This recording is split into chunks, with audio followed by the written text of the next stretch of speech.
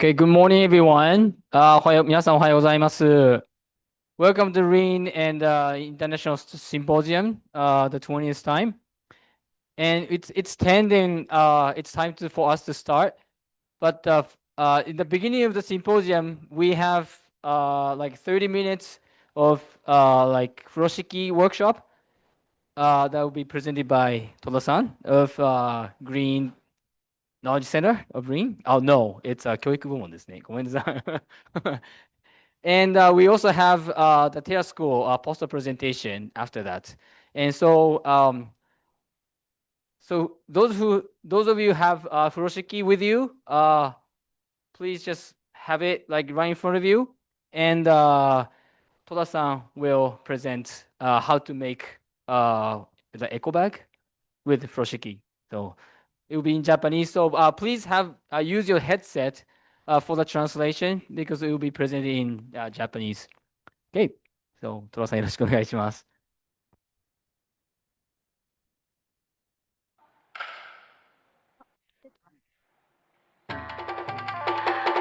1000年の時を超えて使い続けられてきた風呂敷には先人の知恵や心や美意識が息づいています。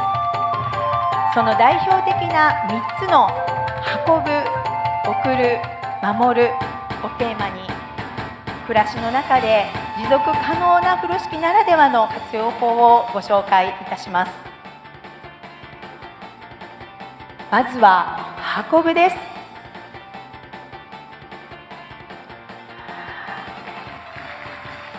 四角い布を結ぶだけで movie was on YouTube. So this year we have Expo in Osaka. So 2025 Osaka Kansai Expo in Yumeshima, and we did this kind of show on the stage. もちろんでいいシンプルなバッグやリュック So after this movie, というのが風呂 she 敷 will do a lesson how to on the stage. あれ最後の方が買い物かごを持って困ってる様子ですね。持って帰るのにちょっと困っているみたいです。メンターの方がこれからアドバイスをしてくださいます。同じレジカゴを横に置いて、さあ風呂敷を広げましょう。そして買ったものを全部移します。たくさんの量も風呂敷が1枚あればこんな風に入れてしまえば、さあ次は隣同士を同じように結ぶだけであっという間にエコバッグになりました。よかったですね。いろんな形のもの、そして量、形にかかわらず運ぶことができる風呂敷、いいですね。皆さんも使ってみませんか？あ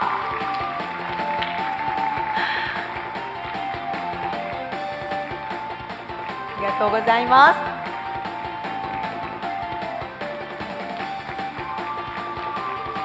長いもの、鍋もありますね。そしてリュックも。よかったです、お買い物。お疲れ様です。風呂敷は運ぶだけではありません。次は送るです。さまざまなものをギフトにしますよね。丸い形のちょっと結びにくいもの、そして枝の長いお花、箱のサイズの違うもの、そして丸いスイカ、風呂敷は得意です。そして瓶も大きな一升瓶が華やかに包まれています。そして四角い箱もお花が咲いたみたい、パネルも華やかに。そして最後はちょっと困った様子、2本の瓶、どうやって送ろうかな。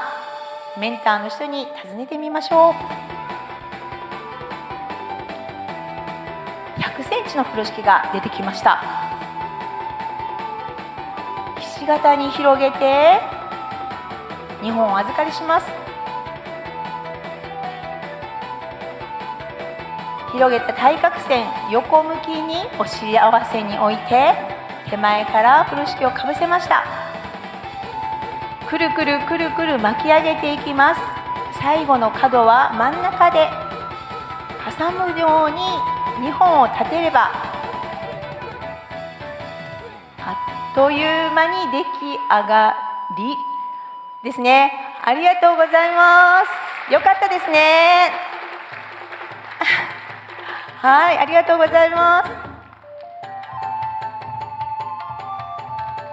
もう一度ラーメンしていただきましょ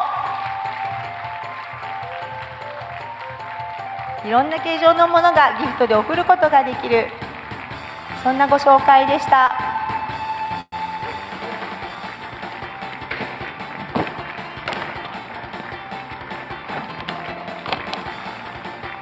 はい、そして最後に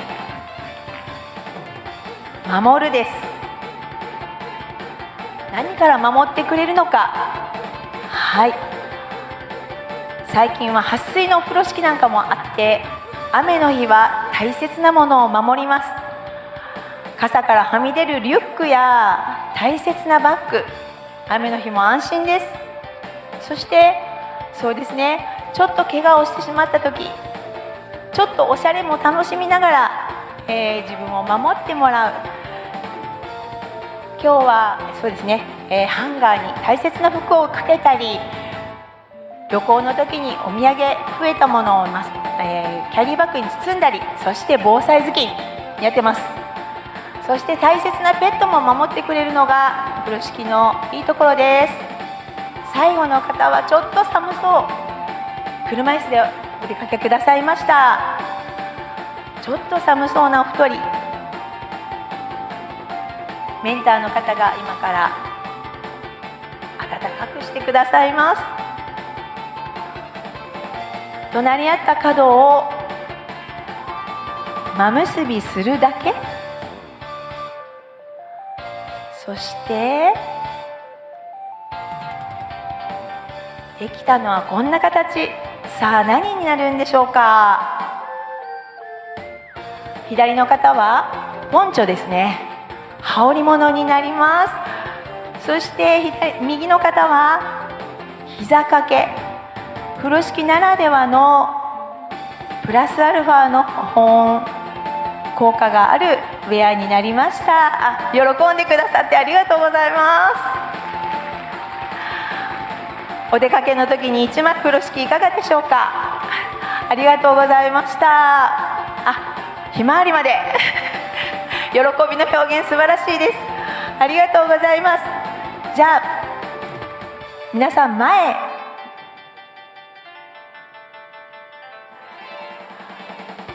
風呂敷でできること、その多様性をご覧いただきました。そのほんの一部ではございましたが、皆様いかがでしたでしょうか。さあもう一度全員集合です。京都に息づく1000年の知恵を宿した風呂敷のある暮らしは、未来をそして世界を心豊かにしてくれる、そんな、パフォーマンスをお届けいたしました。皆様、前の皆様も一緒に、はい、ありがとうございました。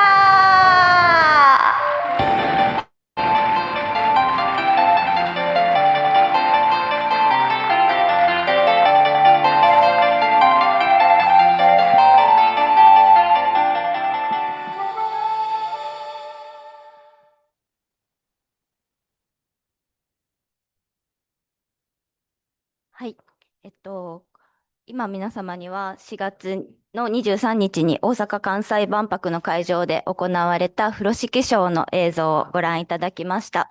皆様おはようございます。総合地球環境学研究所基盤研究部教育部門の戸田真紀子と申します。よろしくお願いいたします。ですね、風呂敷はですね、1000年以上前から日本の暮らしの中でほぼ形を変えずに続いているサステナブルな文化の一つです。で、ここからはですね、風呂敷について少しお話をさせていただこうと思います。よろしくお願いいたします。では、まず、風呂敷の歴史からお話をさせていただこうと思います。始まりは奈良時代です。風呂敷という名前で呼ばれる前から、日本には物を包むための布がありました。当時は包みなどと呼ばれ、布が貴重であった時代に、さらに大切なものを包むために使われていたと言われています。正倉院にはですね、僧侶の袈裟を包んだりですとか、学人の衣装を包んだりしている布が残されていると言われています。で、次に、時代が進んで、室町時代ですね。庶民でも布で物を包むようになりました。お風呂へ行く際に衣類を包んで運び、その布を敷いた上で着替えをするようになったことから、風呂敷という名前が、はい、来たと言われています。そして様々な文化が生まれた江戸時代にはですね、四角い一枚の布が多用途に使われながら、風呂敷という名前で定着していきました。当時はカバンのない時代なんですけれども、主に物を運ぶための包みとして、背中に背負ったり、持ち手を作ってカバンのように下げたり、天秤棒ですね、棒の端っこに、引っ掛けて使ったりと、様々な工夫をして使われていきました。そしてさらに時代が進んで近代ですね、生活用具としてさらに定着します。明治後期になると工業生産が進み、風呂敷はさらに普及し、収納や運搬など暮らしに欠かせない用具として定着いたします。しかし、昭和後期ですね、暮らしの変化に伴い、風呂敷は急速に影を潜めていきます。この時代、プラスチック製のレジ袋が普及し始めます。デパートですと紙袋などが配られ、皆さんは風呂敷を持って買い物に行くという機会がどんどん減っていった時代です。はい。そして、時代が進んで現代ですね。持続可能な暮らしの布として再び関心が高まっています。何度も繰り返し使え、ゴミを出さない風呂敷は、バブル崩壊後、環境意識の高まりとともに再認識されるようになります。絹や綿、ポリエステルやレーヨンなど、様々な素材で作られ、用途に合わせて素材や大きさを使い分けることで、贈り物や運搬、防災など、先ほどの、VTR でも見ていただいたように、様々な暮らしの場面で使われるようになってきました。でですね、先ほどの VTR にもありましたけれども、撥水加工された風呂敷を1枚、カバンに入れておいていただくと、突然の雨の時ですとか、出かけ先での、災害にあった時とか、とても役に立ちますので、1枚入れておいていただくといいかなというふうに思います。で、次に、風呂敷の大きさですね。風呂敷は様々な大きさで作られています。皆様お選びいただいた、風呂敷は割と大きめの風呂敷が中心だったんですけれども、もっと小さいもの、45センチ幅のものから、さらに大きなもの、230センチ幅のものまであり、基本風呂敷はセンチではなく、幅の単位で呼びます。で、風呂敷はもともと反物を裁断した部分を三つ巻きにして使う縫うんですけれども、三つ巻きっていうのは、切ったところを、三重に巻いて縫うのを三つ巻きというんですけれども、少しだけ丈が長く作られています。皆様、風呂敷お持ちいただいているのを見ていただいてもわかるかなと思うんですけれども、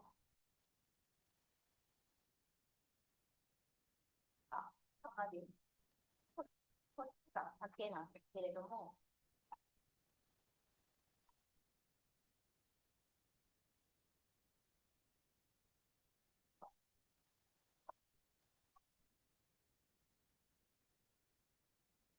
ちょっとだけ丈が長く作られてます。ここちょっとだけ長いの分かりますかね。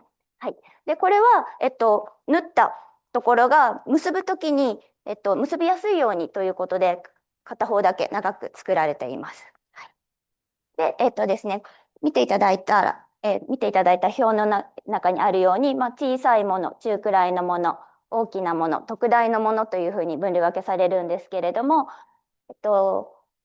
今皆さんがお持ちいただいているのは、だいたい大きめのサイズでお持ちいたの風呂敷をお配りさせていただいてます。さらに大きいものになると、インテリアとしてもお使いになれるんですけれども、今からは皆さんにその大きめサイズでバッグを作るワークショップに参加していただこうかなと思います。この後ですね。はい。で、次、風呂敷のデザインですね。皆様様々な柄の風呂敷、今お持ちいただいていると思うんですけれども、特に昔の風呂敷はですね、柄に様々な、祈りや願いが込められていました。そこには幸せや健康や長寿、子孫繁栄など、様々な意味が込められているんですけれども、代表的な柄の紹介をしたいと思います。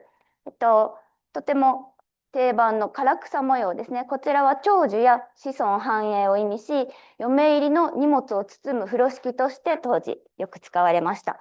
よく泥棒の風呂敷の柄でこの柄を見ると思うんですけれども、どの家庭にも1枚はあるほどよく普及していたために、この柄がよく泥棒のイラストに使われていると言われています。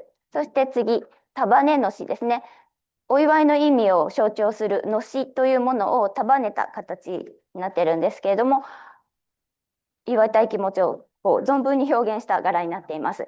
で、次、宝尽くしですね。おめでたい打ち出の小槌や宝袋など、縁起の良い宝物を集めた文様になっています。皆様のお持ちの風呂敷がどんな柄なのかで、どんな意味が込められているのかも想像しながら見ていただければなと思います。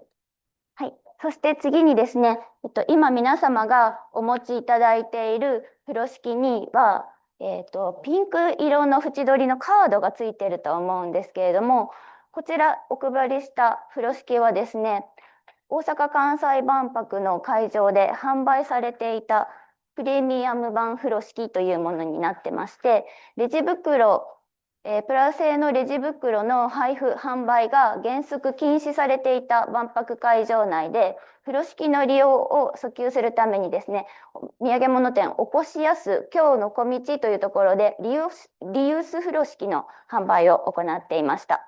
で、販売した風呂敷はですね、家庭に眠っている使われていない風呂敷を寄贈していただき、福祉作業所でですね、一枚一枚丁寧に選別と手入れをして、元の持ち主からのメッセージやお手入れ方法が読み取れる NFC タグが付けられた風呂敷となっています。ですので、もともとの持ち主の思いですとか、新たな持ち主の思いをつなぐことができる風呂敷になっていますので、ぜひそのタグのところにですね、スマートフォンをかざしていただくと情報出てきますので、後でご覧いただければと思います。はい。では、皆様が今お持ちになっている風呂敷を使って実際にこういった風呂敷のバッグを作る、はい、簡単なワークショップをしたいなというふうに思いますので、ぜひご一緒にやっていただければと思います。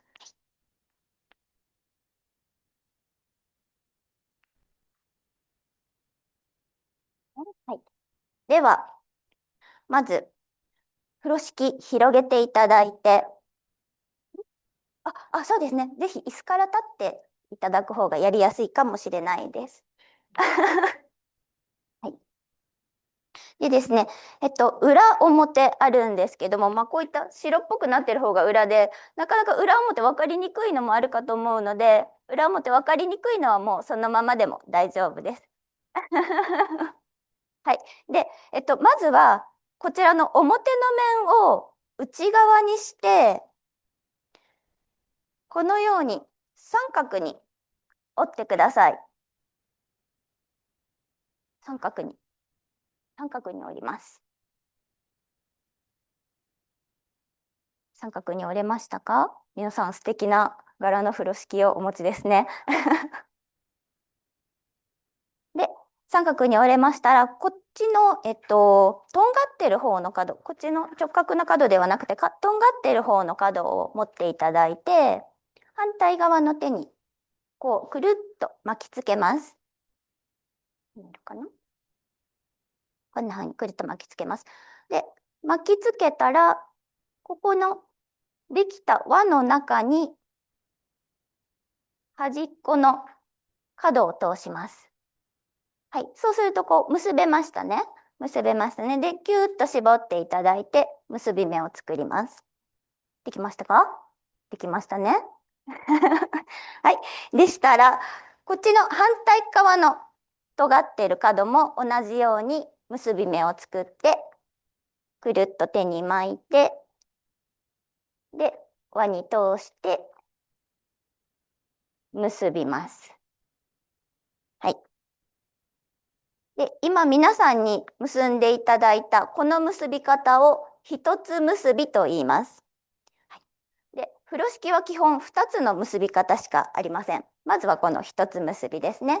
で、両端が同じぐらいの長さに結べているか確認していただいて、同じぐらいに結べていたらバッチリです。はい。では次にこの結んだ風呂敷を開いていただいて、今表が内側になっていたと思うんですけれども、くるっと返して表を外側に戻します。そうするとこうもうすでに袋になりましたね。袋になりました。で、あとはここを結べば風呂敷バッグの完成なんですけれども、次の結び方は真結びという結び方をします。まず両端持っていただいて、左手手前、右手が奥でクロスさせます。で、奥にある布を手前の布に巻き込んで下を通して反対側に出します。くるっと、くるっとできましたか？そしたら今右側にある布をちょっと内側に倒していただいて、で内側に倒した布の上から奥の布をくるっと巻いて、ここにできた穴に先を通します。いけましたか？いけないいけないいけないいけない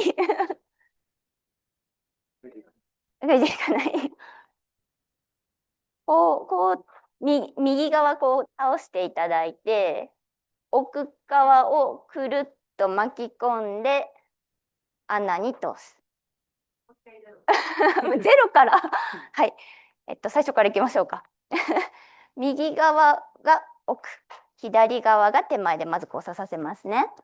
で、今、奥側にある左側の端を手前に巻き込んでくるっと巻きつけます。ここまでは OK ですね。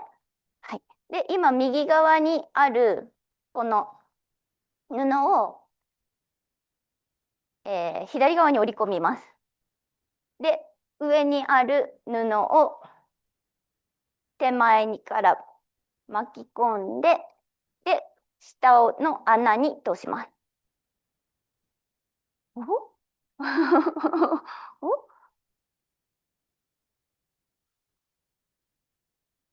おこうです。あ、でも普通に結ぶ。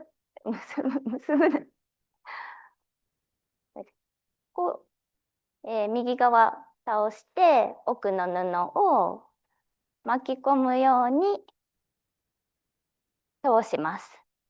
はい。で、こうなってますね。今皆さんこうなってますね。で、これをぎゅーっと引き絞れば、これが真結びの完成です。で、この結び方で結んでいただくと、簡単にほどけない結び方になってます。で、さらに言うと、この結び方で結ぶと簡単にほどけないんですけど、簡単にほどけます。というのは、今、左側にある端っこを持っていただいて、ぐーっと右側に倒します。ぐーっと右側に倒すと、結び目が開きましたね。で、ここの、今、結び目の塊になっている部分を右手で持っていただいて、で、左手にある端っこをこうぐーっと引っ張っていただくとスポッと抜けます。はい。で、この結び方を覚えていただくと簡単にほどけるし、なかなかほどけない結び方が、はい、できます。で、もう一度皆さんおさらいで真結び結んでいただいて、いけますか？いけますか？はい。で、ぎゅっと結んでいただいて、これでバッグが完成しました。で、今回のシンポジウムではですね、皆様にプラスチック製のバッグお配りしてませんので、資料を入れたりとかはこちらの風呂敷を使っていただければと思います。で、これ割とちっちゃめに見えるんですけれども、いっぱい入ります。例えば、ちょっとこういった地球圏洋卵入れていただいて、こんな感じで入りますね。入りますね。で、ペンケースも入れていただいて、で、ハンカチも入れていただいて、マイボトルとかも、はい、入れていただいて、十分、はい、バッグとしてお使いいただけますので、今日と明日はぜひ風呂敷バッグご活用いただければと思います。で、あとですね、講演室出たロビーのところでですね、お昼ぐらいまで随時風呂敷教室も、はい、いたしますので、もうちょっといろんな包み方が知りたいわという方いらっしゃいましたら、お気軽にお越しいただければと思います。はい、では以上で、はい、ワークショップ終了です。ありがとうございます。ありがとうございます。ちなみに中堅スタッフで風呂敷教室事前に受けた人手挙げてもらっていいですか？はい。So these are the 風呂敷 expert. So please ask them how to use 風呂敷 more. We did lesson before this symposium.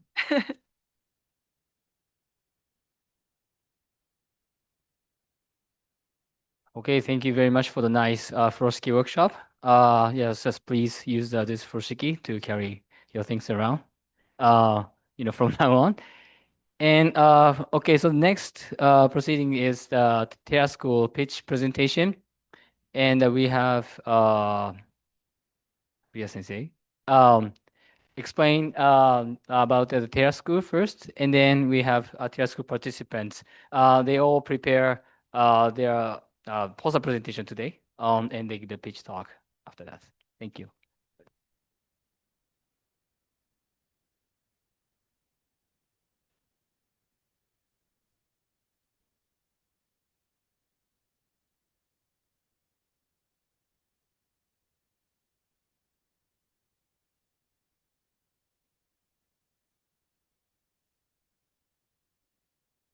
So, good morning, everyone. My name is Ria Lambino. I am the director for Future Earth Center here at RIHN. And allow me to just give a short introduction about the TERRA School. Some of our participants are here today and will be giving short presentations. So, TERRA School is TERRA means transdisciplinarity for early career researchers in Asia plus school.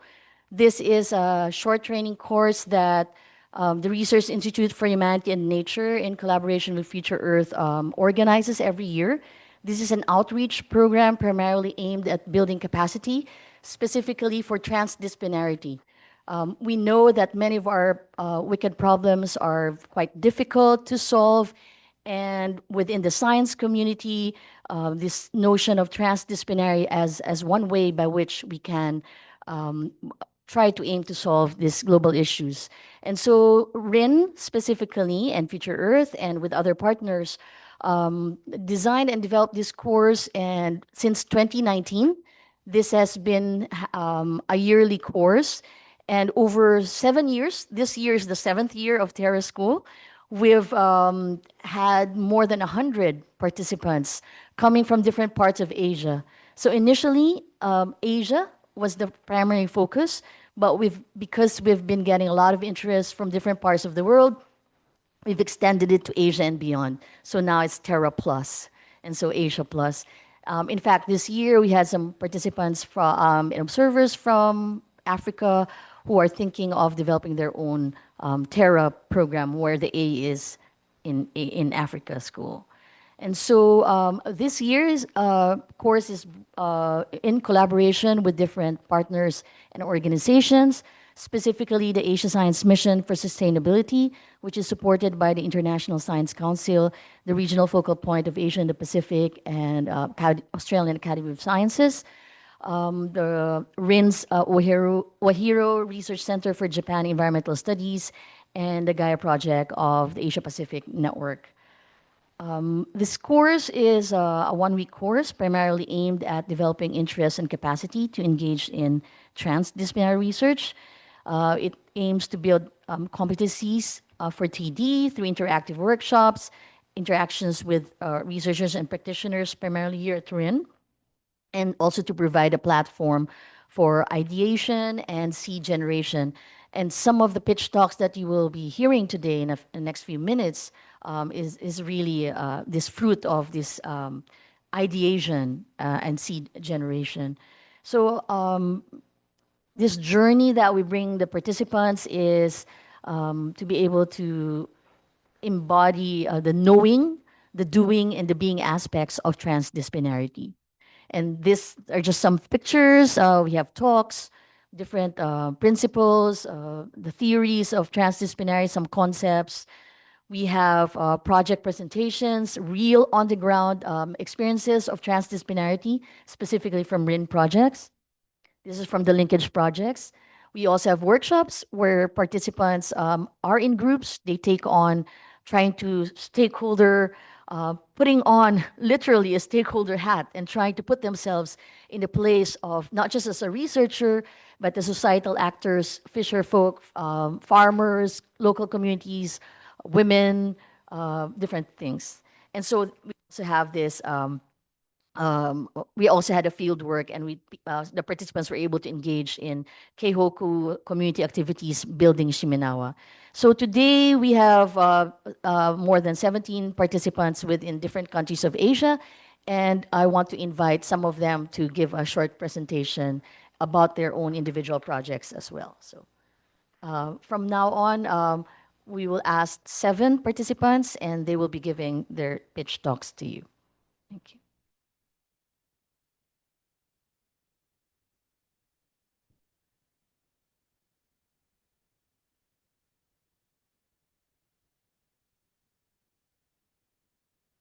Okay.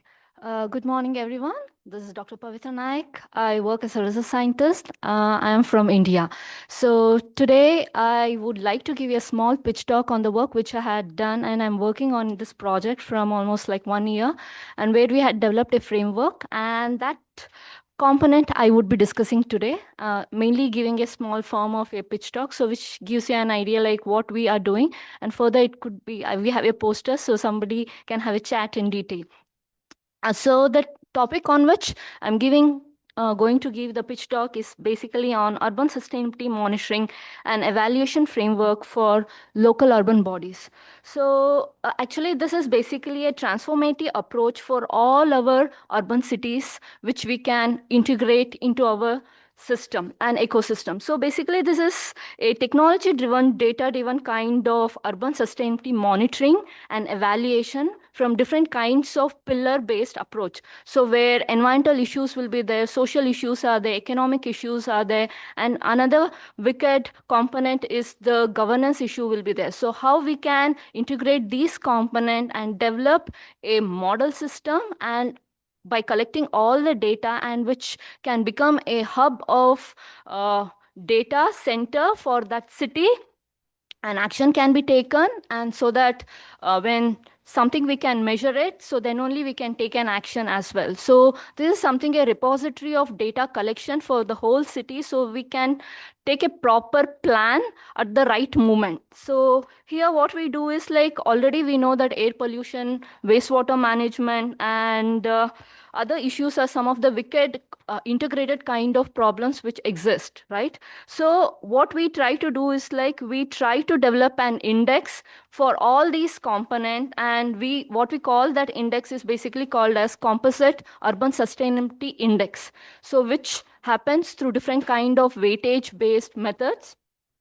So where all the 4 pillars will be integrated to come up with one component of index development, and that can be tracked through different indicators which we take from each pillar, and that indicators will be converted to key performing indicators to assess the strength of each city. So that's where AI technology will be like AI tools will be, IoT sensors will be installed on spot ground. So where this assessment will be done, primary data, secondary data, both will be integrated for the cities to generate a holistic kind of approach to give a proper information of the cities. And it is also aligned with the SDG goals and standards, so that it can be adopted for any cities to see and monitor the performance of each city, where do they stand, and the rapid action can be taken place. So this is the component which I wanted to pitch, and I'm here to discuss on it further. Thank you.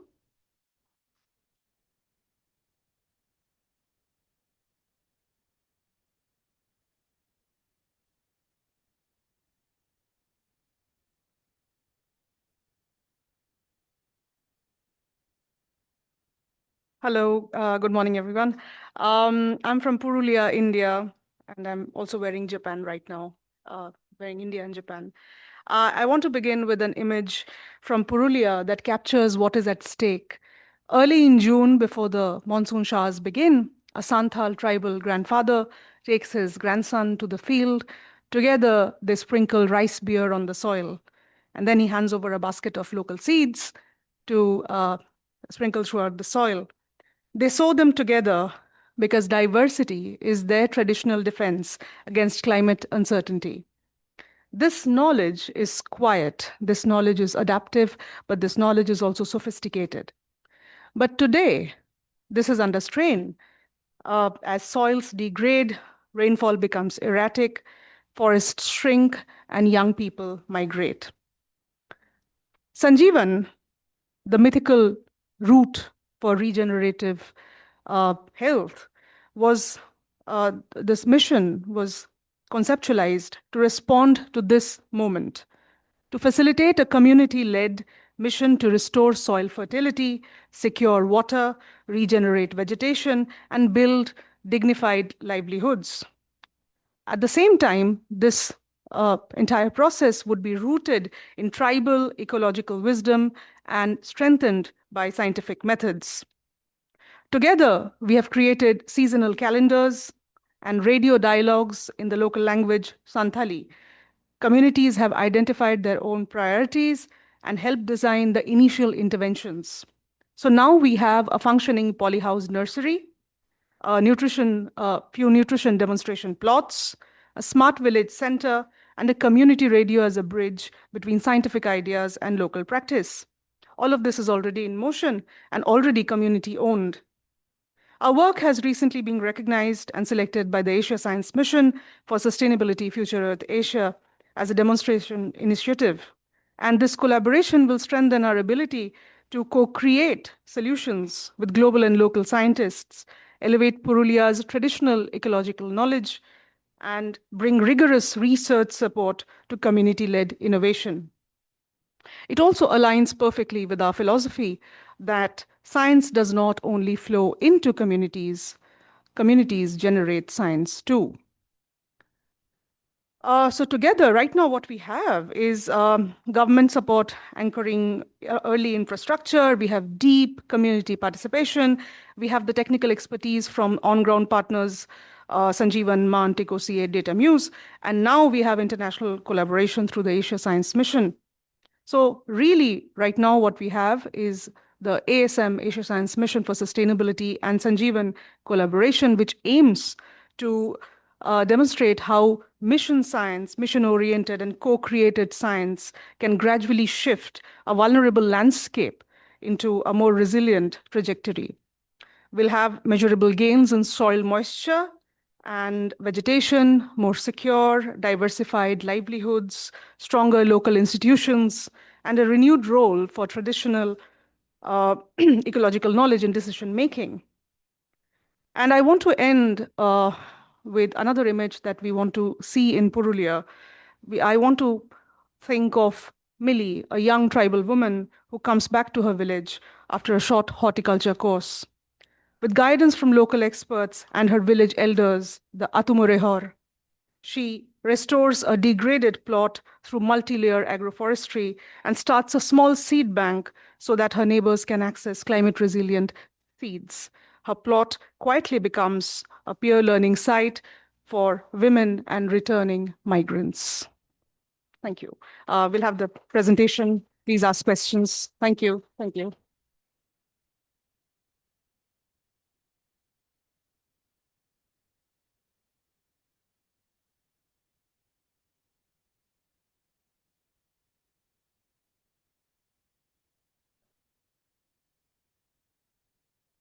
Good morning. Good morning, everyone. My name is Glenn Lasco from the Philippines, and but the project that we're working right now is it's called the 3C Shield. So it's basically addresses the different disasters happening in the Philippines. So Philippines is definitely one of the diverse countries in the world in terms of culture, environment, and so on. But despite of that, there are actually, in terms of the geographic location of the Philippines, it sits in the Pacific Ring of Fire and at the same time in the Typhoon Belt in the Pacific Ocean. That's why it is very susceptible in terms of typhoon. So basically, our research is to address the flood disasters happening in the Philippines. Specifically, we will be targeting the one region in the Philippines, the Pampanga region, in which there are climatically 3 factors contributing to this flood disaster. Includes first is the watershed that it has. So there are a lot of surface water present in this area, specifically river. Second is there are some areas in Pampanga that has, some sort of a catch basin of this surface water. And lastly is the present or the areas located in coastal or low-lying coastal areas. So generally, our objective is to utilize or check the implication of a CRTS tool.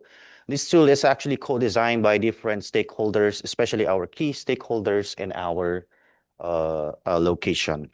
So this project is actually has 2 objectives.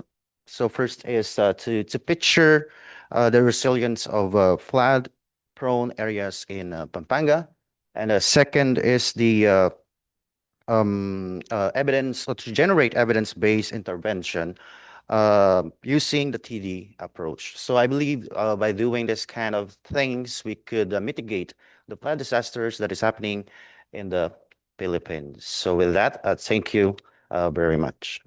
So if you still have some questions and if you're interested to this project, my poster is actually located at the back of the hallway. Thank you.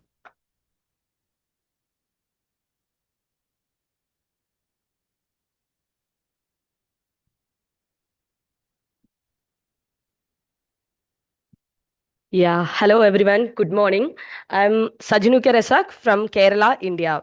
I'm here to present my PhD research work. It's on community structure and altitudinal dispersion of Nilagiri langur. Nilagiri langur is a native monkey primate. That's scientific name is Semnopithecus johni. And this langur is highly significant primates. It's an endemic primate, meaning it's found only in the western Ghats of the India regions. As it is a folivorous species, its feeding habits make a player seed dispersal, maintaining the health and the tropical forest ecosystem in the Periyar Tiger Reserve, Kerala, India. The langur is listed in the vulnerable category in IUCN Red List. My primary goal was map of social organization and altitudinal dispersion of Nilagiri langur troops in the area. Key findings highlights important ecological patterns. In case of distribution, that's a troop is concentrated in the Periyar range. That's a forest range of that tiger reserve. And in the case of altitudinal preference, they mostly prefer 300 to 600 altitude only. The social structure, coming to the social structure of that animal, this is a mainly female-oriented animal. Higher number is found in Nilagiri langur, only the females only. The conclusion, this study provides the vital ecological and social baseline data of Nilagiri languages. Ultimately, the data is essential for securing the survival of the endemic, ecologically critical this species. I believe these findings will directly inform the conservation management plans of Nilagiri langur in the Western Ghats. Before I conclude, I invite you to all just look my poster and the data. Thank you so much.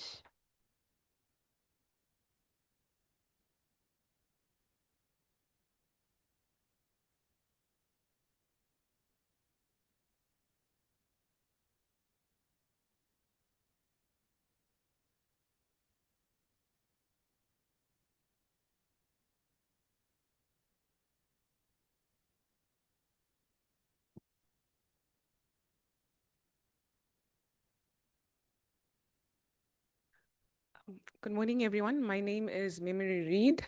I'm a researcher at the Global Change Institute in South Africa at the University of Witwatersrand. My work explores the parallel worlds of the energy transition and explores how global decarbonization is reshaping landscapes and livelihoods and multi-species ecologies in Southern Africa. As the world faces and races towards renewable energy, the demand for critical minerals and green hydrogen is accelerating. Yet the regions that supply the materials, like Zimbabwe and South Africa, continue to experience deep inequalities and how benefits and burdens are distributed. I used 2 case studies to unpack this, where I explore lithium mining in Bikita, Zimbabwe, and also the proposed green hydrogen export hub in Bogobai in South Africa. So what I emerge is what we call parallel worlds, where projects are celebrated, but internationally, but as pathways to a cleaner future. But the communities living with the impacts and experience of extractivism have a different experience. My work together with colleagues from the University of Amsterdam brings together a planetary mind framework that looks at and shows how cities and communities are globally interconnected, where multi-species justice, which insists that we consider not only human communities, but also rivers, soils, fish, livestock, and entire ecological systems are affected by energy transition. So ultimately, my research argues that a just and regenerative energy future cannot be achieved through extraction alone. It requires community-driven planning. It also looks at indigenous ecologies and ethics, and local value retention, youth inclusion, and relational governance. It also invites us to wrestle with a powerful question raised by the participants that we have engaged with. How can there be an energy transition where people do not even have access to electricity? This work currently is explorative and is a scoping study, and we're hoping through our findings to be able to explore further what the experiences are of these communities. Thank you.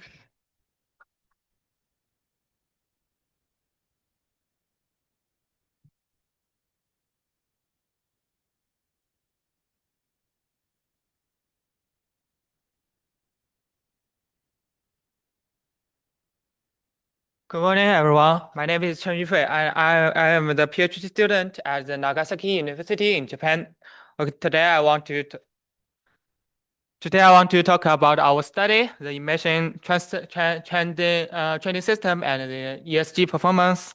And we will look at the ETS, whether the ETS can rise the ESG performance and the green innovation how to support it. So as we know, China is the most important, biggest CO2 emission in the world, and we can see the picture. In 2024, China is bigger than CO2 emissions, most bigger than the US. The total of the US and the Europe and strongly bigger than the Japan. So my studies is very. You can see my study is very simple. Questions is very simple to. The first is does join the ETS does join the ETS can improve the film's ESG performance, and does the part of the effect work through the green innovation? So about our research design, I use the panel data from the China's Asia list films from the 2008 to 2020, and the ESG performance come from the Bloomberg ESG SOCO database, and the green innovation is measured by the share of green innovation patents in total patents.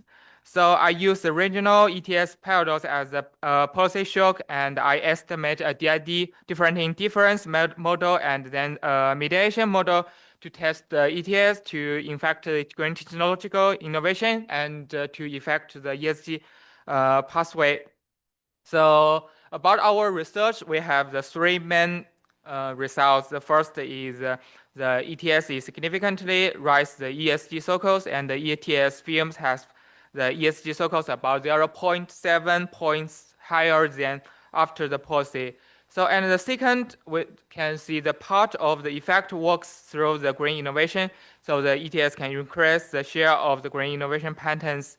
And the third, the innovation channel is stronger for the film with tighter financing constraints and for films with more concentrated ownership.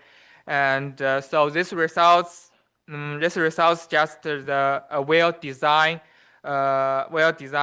carbon market can support not only the carbon emission reduction, but also better the ESG performance. So about our implication for the policymakers, they can link in the ETS compliance data with the ESG reports and provide the target green finances to constraints body innovations. And for films, they can integrating the carbon management data with the ESG reports and providing target green financing to constrained but innovative films can help scale up these effects. So in my future research, I will plan to compare the films in China, Japan, and Korea, and examine how the quality of carbon disclosures is related to the ESG performance in these different contexts. So thank you.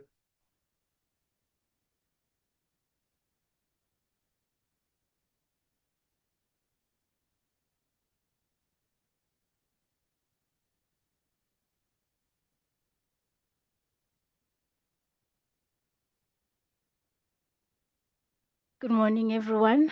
My name is Bridget Mwabu. Originally, I'm from Zimbabwe, but currently I'm a researching student in India, and I'm working on sustainable adoption of nature-based agroecological practices for sustainable agriculture.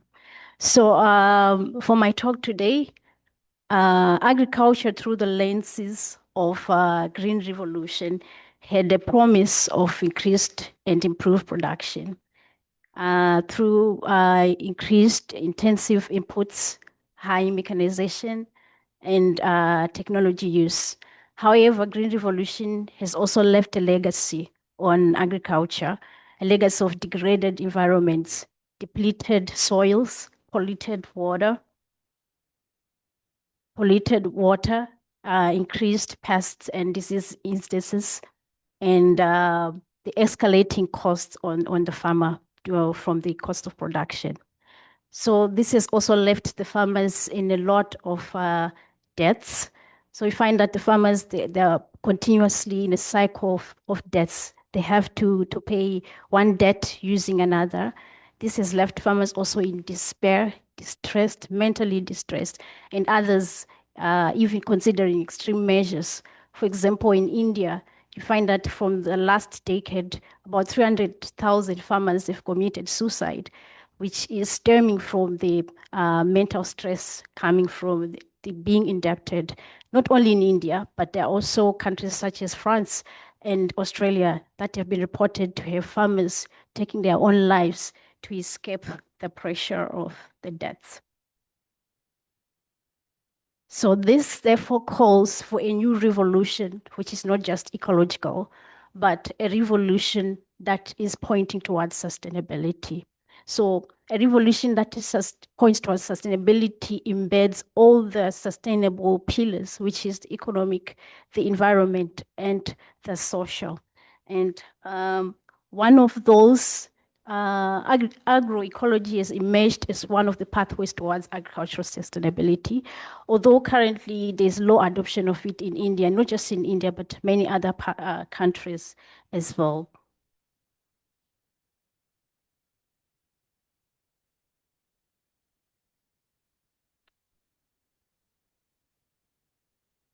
So now agroecology as a pathway towards sustainability, it could be a way to salvage the dying farmers and also the quitting farmers, because farmers are also quitting agriculture and choosing alternative livelihoods because they cannot bear the tensions and the pressure that is coming from that. So the agroecology serves not only just as a science, but it's become also a social movement that has impact, not just economically, but it's going to have impact on the environment as well as the social structure of agricultural communities. So this is a call to join us in revolutionizing agriculture from the chemical intensive or the input intensive and high inputs for the farmers to something which is nature-based, which is affordable for the farmer, low cost. At the same time, it is restorative. And also at the same time, it is able to bring the farmer to be able to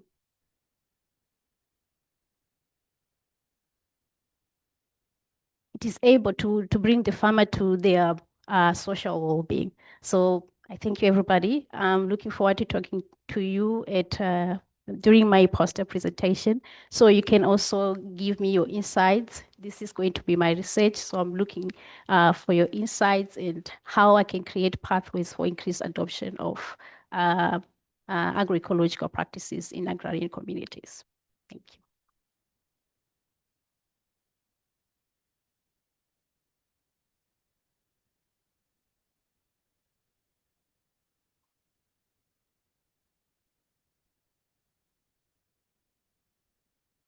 Okay, thank you. So we want to thank again our TERRA School participants, the presenters for today.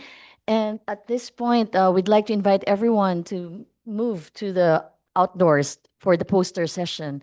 They will be standing in front of their posters, and we invite your feedback, your comments, your questions. They would love to interact with all of you. Thank you very much.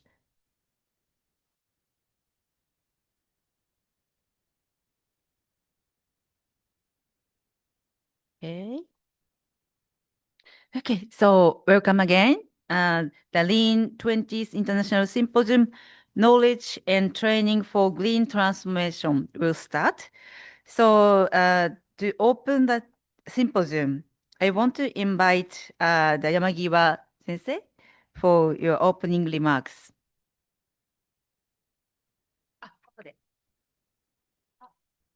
真ん中でした。すみません。あそこにありました。あそこにありました。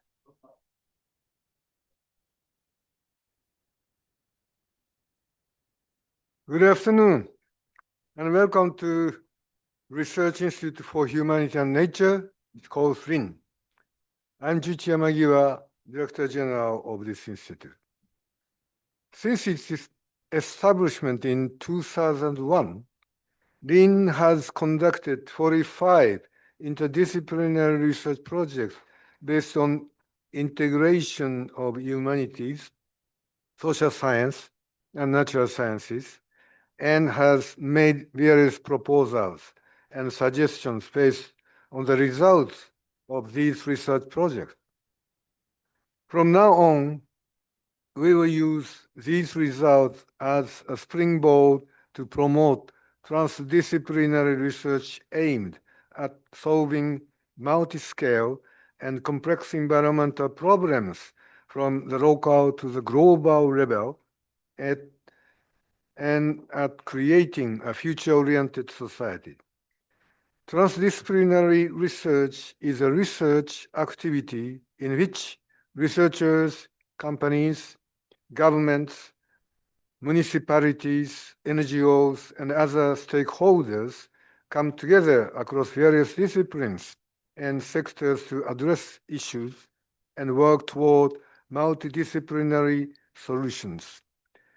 At the annual RIHN International Symposium, various stakeholders from different fields and sectors participate.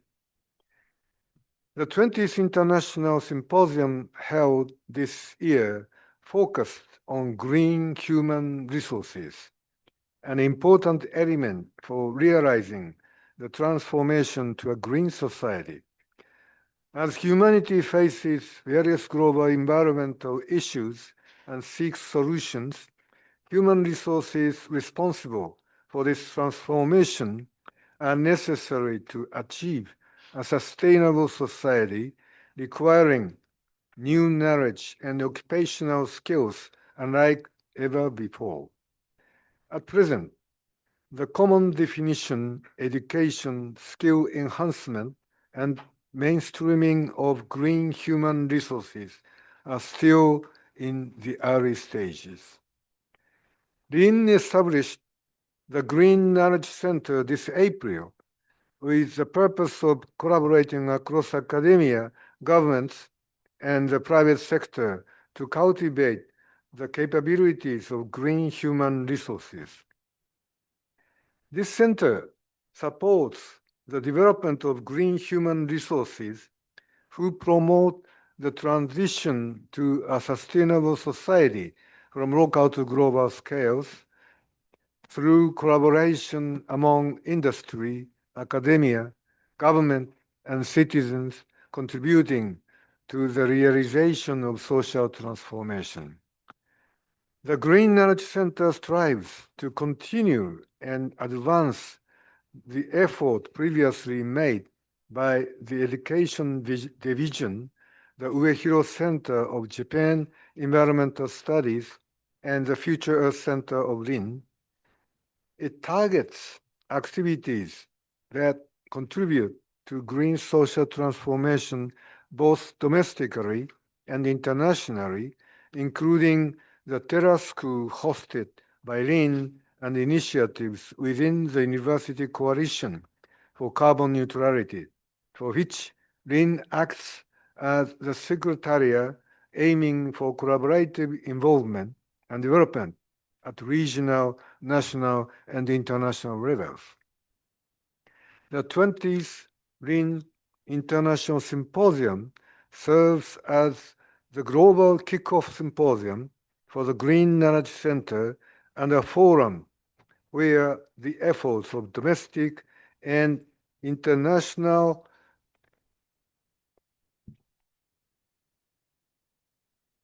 green talents active in the field are introduced. It also gathers relevant practitioners and researchers to come together and engage in discussions on the design, direction, and expansion of human resource development towards achieving a green social transformation. I hope that the discussion over the 2 days today and tomorrow will lead to significant progress in human resource development for the realization of a green social transformation. Thanks and enjoying our discussion. Thank you. Okay, thank you very much. So, welcome again. And I want to introduce very simply about the objective of this session.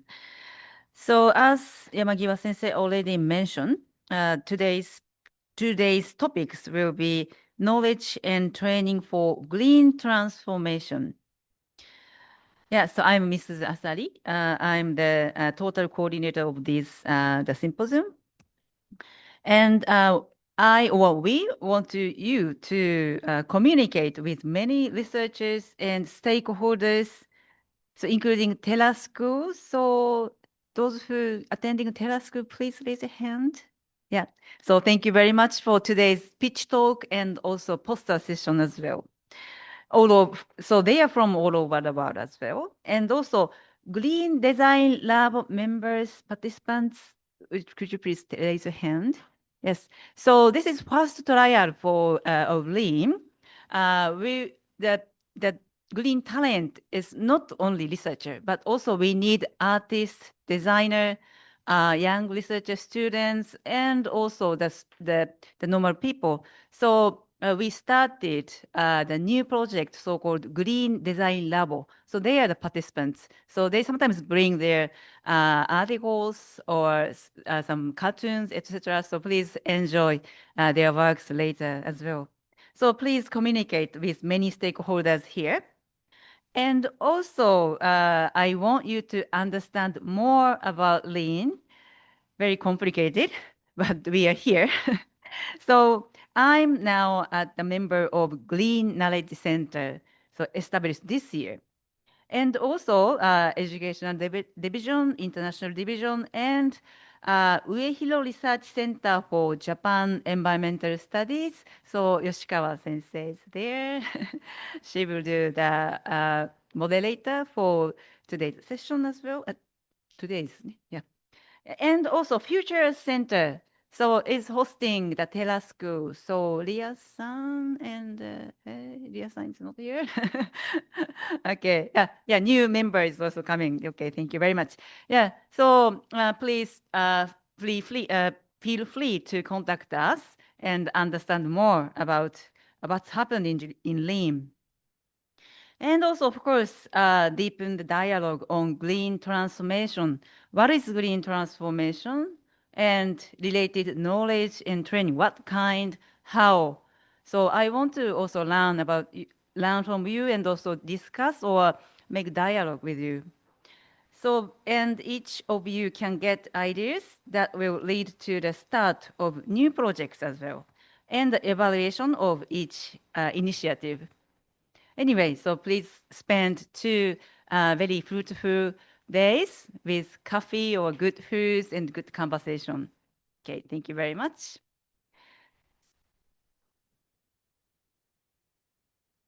So we have also very important events today.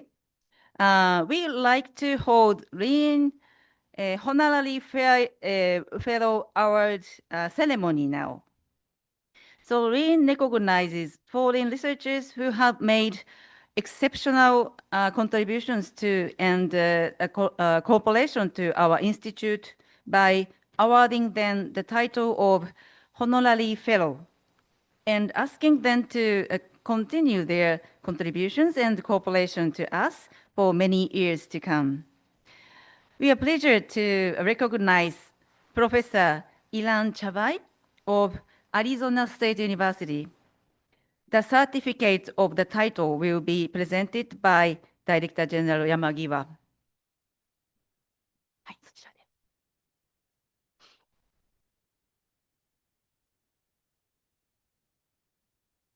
Professor Ilan CHABAY has served on the External Research Evaluation Committee of the Institute for RIHN for 6 years, with the last 4 years as chair.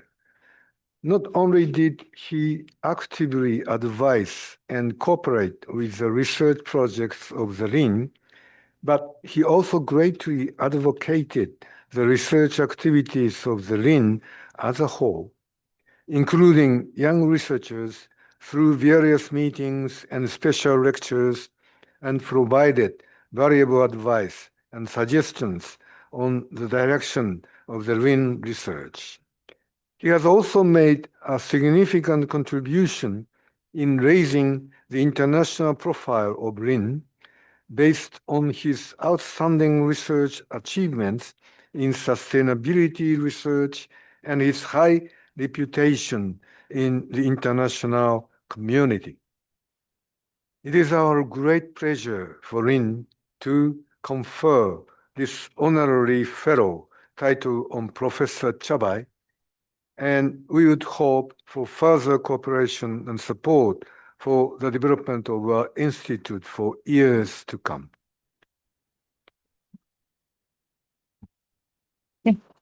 So Professor CHABAY, please come to the front. Thank you very much.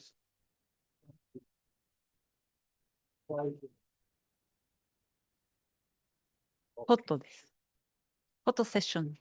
There we go.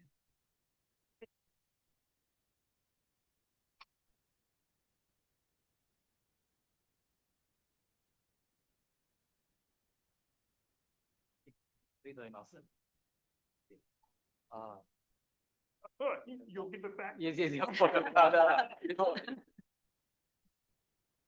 Congratulations, Professor CHABAY. Thank you very much. So could you please give a brief speech? I'll make it very brief because you got to listen to me afterwards anyway. So, very briefly, first of all, thank you so much for the honor of being awarded this fellowship. But most importantly, to me, it's a wonderful celebration of now almost 14 years of interacting with RIHN and learning so much, not only the learning, but the friendships that have developed during that time and hopefully will continue. It's really been both a great pleasure, but also I think a really unique opportunity for me anyway, to learn in very different situations, different projects, working with people in different disciplines, different approaches. And it has, in a sense, constantly pushed me to try to open more of my eyes to these kinds of approaches that people, as all of you from all over the world, in very different cultural circumstances and conditions, all trying to address what we agree on is a critical issue for humanity and nature. But I don't really distinguish between humanity and nature. They are an irreducible part of a single system that we need to understand and act on as best we can to preserve human life, human culture, human existence as an integral part of the overall natural system, all living creatures, and all of the non-living resources from which we find a way to survive. And that, sharing that goal, I'm very excited about this lovely honor, partly because I hope it allows for further learning and collaboration between me and many of you in the future. I'm not stopping here. Somebody asked me, well, aren't you going to retire? And my answer is, well, I am about to retire because my car needs 4 new tires. That's retiring, as far as I'm concerned. But otherwise, I'm so excited to continue with all of you. Thank you very much for this. Congratulations and thank you again, Professor CHABAY. So now we conclude this ceremony. But CHABAY Sensei, you are on stage. Okay. So we now proceed to the keynote speech from Professor CHABAY.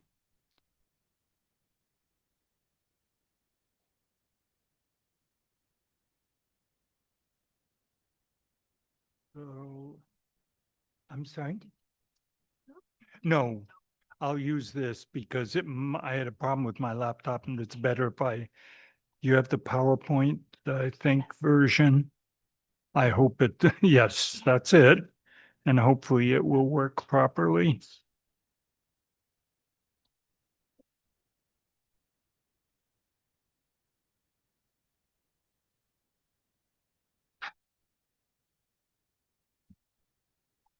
Wonderful. Thank you. This will go away. Okay, that's all right. It'll go away eventually. So as I warned you, you're going to have to listen to me further, not just the shorter remarks, but I'd like to share with you some thoughts that were provoked for me by the whole idea of a green social transformation. And I began basically by asking myself the question, okay, what's green, what's social, and what's transformation? And I'd like to explore those ideas in this talk a little further, just from my own perspective, and perhaps it resonates with some of you in some of its aspects. Let me just see. Oh, there. I guess that'll work. So the question about implementing green social transformations, what are the dimensions, the social dimensions of decision making that are inclusive? So if we're going to have a change or transformation, who decides? So I have a set of critical questions that are, at least to me, central. I will talk a little bit about methods of inclusive deliberative dialogue for transformation in adaptive cultures of sustainability. And I particularly like the term cultures of sustainability because they imply that the society has an investment in continuing the patterns of sustainability as opposed to having external targets set by someone and then they're supposed to follow those. If they become embedded in the culture, that's different. So hence that term. I want to talk a little bit about AI because everybody's talking about AI and there are some important parts of it and there's some serious caveats that we have to think about in terms of AI. Of course, you've been in the TERRA school, been talking about transdisciplinarity. I'd like to look at it in a slightly different way, but as a groundwork for green social transformation and green knowledge in complex and conflicted conditions, situations. And finally, a little bit to connect back to the themes that we will hear much more about in very interesting talks throughout this symposium. So, critical questions. What's the difference between transformation and change? Is that an obvious question? I'm not so sure. I think there are various forms to this, but we'll go under that. And okay, and how do we know if it is transformative? If it is a transformation, or is it just a little blip and a little change?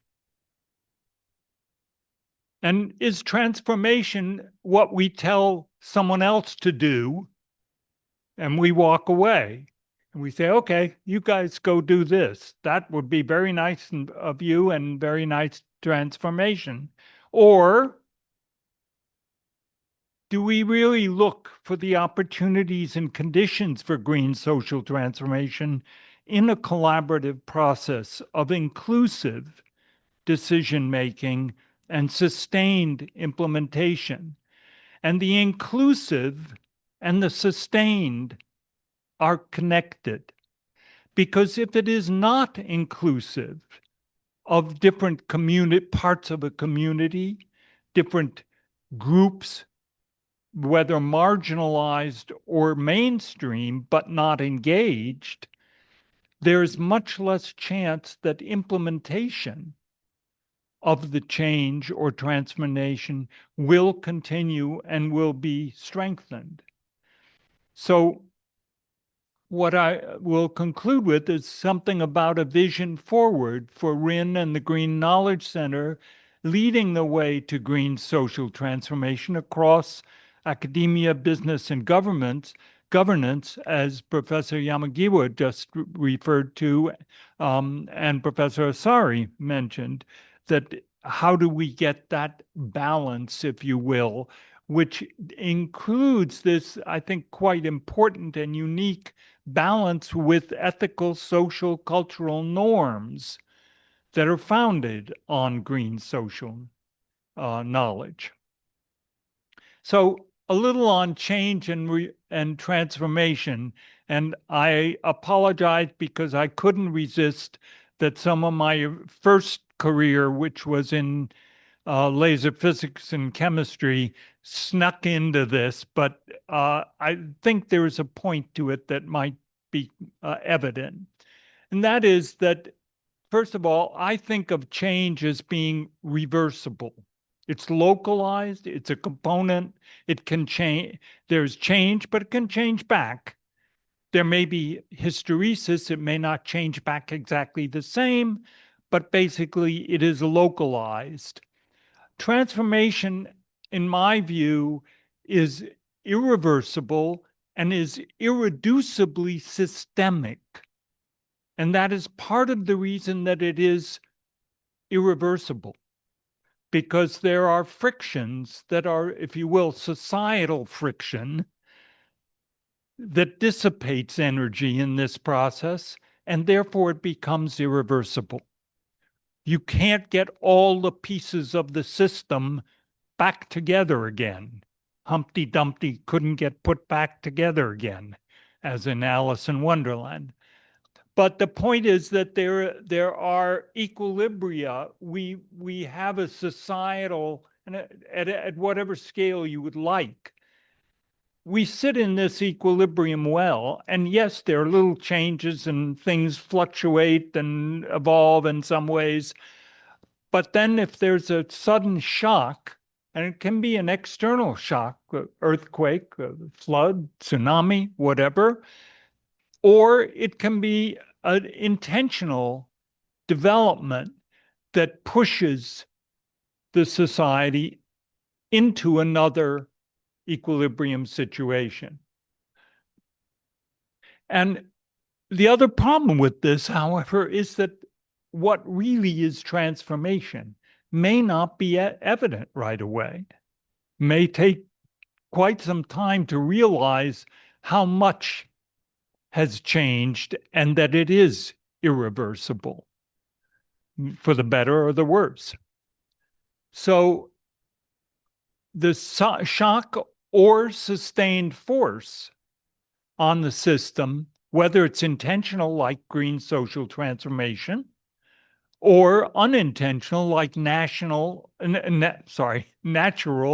or human-induced disaster like climate change, may lead to transformation of the system.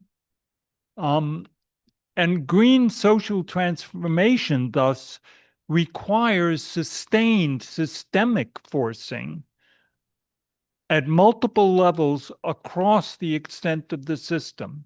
Pushing on one little piece of it, one aspect of it, will not do that because it is systemic, and the other parts in many cases will compensate, and the transformation doesn't occur. So that's a tall order to make a systemic process out of it.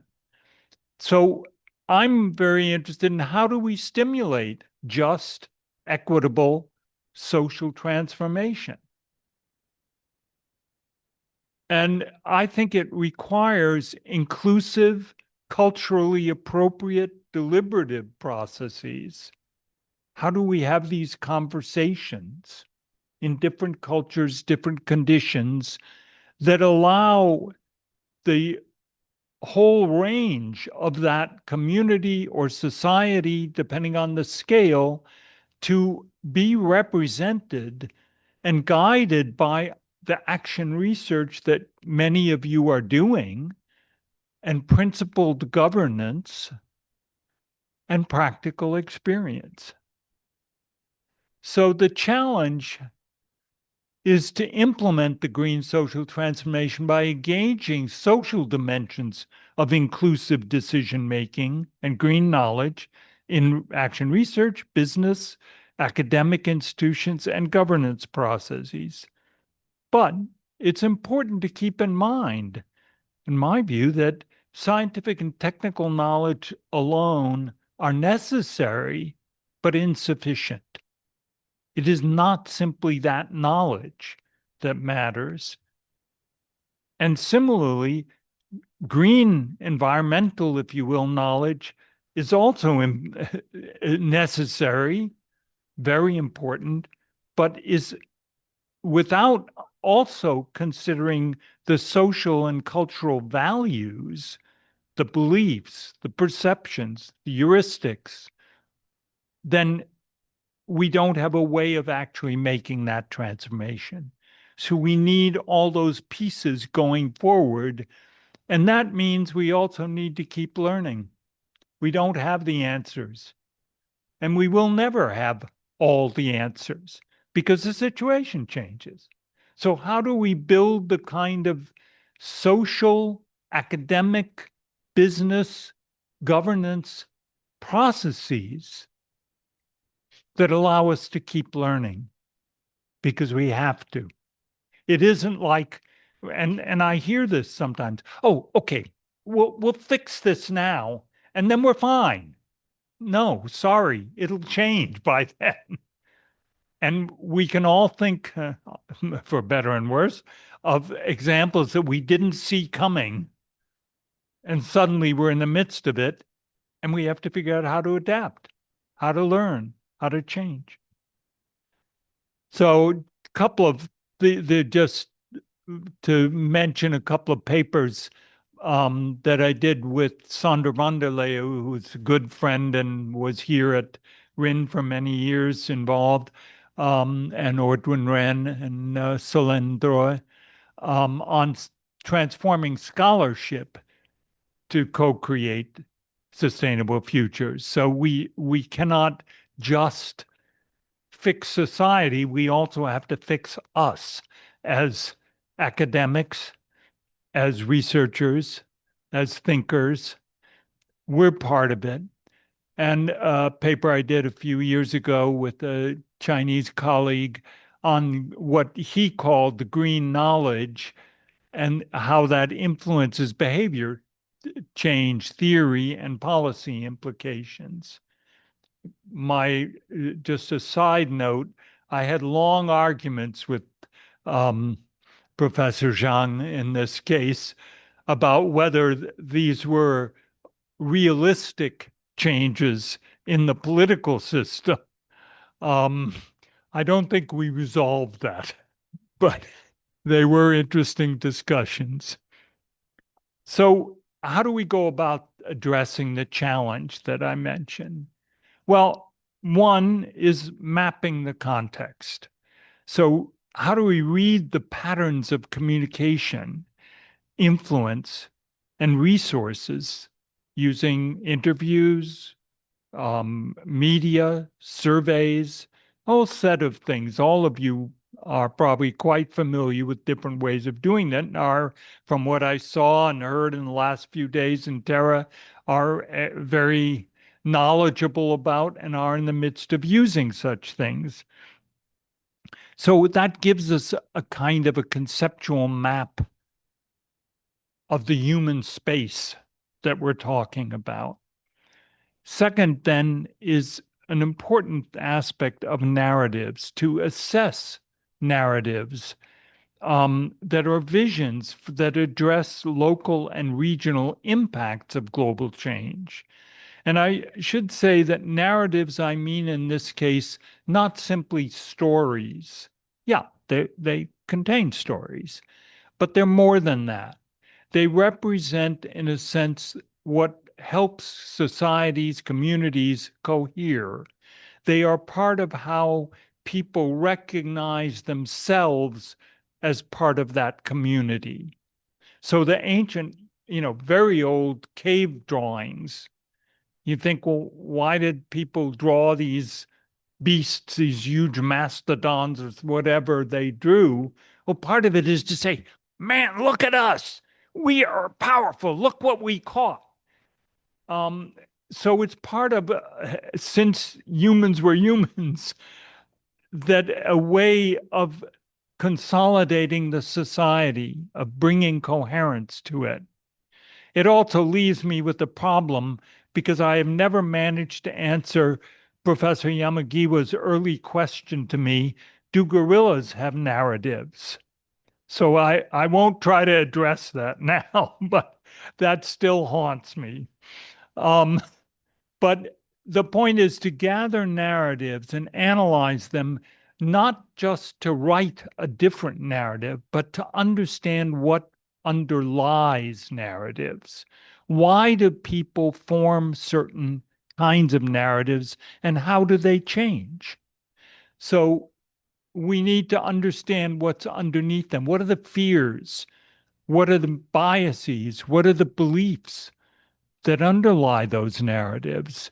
Because we cannot meaningfully address them if we don't understand them and don't listen to them.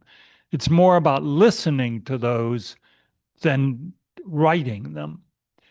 And last area, the whole question of fostering inclusive decision-making by explicitly addressing inequities and conflicts of power, value, resources, using some techniques, which I will talk a little more about: joint fact-finding, question reframing and polling, and boundary objects. So, okay, the important thing for me, and having done this in highly conflicted situations, was to get, number one, a signed agreement on the rules of conduct. And the point was, this arrangement was for mutual learning, not for negotiation. And that's a big difference. If we're meeting in this room, all of us, and we're trying to negotiate something, we're pretty careful about what we let the other people see, what we want. We bargain around it. But that means we're not revealing what really is driving our kinds of choices and decisions. So when I ran this, I'll give you an example in a minute, I said, there's another room over there, and if you want to negotiate, feel free, but go out of this room and into that one. This one is about mutual learning. Interesting thing is that worked very well, and I'll show you more. So how do you go about this? One of these things is joint fact-finding. And the point is to, among the people in the room, not anywhere else. So if we, all of us, are involved in a decision-making process and a discussion, and we have this kind of a mutual learning environment, we can discuss what are facts about fisheries, about land use, crops in a particular area, about women's education, women and girls' education, whatever it is. And by finding a few facts that everybody agrees on, oh, okay, it's a cold day today, and there was too much snow on my front yard yesterday, or whatever. It's oddly enough, rather trivial things become a basis for trust building in a very small way. But once that happens, then you can also separate the things that are non-fact. We don't agree. Everybody has a different view of it, or there are different views there. Those are non-facts. Why are they important? Because those are the basis on which we really are in trouble. We can have conflicts. And so focusing that way on the values, because that's where the conflict inevitably comes from. People have different values on what's going on for lots of different reasons. Also helpful is question reframing. So we start out with some question that we're talking about, some issue, but it's worthwhile to circle back and find out, are we still talking about the same thing? Did we get off track? It's very easy to do. So it's worth doing that explicitly. And lastly, the idea of polling. So it's not voting on it and, the majority wins and the minority loses. That tends not to help resolve conflicts, but rather polling so that there's a gradual shift in the sentiment in the room. So, okay, more people are feeling like, yeah, I can get on board with that, or no, we're not even close, keep going. So it's iterative. And that helps also engage people over time and feel more trust, because they're not about to be excluded from the discussion or decision.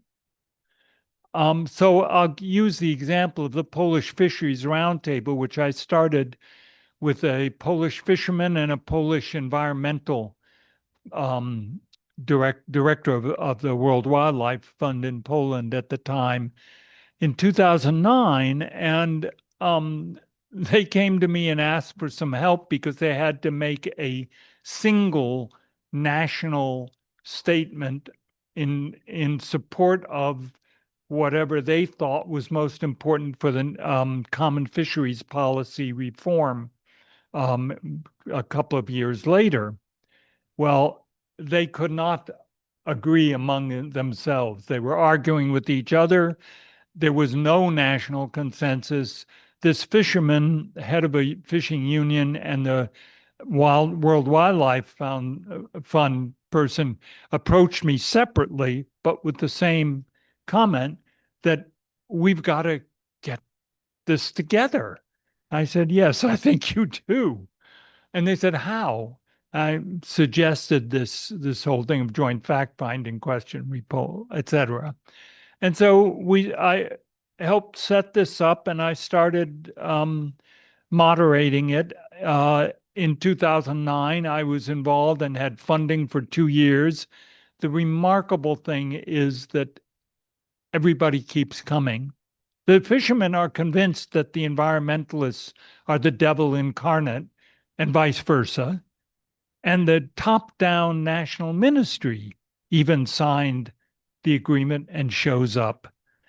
And it's going on its own now since 2009. So the other approach that's important is the idea of boundary objects, which can take all kinds of forms. Very interesting. And in fact, Ria and Andy and I had a session at the SRI conference in Panama in 2023, which was actually great fun and quite a good turnout and reaction. Moment on that. A little bit about some work I did in India and Odisha in August that used that. And then the idea, what is also very important, is the idea of cultural artifacts and art as a means of representation of subgroups or parts of communities in deliberation that makes those groups visible and leads to a sense of legitimacy and hopefully even empathy. And I'll give an example of that. So this was from the 2023 SRI session on boundary objects that we organized and was great fun to do with Ria and Andy. And just one picture, and I apologize because I don't have a very good photo because I was too busy engaging with people, but that toy that they're playing with was one of the boundary objects. That was a toy I invented 30 years or 35 years ago. That was still a working prototype, but we produced many of them. But let me jump to India and to an area in Odisha in eastern India, just under sort of Bangladesh. We were about 300 kilometers southwest of Kolkata. This is a tribal area. It's in the forest. It's in the hills. And the problem is the question of, this is just the Bansbal district. There are many villages. That's the only point of that map. And what was interesting was the boundary object. So in the effort to get recognition, so they're recognized as, in quotes, particularly vulnerable tribal groups in this area. But what I found marvelous was that they made a set of maps. This is one example, and there were several, really quite wonderfully done, but they provide a basis to go and have a discussion with the district officer or whoever was relevant or other villages about where things are and what mattered to them. So it became a very useful boundary object, because what happens is you argue about what's on that map and not argue about, oh, well, you said this, that's crazy, and becomes very personal, ad hominem. It often allows you to diffuse some of that tension. This was a wonderful example in one of those villages where there were flash floods that were wiping out the parts of the village below, because they were in a kind of a funnel system with smaller rivers coming together into a narrower channel. And boom, once there was heavy rain, down came the flood. So we suggested building a very simple earthen dam, which you see part of there, and these people were working on it. And about 2 or 3 weeks after I left, I got this photo with the elephants, and it turns out that there were unintended consequences, in this case, very good ones, because the elephants decided, oh, great, we've got a swimming pool. We can go and drink here and bathe in it and not go into the village and cause trouble. So they actually decreased the presence of elephants in the village, because they could go there instead of trying to come into the village for water. So it had two. I mean, the pond there doesn't stop the water, but it slows it down. And that was sufficient to deal with the flash flood situation, but it also dealt with the elephant. So let me come back also, besides boundary objects, the idea of cultural artifacts, art and artifacts that are representative of groups involved. And the idea of creating visibility of social groups to help provide a degree of visible legitimacy, if you will. And one of the examples was just in the news recently from the conference in Belém. And, you see these two indigenous, you don't see the face of the second one in the closer to the camera, but wearing these fantastic feathered headdresses, which were indicative of particular parts of that culture in the Amazon. The point is not specifically what they're wearing, but that it is not enough to say, here we are, there's a seat at the table, please join us, sit down, and by the way, shut up. It's rather saying, no, here's a seat at the table, bring who you are, your social identity, in whatever form works. So we can use song, we can use images, pottery, we can use weaving, textures, cloth, we can use song, we can use dance, all kinds of things that are understandably part of the social identity of different parts of the culture. And in every culture, there are subcultures, if you will. It's not uniform, even where one thinks of it as being uniform in the society. And by the way, what I mean is, it's not only the marginalized communities, but the people who are part of mainstream, but wouldn't show up to sit at a table with a bunch of high-powered lawyers and businessmen about something they feel they have nothing to say. How do we get them in the room and at the table in a way that becomes meaningful, so they feel they have, I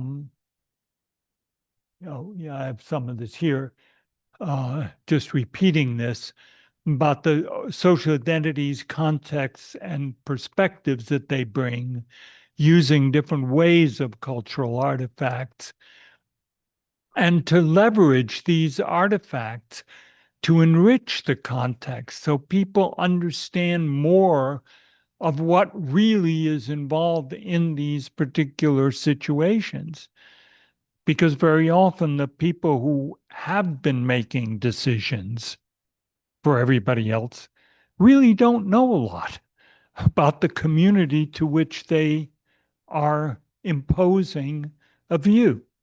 And with that, I mean, one hopes to get also some empathy in the best case, but it's important then to strengthen the commitment to implementing decisions.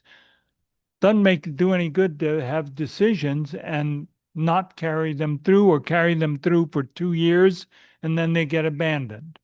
We see that quite often with some projects where there is no follow-up because there is nothing embedded in the society that encourages them to take ownership of it. So it's ownership and sense-making, and I would say also very importantly, this idea of collective agency. I can't fix the problem, but if we as a group act, we can do something. We have strength, we have agency. And I think that's a critical piece. And I don't know, I mean, many of you may have had this. I've certainly had this because I've been involved in political activity from civil rights to anti-Vietnam to the present. And just thinking, you know, I'm going to do something, however strongly I feel by myself, you feel like I really can't do much. But if I've got a group to work with, maybe we have a chance to have some real influence. I just picked this as a quick example because I thought it was quite impressive. It's from a book by Ludwig and Elhani, a very recent book, just came out, on transformative transdisciplinarity, an introduction to community-based philosophy. I found it very wonderfully written, very interesting, based on years of work in both in Brazil and Nigeria. And just the point here is, without going through it in detail, but the list of different aspects that contribute to the the potential for transformation in this community in Nigeria. So it's not just the researchers and some parts of the community. It's all of the community in different ways. And I found that really fascinating. The agricultural activists and union workers, the school teachers and educators, the migrant farmers, the governance structures that are traditional there, and in some ways are quite top down, but it still engages the whole community. So I found that quite wonderful and highly recommend taking a look at that book. Okay, artificial intelligence. Do we get on the bandwagon and jump in and use AI or not? And how?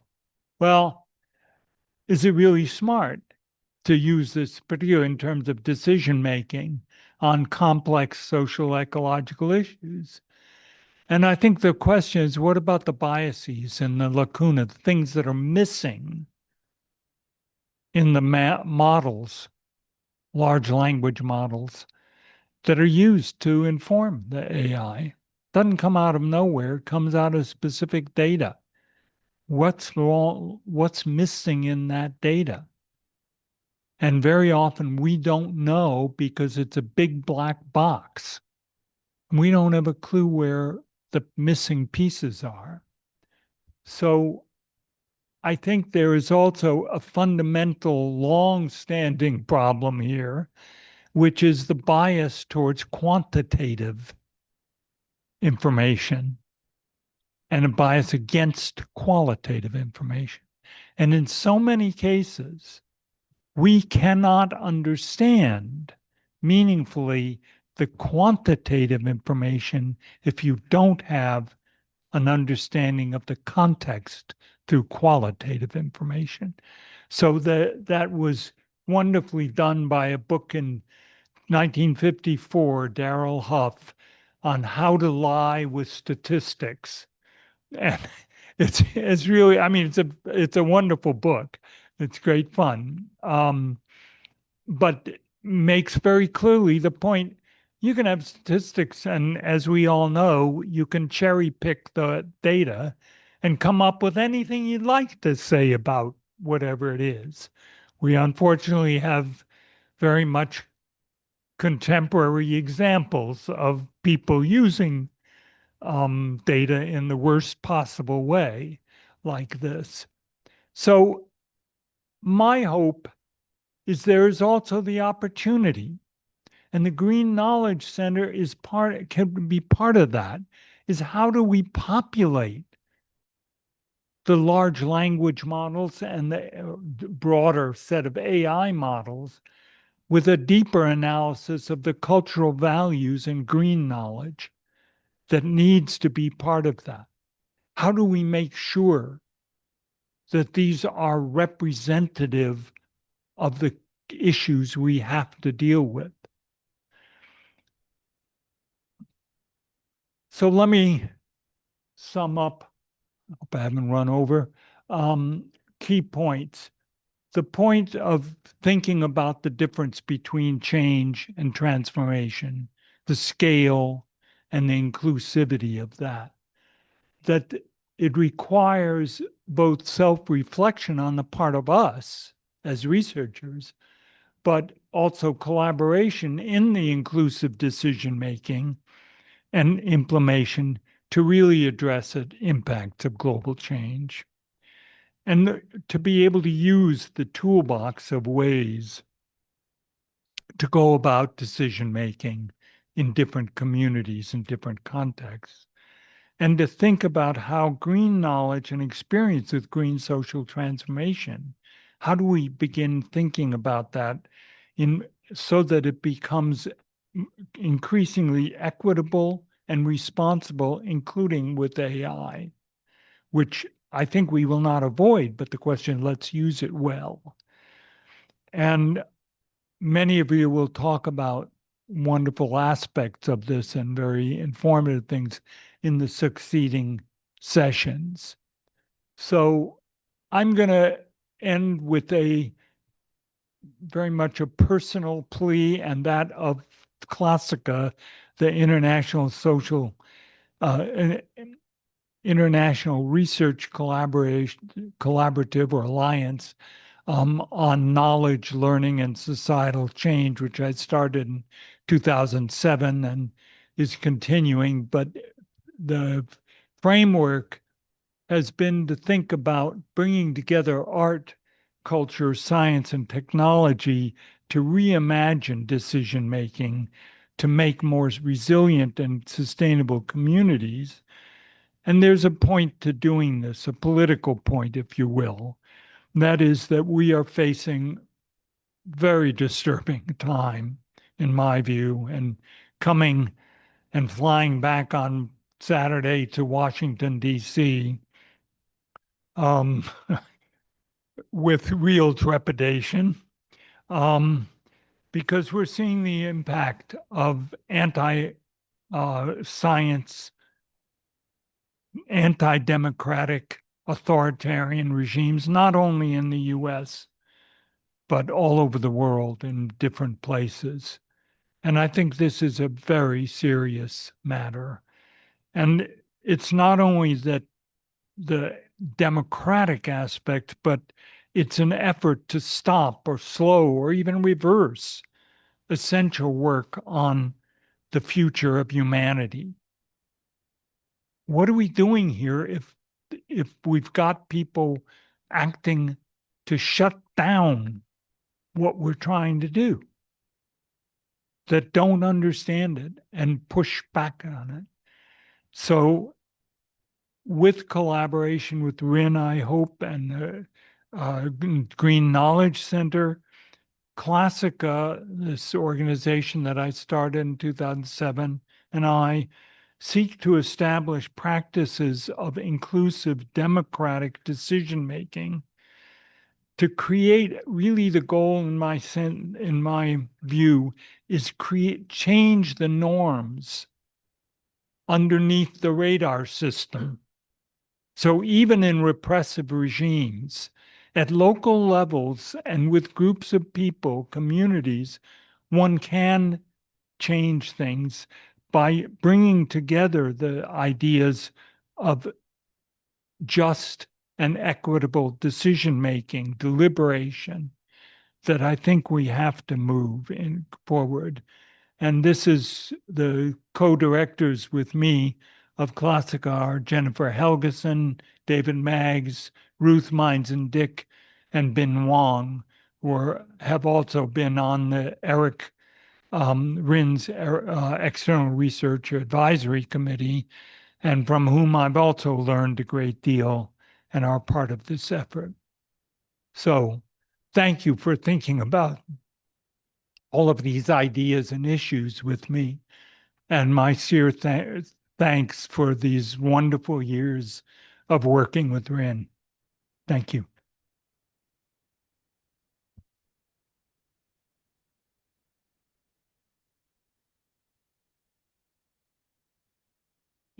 Thank you very much. Please keep here. Yes. But in Q&A, if you have. So do you have any question or comments? The one maybe question on the chat? Not chat, okay. So one question from ありますね。はい。So chat, so from Nick Southani-san, what our speaker just said, fighting anti-science and anti-democratic forces.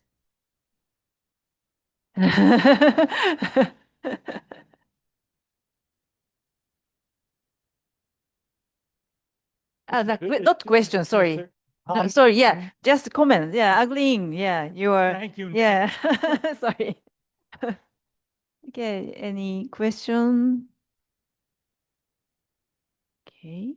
I hope I haven't gone too quickly over too many things. Yeah, and also you will be back at the last session tomorrow again, and you have so many suggestions and keywords. Maybe this cover all sessions.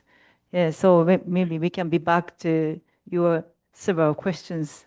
Well, I think also the following session, from what I could see, really covers some very important things. But also, I hope I was able to make some links across some of those. We'll see. Daniel, you were gonna? Yes. Yeah. Thank you so much, Ilan, for your presentation. It's really nice to have your overview and drawing on these different examples. And I wanted to follow on the question of the collective fact finding and ask how, or if you've encountered the situation in which, yes, we can find different facts, but we can also find that facts have different values for different people, and what to do in those type of circumstances in which people may evaluate different facts, or may be able, within certain value systems, to propose, well, a fact of our understanding is such and such. For example, in your fisheries experience, was that ever an issue? If I understand the question right, Daniel, the point is that the non-facts are exactly those things where people do not agree on what are facts. And the point is that it's not an absolute measure. It's what we in this room can agree on or not agree on. So the point is that the thing where we do not agree, that's where we have to pay attention. We have to have the discussion about those values. What makes it a fact for one person and not for the other? And because it's a way of then focusing the attention, not on arguing about what's a fact or not, but acknowledging that there is a difference in the way people see those facts. And that, at least in my experience, like not just in that fisheries, but also working, for example, with migrant workers in Colorado, where there were questions about use of water resources and so forth. I mean, quite a few different examples. That it doesn't solve the problem, but it helps make the conversation more effective, more productive. It's not easy to do, by the way. I mean, to do it well. Yeah, they were. Okay, please. Thank you so much for that. I think that sets the tone really well for today and tomorrow, and thinking about green knowledge and how really you created an expansive view, but also really honed in on some very explicit community examples. And so really appreciate that. Thank you for that.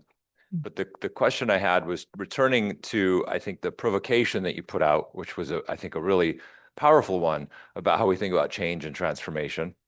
We use these words a lot in sustainability worlds, climate, environment, whatever terminology we lean toward. And it's true that there's an ambiguity about this, and I think you spoke to it in a really interesting way. So I kind of wanted to ask a question to follow up around that with change. Sort of read it as, I mean, you didn't say this explicitly, but I think you were saying this in some way, is that that change is a little bit more reductive. It's a little bit more linear. You can move forward, but you can also move backward because you're on that same track. Yep. And then transformation is more systemic. Yes. And as we know from linearity, we get to an outcome quite quickly and we can predict things very easily. With systemic work, it's much more difficult to understand an outcome. Sometimes we never see those outcomes. So it's about doing a certain kind of effort or work where you have to sort of trust that might lead to something, but you don't have the immediate validation of getting there. So I guess the question in that frame is to say, when you think about when you're working with decision makers or even communities, and you're trying to support transformation as opposed to just change, what are some of the methods, the practices, the approaches that you suggest or might work with that allow for that transformation, knowing that they may not see the result that they want to see, but knowing that is the way forward? That's a really good question, a tough one. I think the point is, on one hand, to try to help people see the nature of a systemic transformation, so that, because what's really involved is nonlinearities. And so you made some change and the effect may be much larger than you expected or much smaller, right, in the short term. But you don't necessarily know what eventually transpires or how it may, what unintended consequences may accrue. So part of it is disabusing people of the notion, which is very easy to have, is we'll do this and then that'll fix it. What you do is you do what you understand, what you think you have a capacity for. You do it thoughtfully, the best you can as far as you can see. You can't see over the next hill. You're going to have to adapt, but part of it is understanding adaptation in this non-linearity mode. I mean, otherwise I don't have I don't have a solution to that, but at least understanding that, because otherwise there is also the risk that people simply feel burned out. Oh, it didn't work, so the hell with it. I'm not doing it. So there has to be some effort around that. think there Okay, was thank another. you very much. So sorry about the time is coming. So can you continue later? Okay, thank you very much. Yeah, so thank you very much, Chabai Sensei, again. My pleasure. But we can keep you 2 days, so okay, thank you. So we want to take a short break. So we want to start the next session from 2:15. So maybe 7 minutes break for another coffee. Yeah, and also we can talk with each other, Chabai Sensei as well.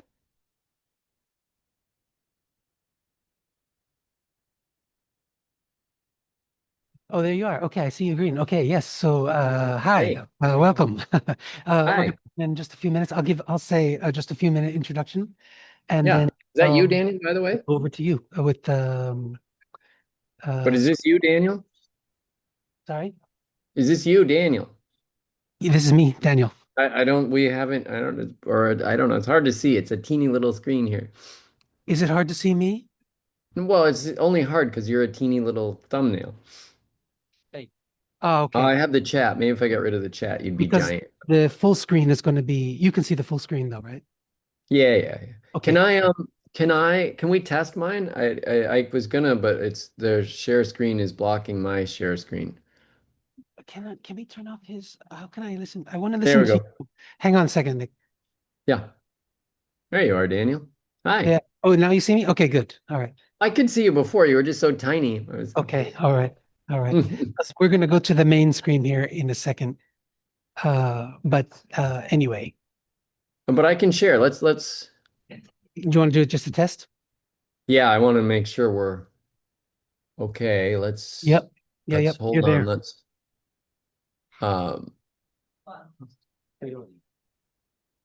What's that look like to you? Yep, that's Oops. perfect. We can see you. Random spot to start. Perfect. You're seeing it all right. Spoiler, you got the whole. Great. Okay, good. All right, Cool. thanks for that. Then go ahead. You can go ahead. I was just gonna say unshare, and then we'll go over to you at the right moment. Yeah. My other question, I was just looking at the time. Because it's like let's see, it's 4, so it's an hour and 20 minutes before the talk back. Is that right? It will be it's going to be coming here in about 5 more minutes. No, before. No, I'm sorry. Before, because they're going to go 20, 20, 20, 20, all 4 of us, and that 4 Right. things, and then Exactly. I don't want to bail out on you, but anyway, I might have to disappear for a bit, and I'll try to come back. So you think what's your guess for what time that'll be from now? So an hour and 20 minutes from now? Okay, so do you think you're gonna stay and then return, or you're gonna leave and then return, or are you gonna just bail out on the session Well, I'll stay. If you want me on there, I'll do it. I just need to understand when it is.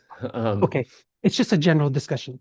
So no, but when will it be? Just in case. It's gonna be 2020, 2020. Okay. All right. Got it. Already.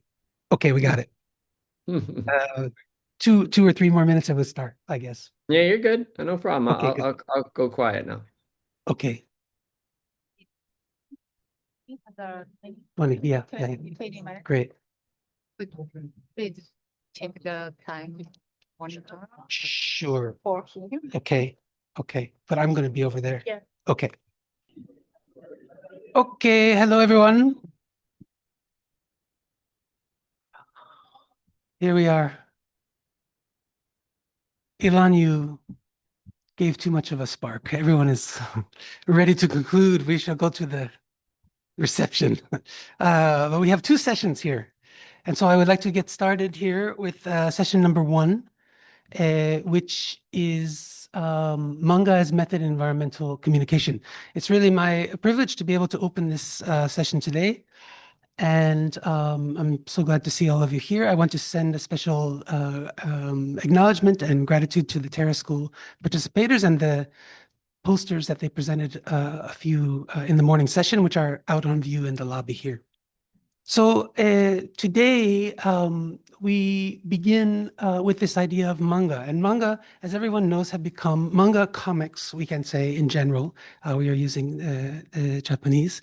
Have become very popular. And in fact, there's this exhibition on now at the Fine Arts Museum in San Francisco, the de Young, called The Art of Manga. And it's been quite a success so far. And so I think it's fair to say that even 10 years ago, it would have been very rare to find an exhibition at a fine arts museum on something as popular and as normal every day as manga, but so it is. It's happening. And so there is some interesting thing that we can think, perhaps we can think a bit more about this form, why it appears now and what it can do. So, we can get rid of that little box there, please. Here we are talking also about the idea of green transformation. And the idea that we can use manga in a sense as a method in communication is something that we will think about today, because when it comes to environmental phenomena, we are talking about or cultural ecological phenomena. We know that we are talking about very complicated, multi-dynamic, very dynamic processes in which we are talking about the links, as Ilan was just describing for us, between different ways of knowing, different knowledge systems, different value systems. We are talking about local understandings of environmental phenomena. We are talking about different agencies that are at work. We are talking about different kinds of hazards and adaptation and ways we are interested to link these ways of living in places into wider environmental discussions.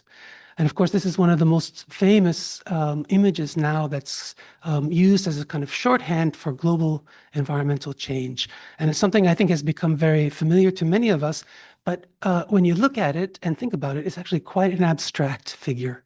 And it's a testament to some kind of science communication that has become so effective, but it certainly cannot communicate to everybody equally.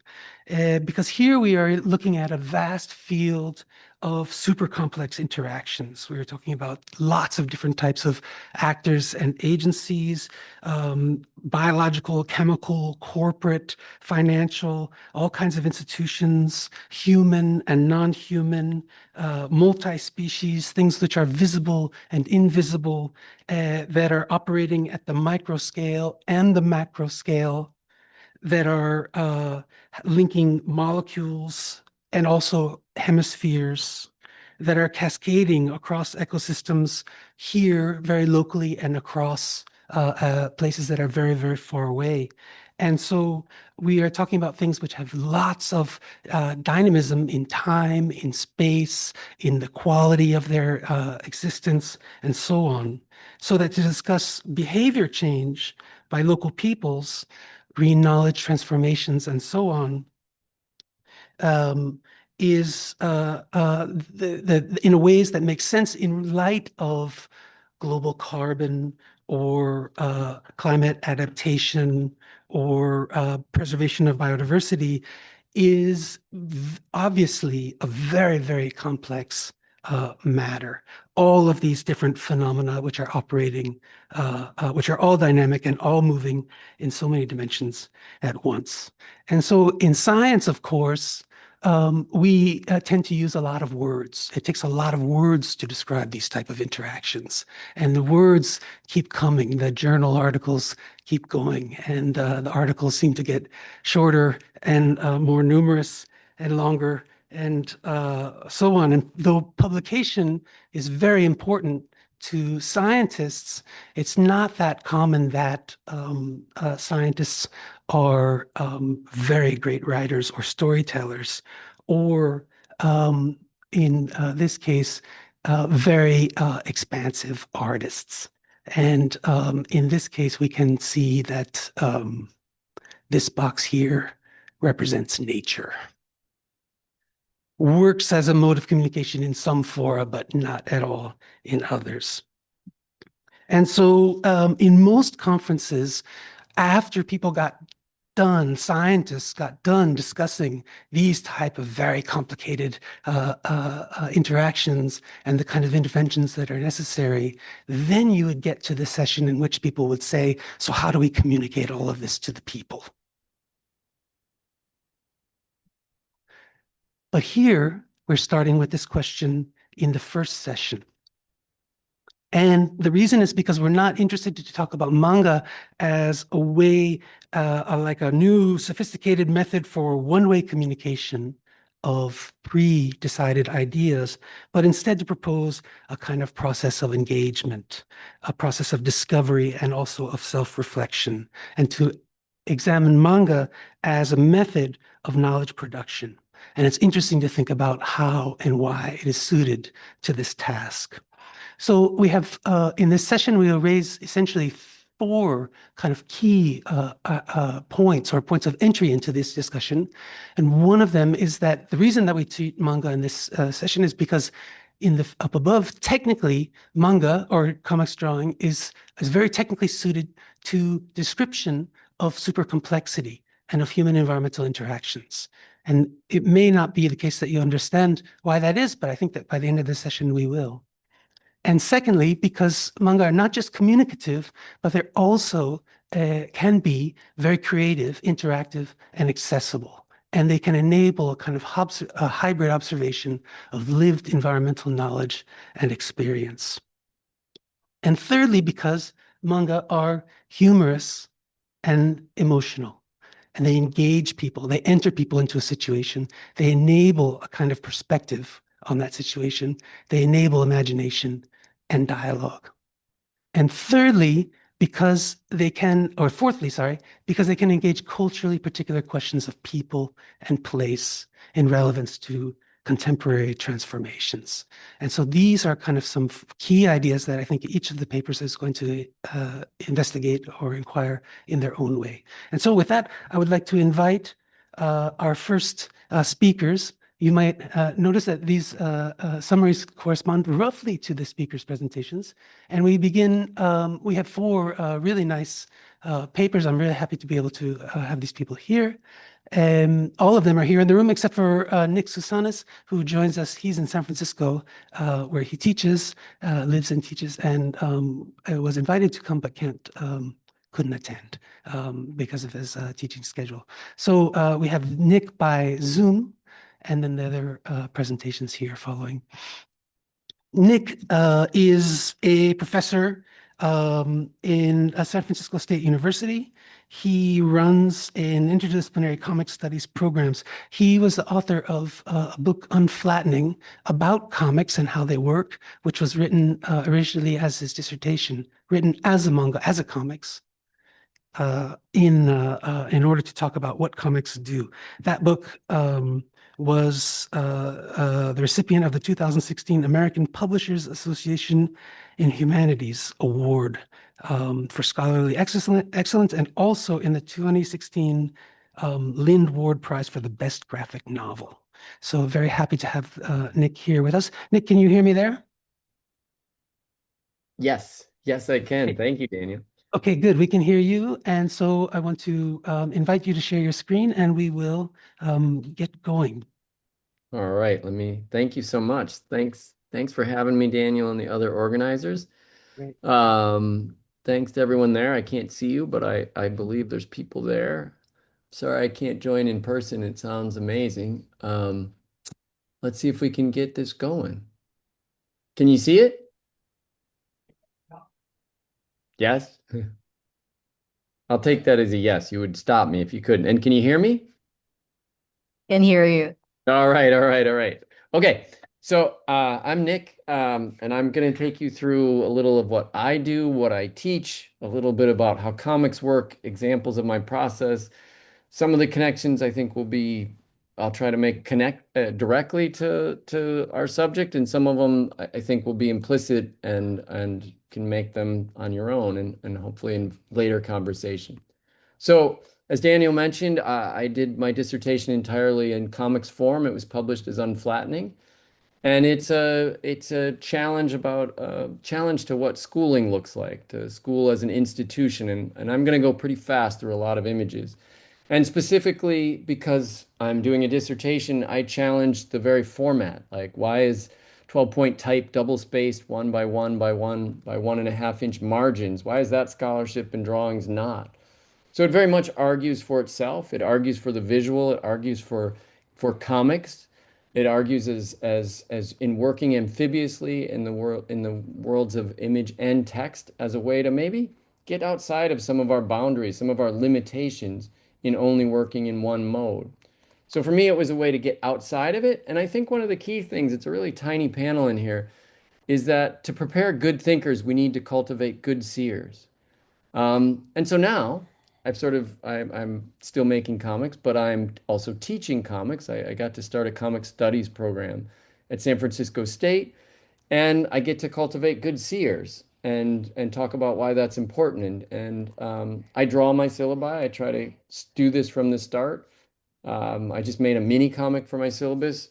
We do some other projects there, which I'm just going to mention for a second. I've been working on adapting comics for blind and low vision readers, which is kind of an aside, but I just wanted to put it in here. I made an accessible comic about the challenge of doing it. And we actually tried to adapt my own work into a audio and tactile version, which still a work in progress.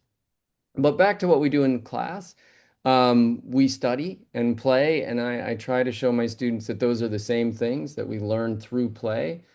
And students do all kinds of things. They make works about health and mental health. They make works about environmental things. This was a brand new student, but tackled microplastics.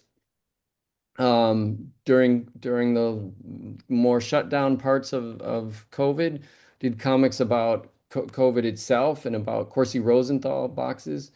Students think about time, and students think about comics themselves and what they can do with comics and how comics can be a way to do your thinking.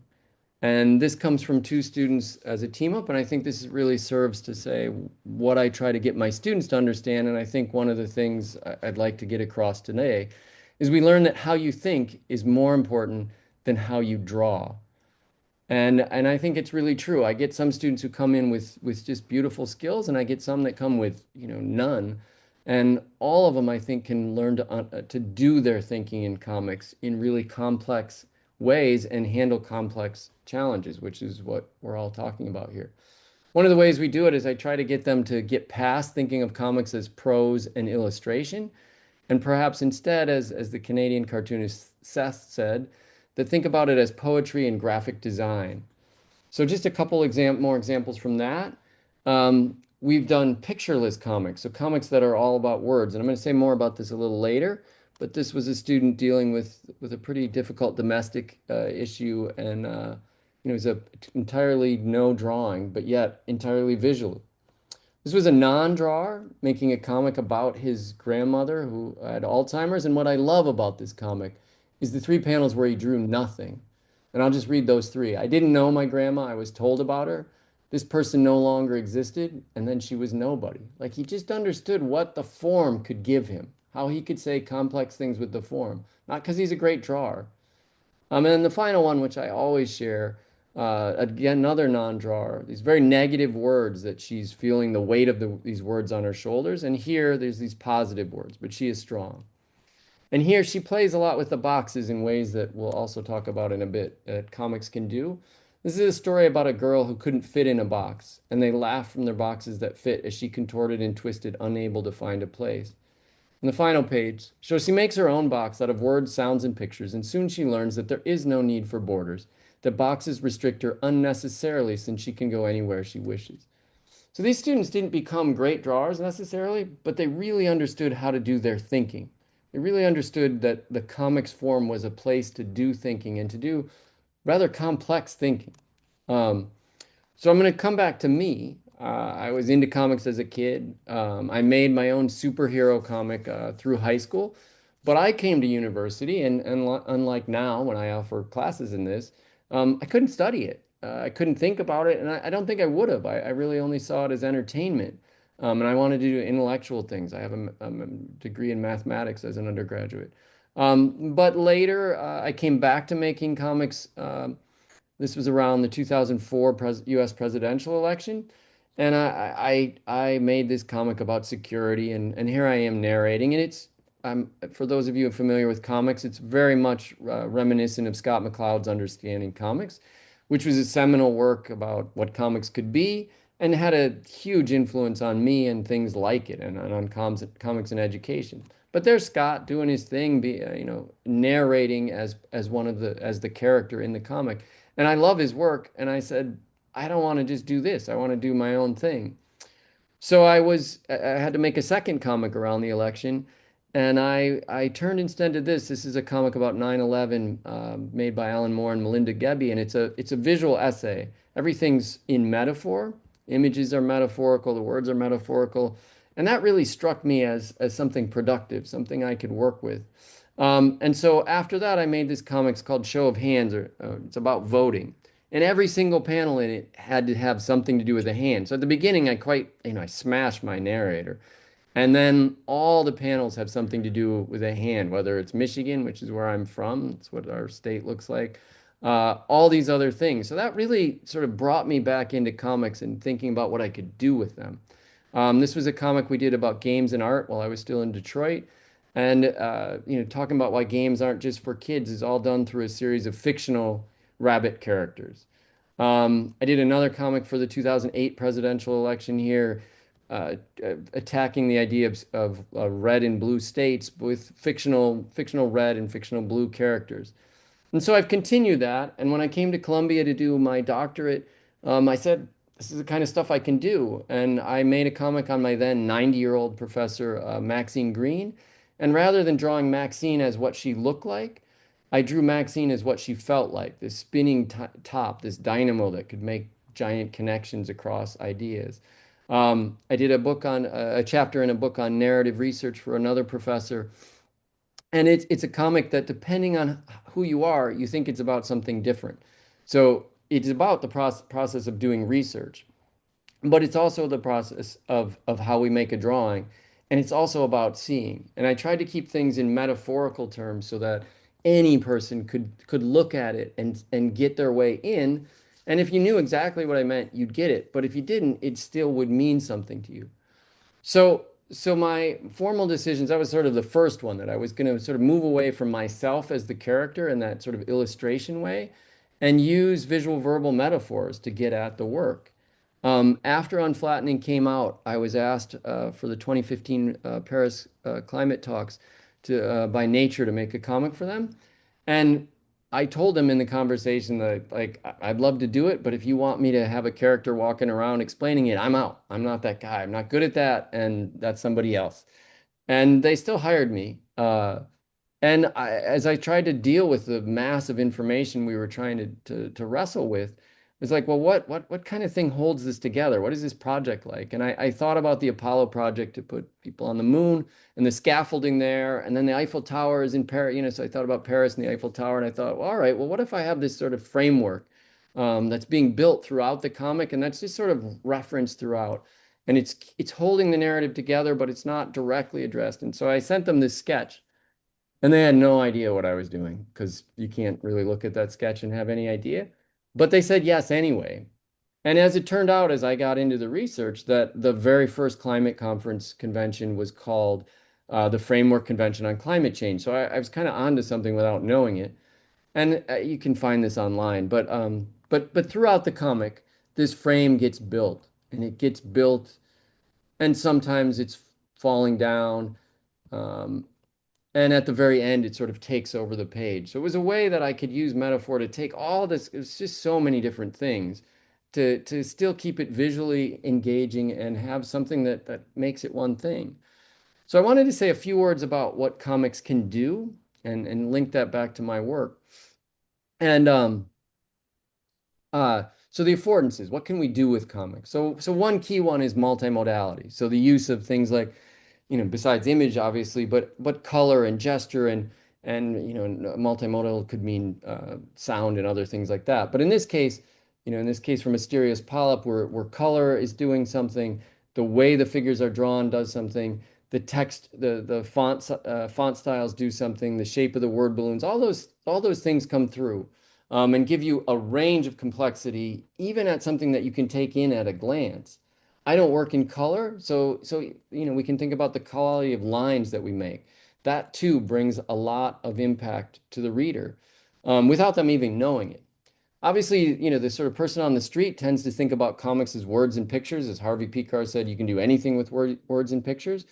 And R.C. Harvey said, that comics allow you to blend pictures and words for a meaning neither can achieve alone without the other. See, I don't have a fat head when he takes off the thing, right? There's a joke being made there.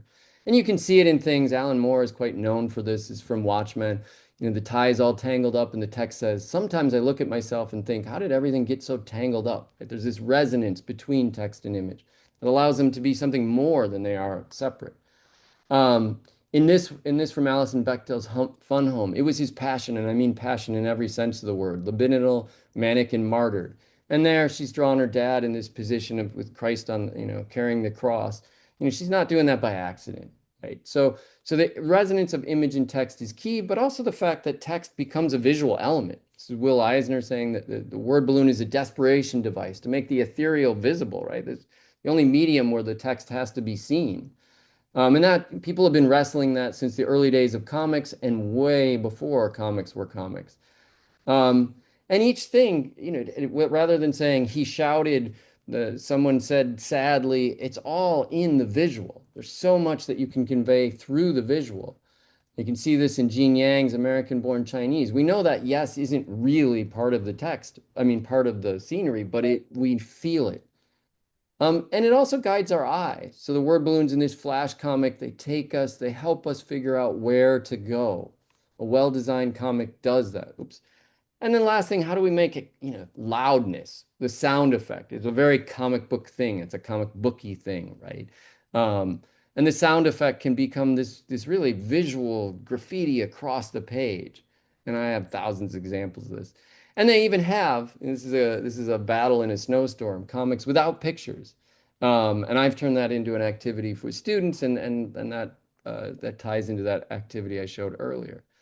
To get to some of the sort of core definitions, Scott McCloud's idea about comics as a sequential art, and where he says, juxtapose in other images in deliberate sequence. So my fist in a box, my fist extended in another box, two static images, nothing happens in comics.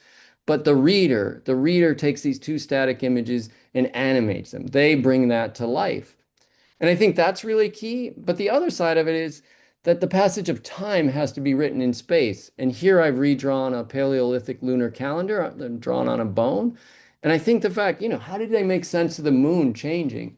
Well, they noted it down graphically on a surface, and they noticed how it changed, right? And that kind of thinking is so core to what comics are and so core to what humans are. And I think comics, despite the fact they don't move, are this phenomenal form for handling time.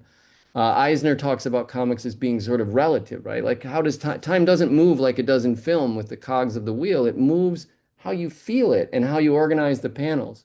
And just a couple fun examples. This repetition here, we see this child grow to become old, and then she says, well, that sucked, right? But the repetition of her hair, her glasses, and the green dress allows us to make that connection. From Tom Gould, it's a pretty simple cartoon. I got tired of hearing about so-called infinity pools, so I created a genuine one. This is my first length. Good luck. And these three panels do so much work as the man ages, as time passes. And he says, impressive. T. Bowie's The Best We Could Do. She's learning about her parents.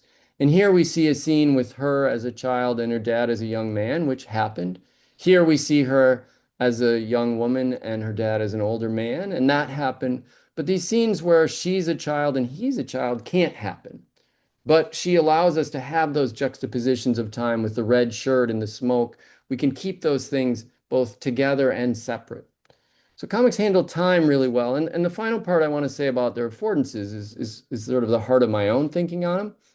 Is the fact that, sure, we can read sequentially, left to right, top to bottom, in the ways that we read, but also because they're visual, we start to take in the whole all at once, simultaneously. We start to make connections from the lower right back to the upper left, and we, in fact, we connect words to pictures and pictures back to words. Like reading is no longer that sort of hierarchical. It's nonlinear in the ways that our keynote was saying.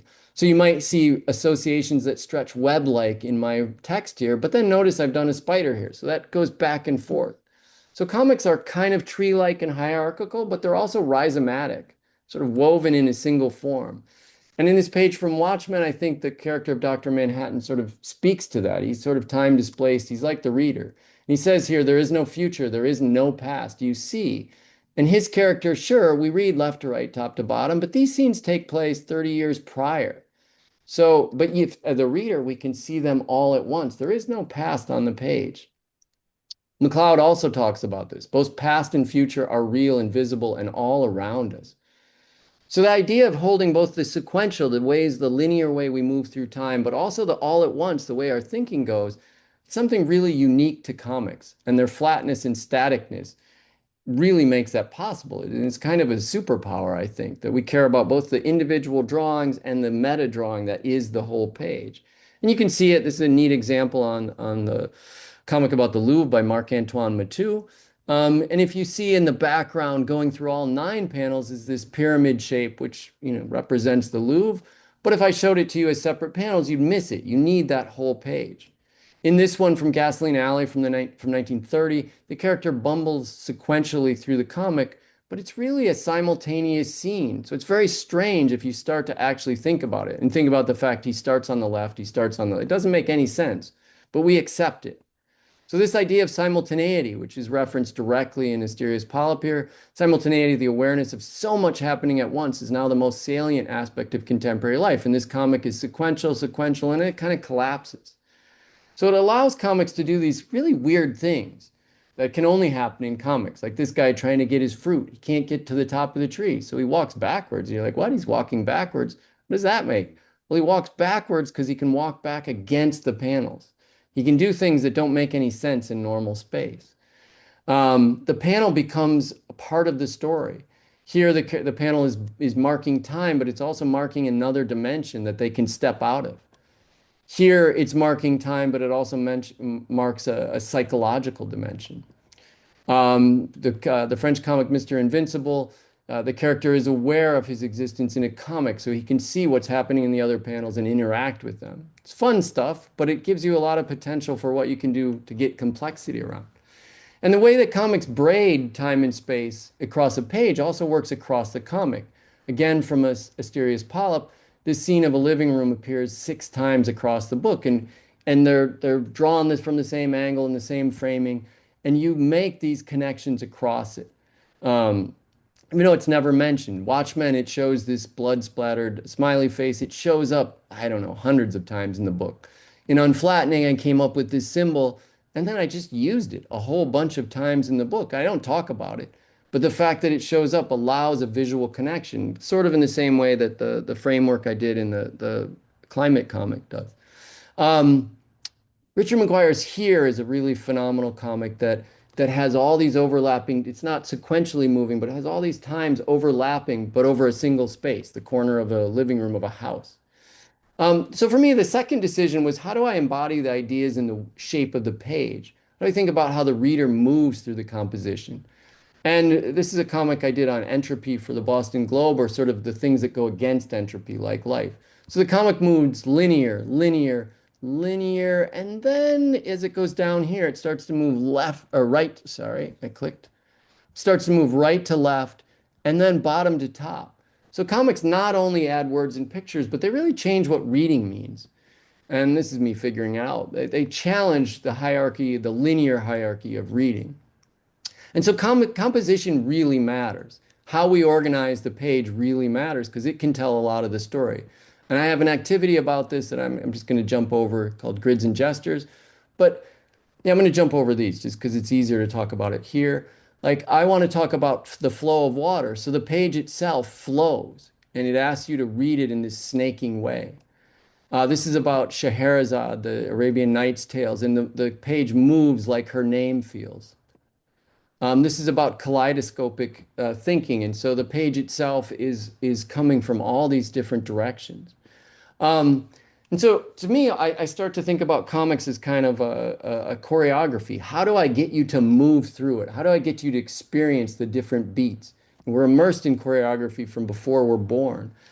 The contemporary cartoonist Chris Ware's work is this mix of linear moments, sequential moments, but also the off to the side, the fragments that go off there, the fragments of memory that are frozen in the side. So again, sequential and simultaneous. So I think comics are this profoundly powerful way to represent our thinking, but also a profoundly powerful way to generate our thinking. And I think that's really an important thing. You know, so you make a mark and your visual system, which does all this work, sees something new in it.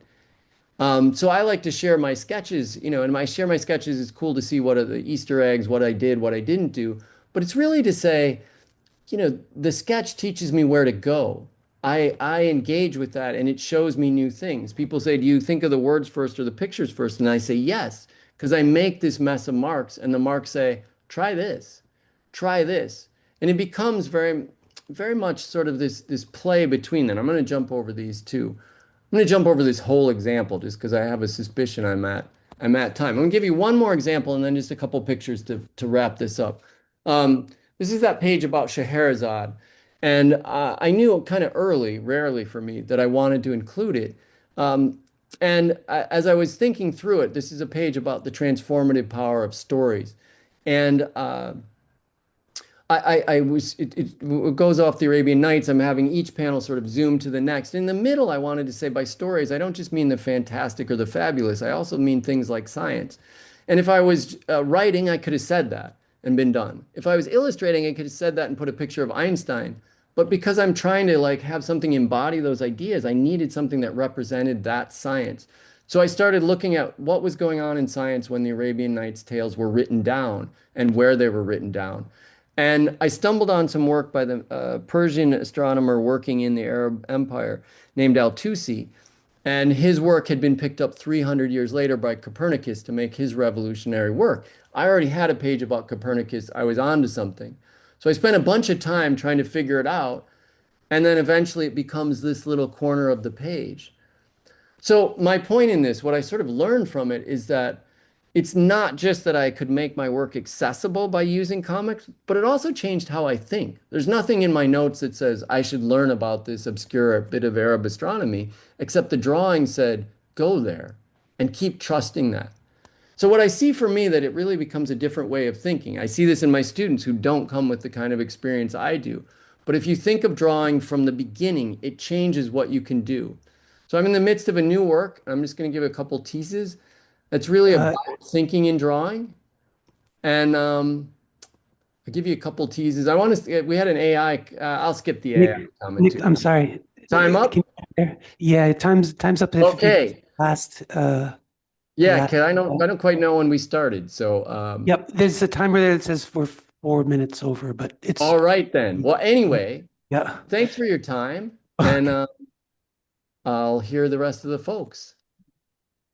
All right. Sorry to interrupt you like that, but thank you so much for your presentation. You're good. I really got lost when we started at some point. So that's okay. Thank you so much for that presentation. And I think that what we'll do is we have a little bit of time at the end for a discussion, so we'll kind of forego the question at this moment, unless there's somebody who urgently would like to ask. So then I would like to invite Frederic, JOULIAN to the front. So Nick, thanks so much for that, and we will see you at the discussion. Frederic is another, like Ilan, an old friend of RIHN's. He's a member of our external evaluation committee.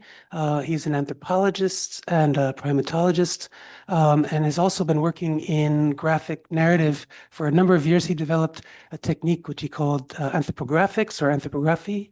And it is, we've had just that example from Nick as the author, the artist as author, an author as artist, but in Frederic's case, he take manga and artists into the field in order to see what happens when you do that. So Frederic will offer his paper, Popular Art in the Service of Science for All Initial Achievements. Frederic, please, welcome.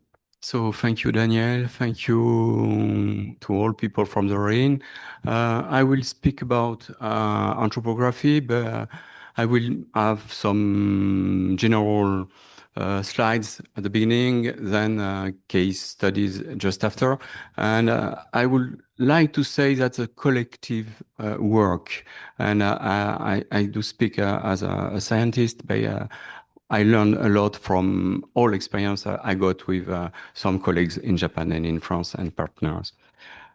So first, I wanted to say that the topic of this meeting, of course, makes me think to what we think about the progress. And the progress usually has a dark side, in fact. And when I put popular mechanics as a journal for illustration of what is pop culture, or when we said pop culture, we don't think about techniques. But techniques or technologies were, I think, one of the key factors of the modernity, and we have to face this situation. So the climate exchange question, for me, is related to what I call hyper-complexity. And Daniel talked about complexity, super complexity, so I won't come back inside. And I just confront this type of conception of progress to another most complicated one, which is the bio dimension. And I put example from Atakeyama case studies in Japan. So that's complexity because it involved technical aspects and, of course, bio aspects. So I see that science should treat this type of question. Of course, we have some example from manga, popular art in Japan, and Atom Boy or Blackjack from Tezuka are good example of an illustration of what is techno vision of the future and I would say the dark side of that. But the problem that when we have some dramas and things like that, we are very attractive. But when we talk about future and nature, sometimes it's less attractive. But I saw a kind of counter-example with Miyazaki case, because Miyazaki was perceived as kind of a universal way to think about nature. So the universality of Miyazaki and the fact people like Princess Mononoke was very well received all around the world. So it was another way to speak about the modernity and the nature. I give this example because it was translated into French, Underwater, by Yoshibara Yuki, who deal with fiction. And fiction is grounded on some local experiences from Izu Peninsula in her case. And she was able to speak about the question of water resources and all the problems with water in Japan. What I wanted to mention too, that with this example from famous French mangaka, is that possible to remove the, sorry, Daniel, is that possible to remove the, I cannot see my slide. Okay, I can look like. Okay, the word without end was translated into English, and it was a very successful book in France. It was the bestseller in 2020. More than 1 million books were sold. So it was the best French bestseller. So the French bestseller is a manga. And we have to think about this support in terms of influence. So what I wanted to raise as a question, it's about, of course, all the misunderstandings we can relate to hypercomplexity, and we face that. And the manga, it's one way, local and limited, of course, way to face the hypercomplexity and the societal blockage for me. How to reduce, is it a role for anthropologists? or for transdisciplinary studies. Yes, I think it is one of the roles of the anthropologists to reduce blockages, misunderstandings, and all those, I will say, misunderstanding related to the word we're using. And when Daniel gave some example of scientific publication, we are exactly on that point. Sorry. But most of the publication in our domain in human sciences are made by language, through language, with language. And discourses are everywhere. Discourses, and we trust discourses. But in fact, we didn't take enough attention to images. And in some respects, to some respects, images are more universal, are more able to transmit cultural differences, cultural variation, practices, whether. All those dimensions are very important if we want also look at action, at production, and at practices.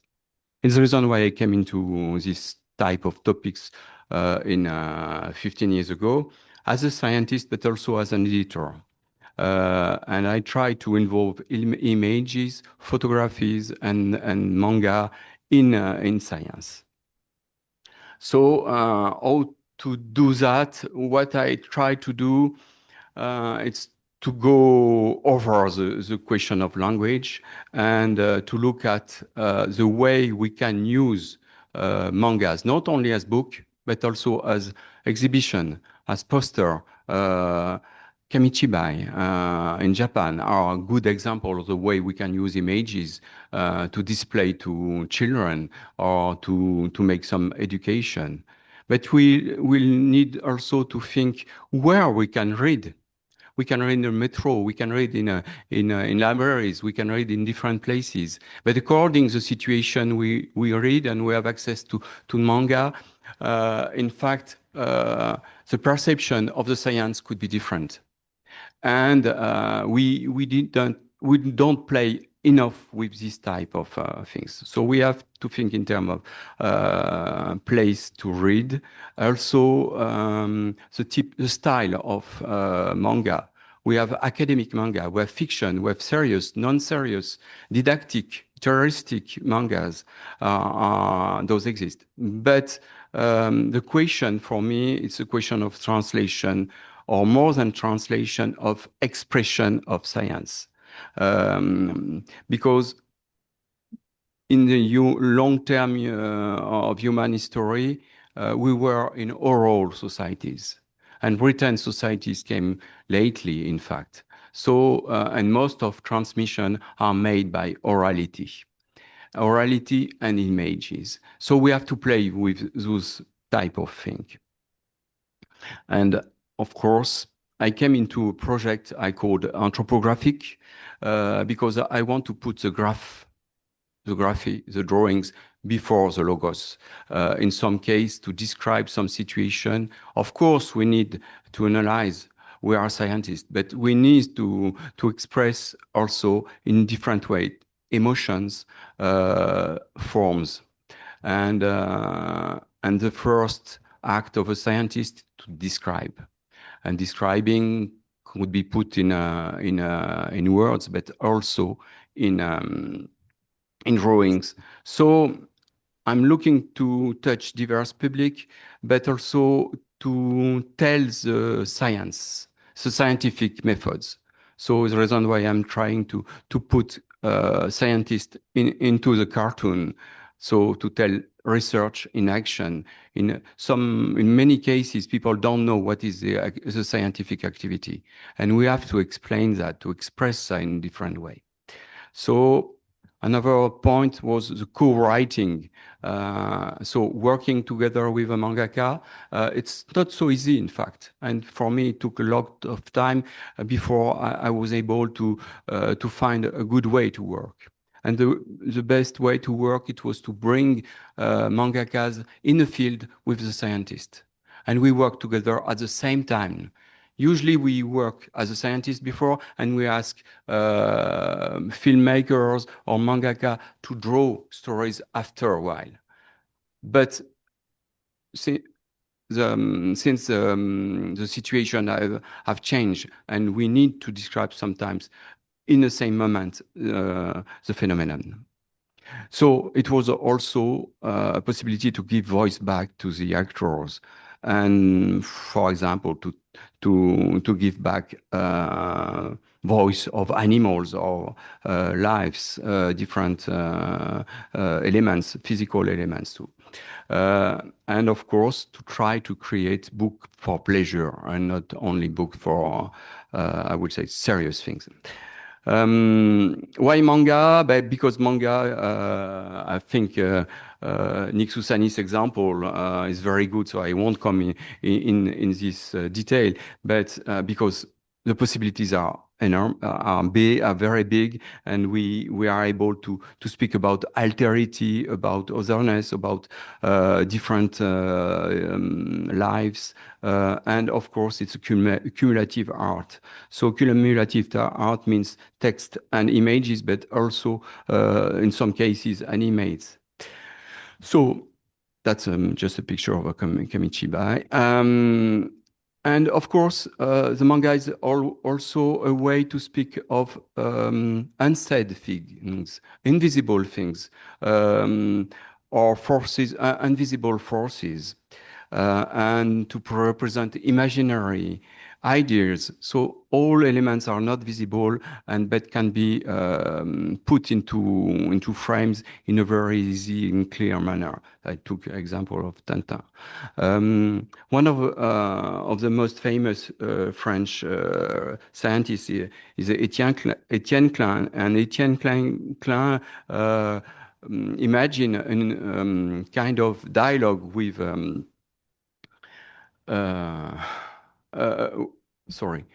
with Albert Einstein, and he make a dialogue possible on in a manga, and that's mixed science and fiction in a particular situation, and for didactic purpose, it's very interesting.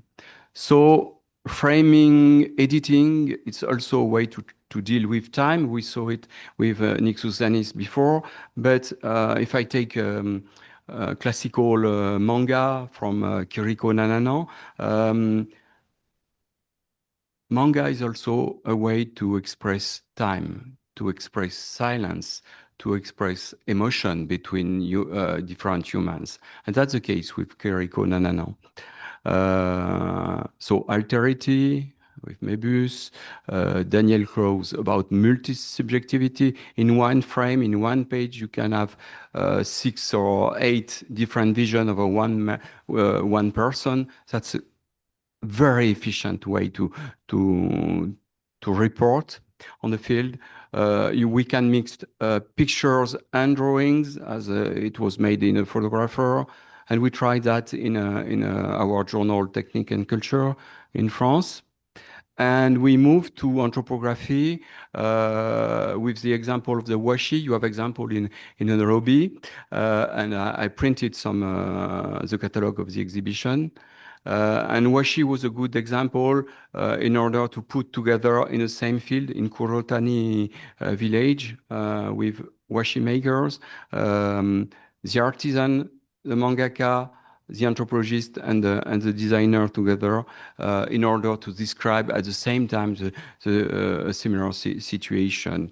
And we focused on different way, on different topics. I focused on gesture. I record. I did movie of the way they peel the bark of the kozo in that case, and mulberry, and the mangaka just put a larger scale and was able to describe the whole situation as he did like that.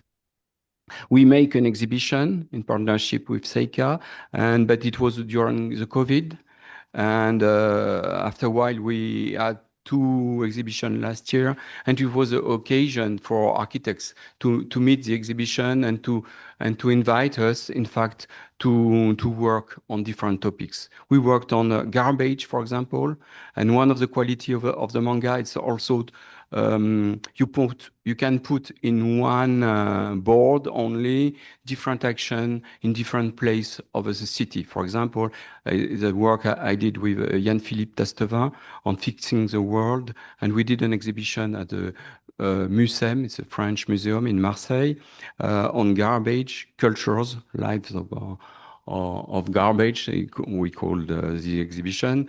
And it was the possibility to show Zabalin activities in Cairo. And Zabalin are the people who can deal with garbage. And we, on this board, were able to describe the whole situation in different settings of Cairo. So manga is also that. And I was contacted by a French mangaka called Aurélia Orita, and she wrote a famous book in France, Fraises et Chocolat. It was on her biography in Japan 20 years ago. And I knew her, and she proposed me to, she asked me for being her master. So she did a master with me on the manga and human sciences, and we came into a work together, and we did some experiments in France and in Japan 3 years ago in Uji. And we came into Mayotte Island with an architect, Mathias Cambrelin, to work on artisan on the island of Mayotte. The island of Mayotte is wonderful island at a tropical level next to Madagascar, as you saw, but facing a terrible demographic problems, immigration, land erosion, water resources problems, many problems we have all around the planet, but in a very acute way on this small island. And when we arrive in the island, we have a modernist vision of the future with concrete first, and they sell that type of modernist vision. And the NGO Bamboo à Mayotte asked us to work in different way and to try to make an inventory of construction practices, promoting bamboo and clay construction on the island. And we try to put together 3 different narratives: the architectural writing, the anthropological writing, and the manga style writing, in order to convince people and to talk with politicians and to train people. So we follow artisan on the island like that, and we describe all the gesture and the knowledge of the people, the skills, and we try to describe in a very detail the way they deal with materials, bamboo and clay and different other fibers in order to build houses. At the same time, Aurélia was drawing in situ all the situation, and she made watercolors in the field and show and gave to the people some watercolors. So I came into ethnographic narrative in a book, and we start an iterative process with the people. So we wrote a scenario and we sent the scenario to the people, and they make some correction, we modify it, and then we went into a storyboard. We wrote a 100-page of storyboard like that, and we sent to the people, and they make new correction, and we came into this kind of iterative process with them. And finally, we made the book, and you see on the right side the way we composed with different artisans, with different stories, with the story of Mayotte. And the day we gave back the book to the publisher, the typhoon 1 year ago, in last December, Shido came into the island and destroyed everything. So our work was quite not enough in order of type of answering to such situation, but it was useful, and we tried to develop what you saw on this wall, some what we call operational chains, so chaîne opératoire. That's a way to describe activities and to teach to new architects and builders on the island.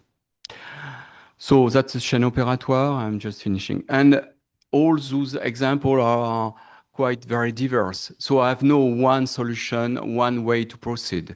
And what we are trying to do now is at the UNESCO Geopark in southeast France, in Provence. And I do work with photographers and mangaka at the same time. We are facing also very complex diversity because we face immaterial and material cultural heritage. As you see, that's a festival for chestnuts. And we, at the same time, we work on rebuilding terraces in order to produce new cultivation. We worked on trees as immaterial heritage, and people using cane, reed, to make instruments. So all those elements are so diverse, and drawings are one way to unify this type of diversity. So what lesson of that? I'm finished. My colleagues Mathias Cambrollin now is at the head of a project of reconstruction of Mayotte, and he is able to use the manga and the operational chain in order to teach and to make participation possible with the people in situ in the island. Thank you.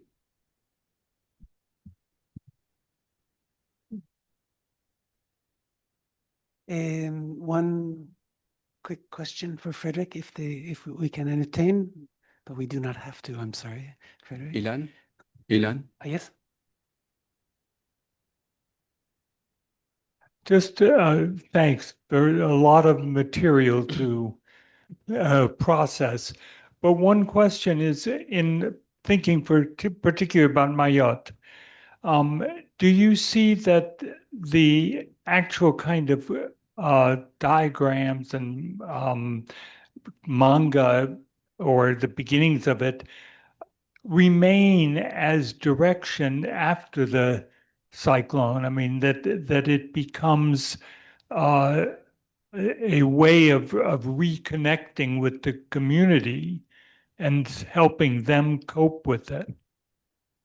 People are very proud of this manga. They are very proud of the process. So they use it, in fact. And the NGO is using the manga as teaching materials in different places in order to train new builders in I would say, in a good sense, not only with concrete, but also with all local materials and local skills. And from that point, it was successful. Yeah. Thank you. Okay, thank you very much. Thanks, Frederic. Yes, our next speakers are a group of three. We'd like to invite SHIMOMOTO Sayuri, TAKEMOTO Tomoji, and FURUTAKA Hikaru, sorry, to come. They are three collaborators in a group that's called the GOMIC Exploring Group, GOMIC, which combines the idea of garbage and comics. And they are all involved in different kinds of environmental education and have developed the GOMIC to use only a single panel in order to make their interventions. And so their presentation is called When Manga Starts the Conversation. Please. Good afternoon, everyone. We are GOMIC Exploring Group and a collaborative team with Friends of High Moon. 私たちは対話を生む漫画の力にフォーカスして、環境問題への関心が十分ではない方へ気づきを届け、考えるきっかけを提供する交流活動を行っています。伝えることの難しさを抱えるのが環境問題です。そんな時、漫画が会話を始めてくれるとしたら、本日は漫画が会話を始める時というタイトルで、環境一コマ漫画ゴミックを通じて生まれる対話の力とその可能性を探ります。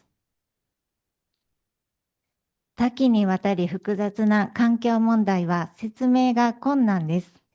この意識と行動という漫画は、エコな行動をとるべきと意識していても、実際の行動は便利さを優先している私たちの生活を表しています。環境問題は当事者意識を持ちにくく、意識が行動にうまくつながらないのです。だからこそ人の感覚や感性に働きかけ、当事者意識を生んだり、対話を自然に生む方法が必要だと考えています。私たちが活用しているゴミックは、ゴミとコミックを掛け合わせた造語です。環境工学の専門家である高槻博先生がハイムーンのペンネームで描く環境一コマ漫画です。野球の大谷翔平選手の二刀流が話題ですが、高槻先生も研究者と漫画家、二刀流の表現者です。問題の本質と背景を一つのフレームに収め、ユーモアと風刺で問いかける力があります。その問いが対話のきっかけを与えてくれます。次に、研究者だからこそ書けた先見の明を感じる作品を紹介します。食べ物の安全教室。海洋生物たちがプラスチックと餌の見分け方を学んでます。海洋プラスチックが大きな問題となった今、脚光を浴び、注目されている作品の一つですが、30年以上前に書かれたものです。もう一つ、プラスチックの海。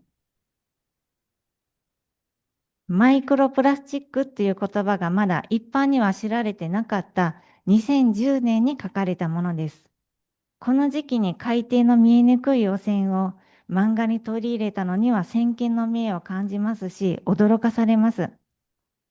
日本では海岸に漂着する海ゴミへの関心が高いですが、今後は海水中、海底に堆積する微細なプラスチックが大きな問題になると話しかけています。続いて、環境展示のガイドで人気のゴミックをお見せしますね。子どもたちに人気の催しに大恐竜展があります。これは、時は流れて人類が滅び、再び恐竜の時代がやってきた時のことを描いた漫画、大人類展です。恐竜たちが大人類展を開催し、人類がいかにエネルギーを浪費して環境を悪化させたかを車やエアコンの化石とともに解説しています。まるで未来からの警告のような作品で、見る人に多くの考察を与えてくれます。ゴミック展は海外5カ国で開催されてまして、インドネシアで開催した際には、イスラムの国ですので、ヌードがタブーという理由で、原画の上にペタッと紙パンツを貼って隠されてしまったというエピソードがあります。このように漫画を通じて面白い文化交流ができたこともありました。2枚目はメンバーのTAKEMOTOさんにお話を聞いてみましょう。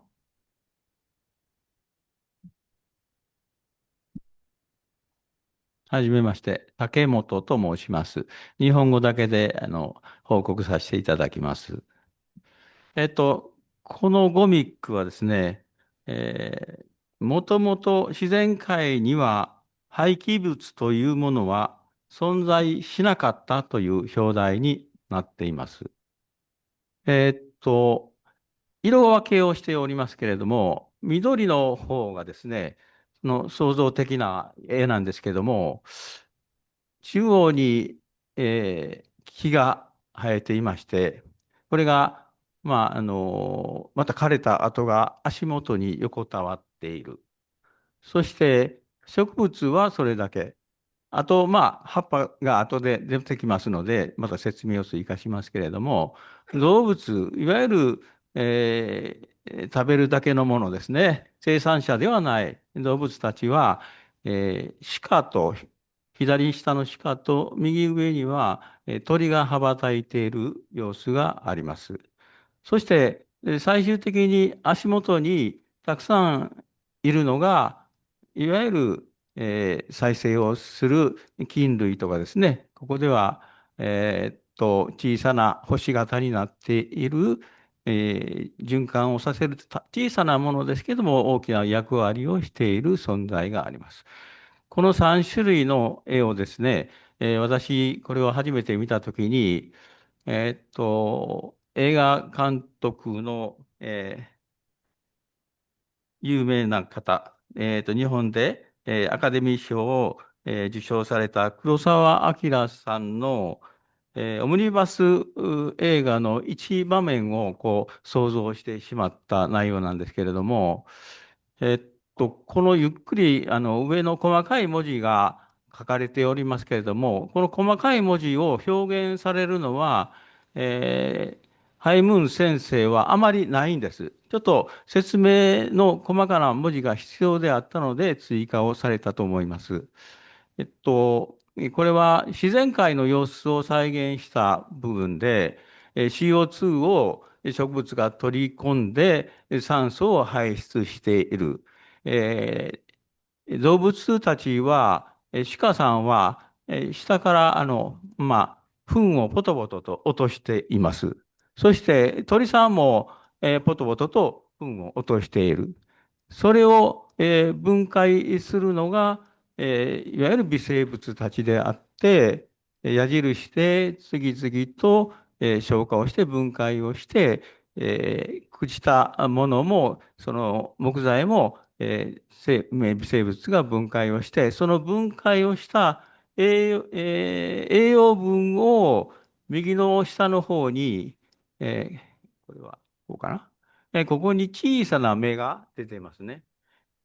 そして、この鳥さんは今何かを食べようとしている。そして鹿はここで葉っぱを食べようとしている。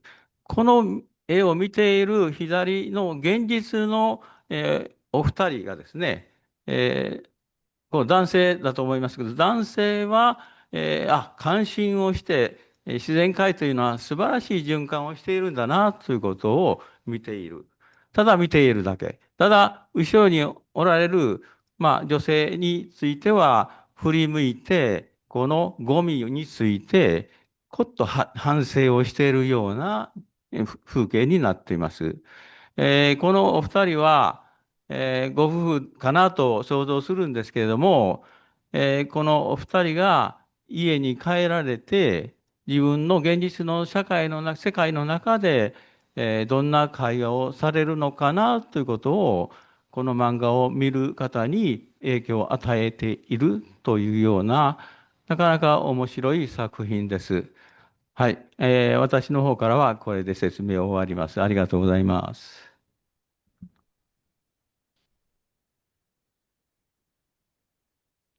はい。今年度の活動の一つに、ゴミックを大阪・関西万博にて紹介しました。ゴミックを長きにわたり活用されている地球圏副所長のASARI教授とのコラボレーションです。対話型ラボにて、環境漫画絵巻物を作ろうを開催しました。はい、で、万博のテーマである、命輝く未来社会がデザインされたストーリーを皆でつなぎました。参加者の皆さんに自身のエコアクション宣言やエコ自慢などをストーリー、イラストに表していただいて皆で続けました。最初の1コマ目はハイムーン氏による漫画4種類あります。ではここで実際にワークショップを開催しました竹本さんにインタビューしてみましょう。実際のところ漫画は対話のきっかけを与えてくれたんでしょうか？はい。想像をしていたように、しっかりと対応していただきました。漫画という言葉は世界中でもうすでにね、行き渡っているので、そのままで外国の方も受け入れられて、漫画を描いてみませんか、ちょっと見てくださいよというと、こちらに振り向いてくださって、椅子に座ってお話ができた。そこまで進みました。はい。なるほど。漫画を通じて環境の話題がぐっと話しやすくなった。そんな感じですね。そうですね。また漫画は国際語の能力も発揮してくれましたよね。そうですね。下本さんは英語で外国からの来た方と、対面でお話をして、それがずっと続いているなということを見るだけでも私は、これは漫画の力が素晴らしいんだかなと思いましたね。はい。海外からのお客様が日本に対する質問を知ることもできました。例えば、日本はゴミ箱がないよね、少ないよねとか、どこに行ってもめっちゃプラスチックの量すごいよねとか、そんな感じでした。はい、このようにゴミックが開く競争の環境対話により、当事者意識が生まれ、意識が行動に結びつくという解決策が生まれることに期待しています。この漫画は、未来可能な地球のために今後は全員が二刀流、本業との二刀流を実現しようと話しかけています。学校の先生と環境活動家、本業との二刀流ですね。私たちは環境コミュニケーションにおける手法において、この専門性の高い漫画、ゴミックに自信を持っています。ゴミックは見えにくい問題を照らし、研究者と市民をつなぎ、対話の架け橋となってくれています。現在、都エコロジーセンターにてゴミック展、環境カレンダー展を開催中です。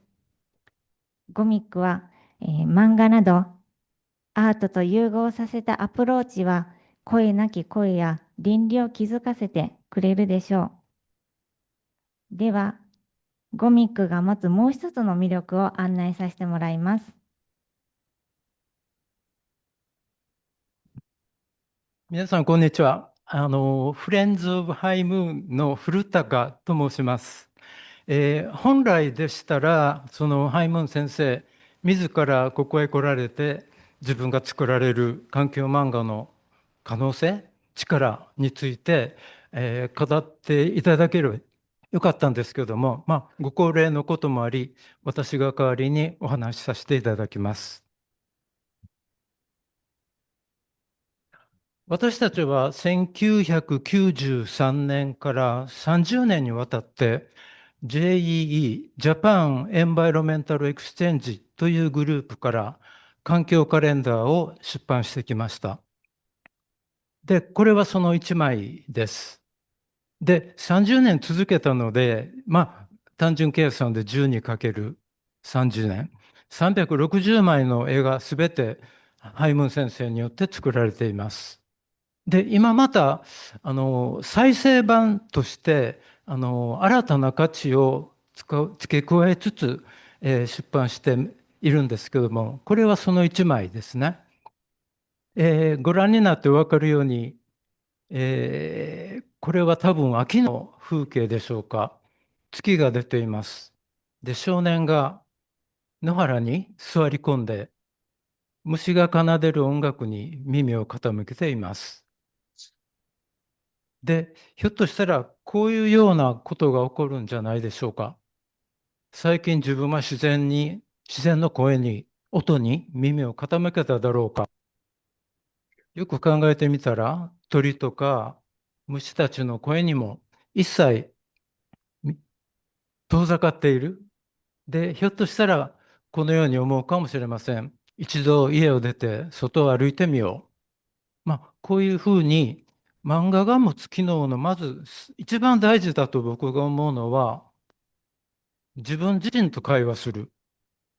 世の中環境問題って本当深くて、なかなか自分一人では解決できるような問題ではないんですけども、まず自分自身を振り返る、自分の暮らしを見直してみる、そういうきっかけになる力が先生が書かれる漫画にはあると思います。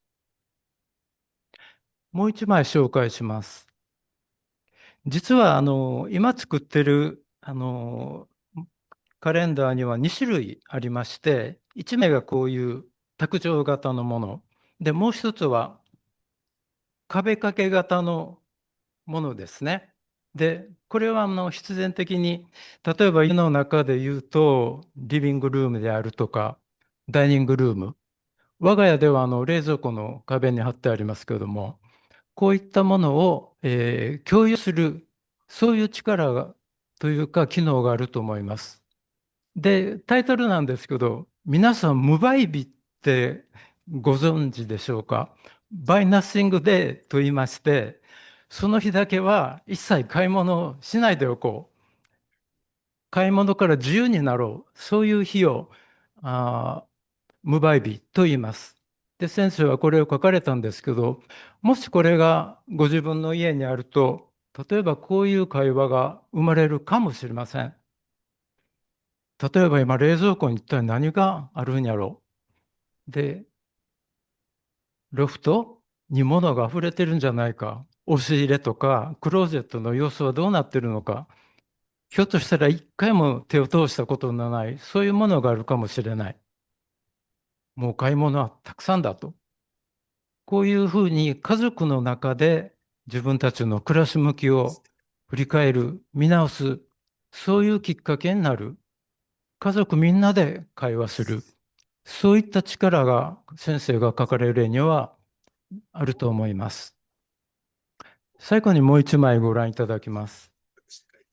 これ実は私が大好きな一枚なんですけども、皆さんもご存知だと思うんですが、3匹の子豚と狼という童話がありますね。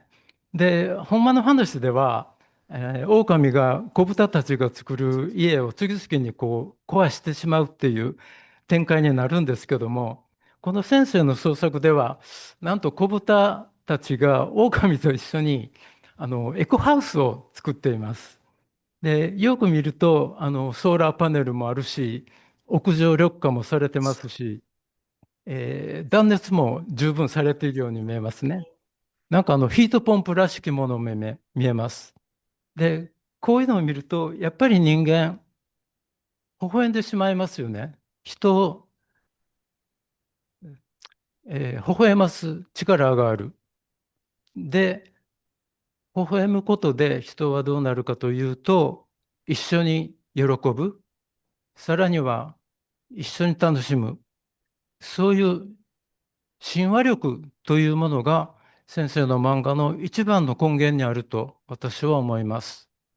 それはどういうものかというと、人と人を結びつける力。今、例えば世の中には、特にネット上には、例えば嘘とかフェイクがあふれ、で、言葉としては人を傷つけたり、貶めたり、それから人と人を分断する、そういう言葉があふれ返っていますけども、そういう言葉から環境問題が解決するとはとても思えません。先生がもたらすこういう人と人をつなげる親和力、そういったものをこれからも生かして世の中に広める、そういう活動をしていきたいと私たちは考えています。それから360枚の環境カレンダーにとどまらず、先ほど紹介したゴミックは、なんと去年1000作目を数えました。それだけのリソースがあるので、これからもなんか未来に希望を灯すような、そういう活動が続けていけたらいいなと考えています。ありがとうございました。で、最後に先生からメッセージをいただいているのでご紹介いたします。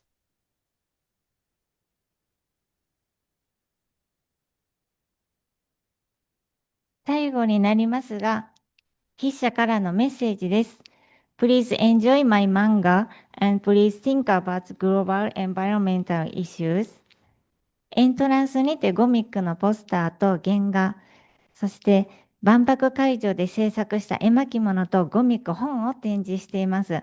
ぜひゴミック本は手に取っていただいて、漫画に話しかけられた方はどうぞお持ち帰りください。また、環境カレンダーの販売も行っています。収益はすべて環境保全活動に充てられます。飾っていただく皆様の日々に微笑みと穏やかさが生まれますように。ありがとうございました。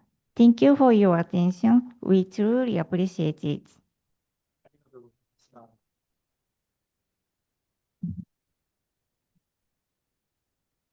Thank you so much for your presentation. Maybe I can open for a question if there is one there.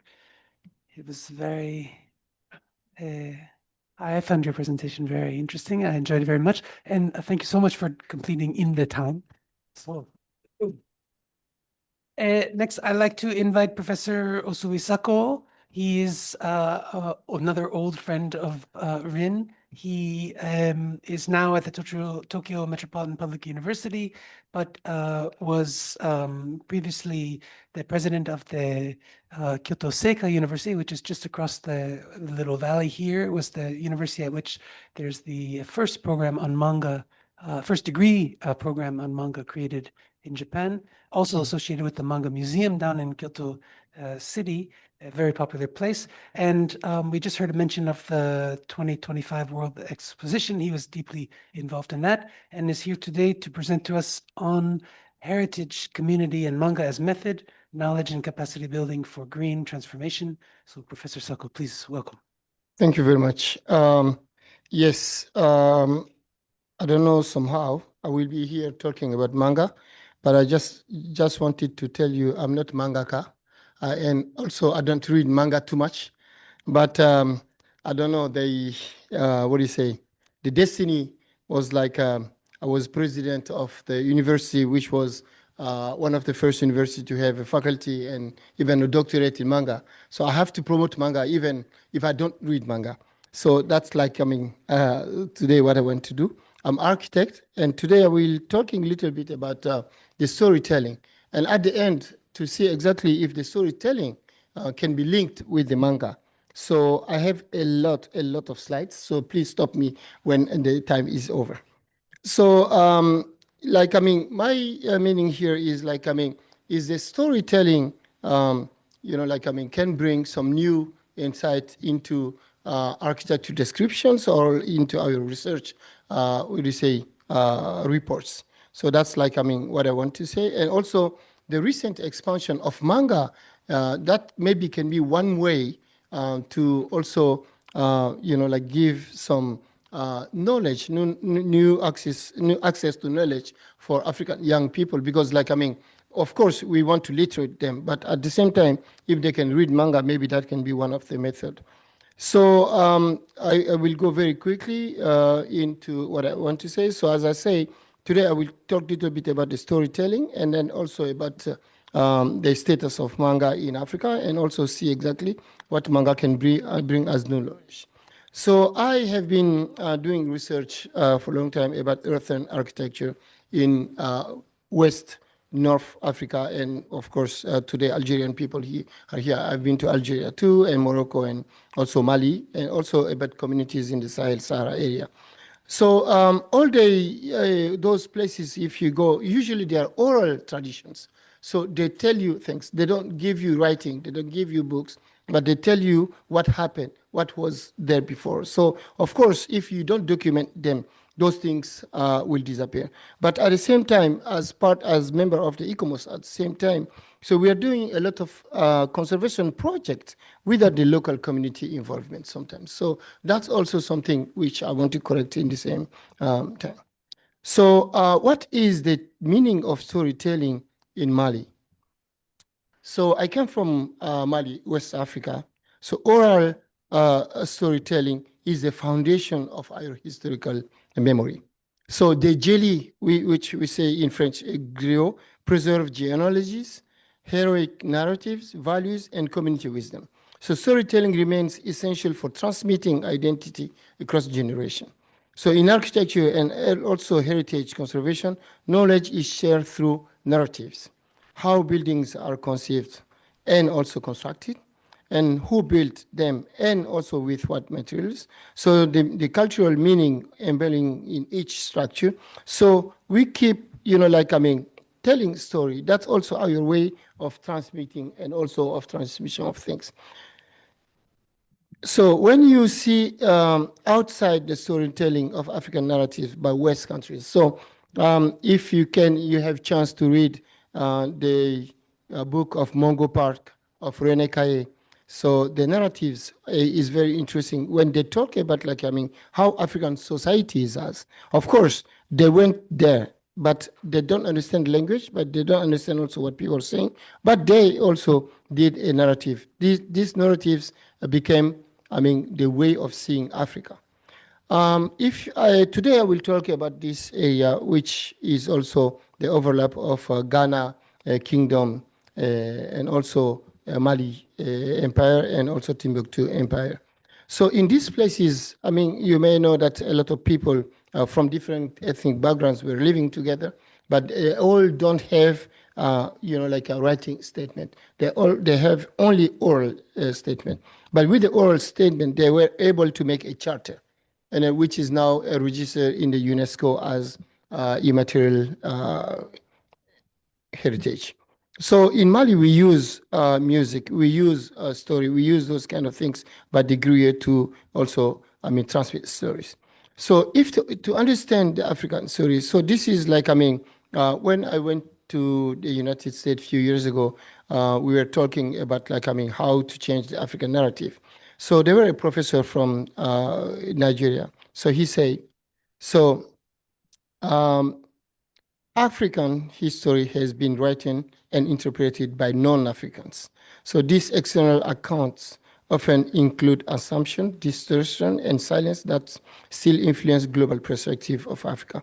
So as also Joseph Kizerbo of Burkina Faso also say, so he say he argued that Africa must reclaim the authority to narrate its own story.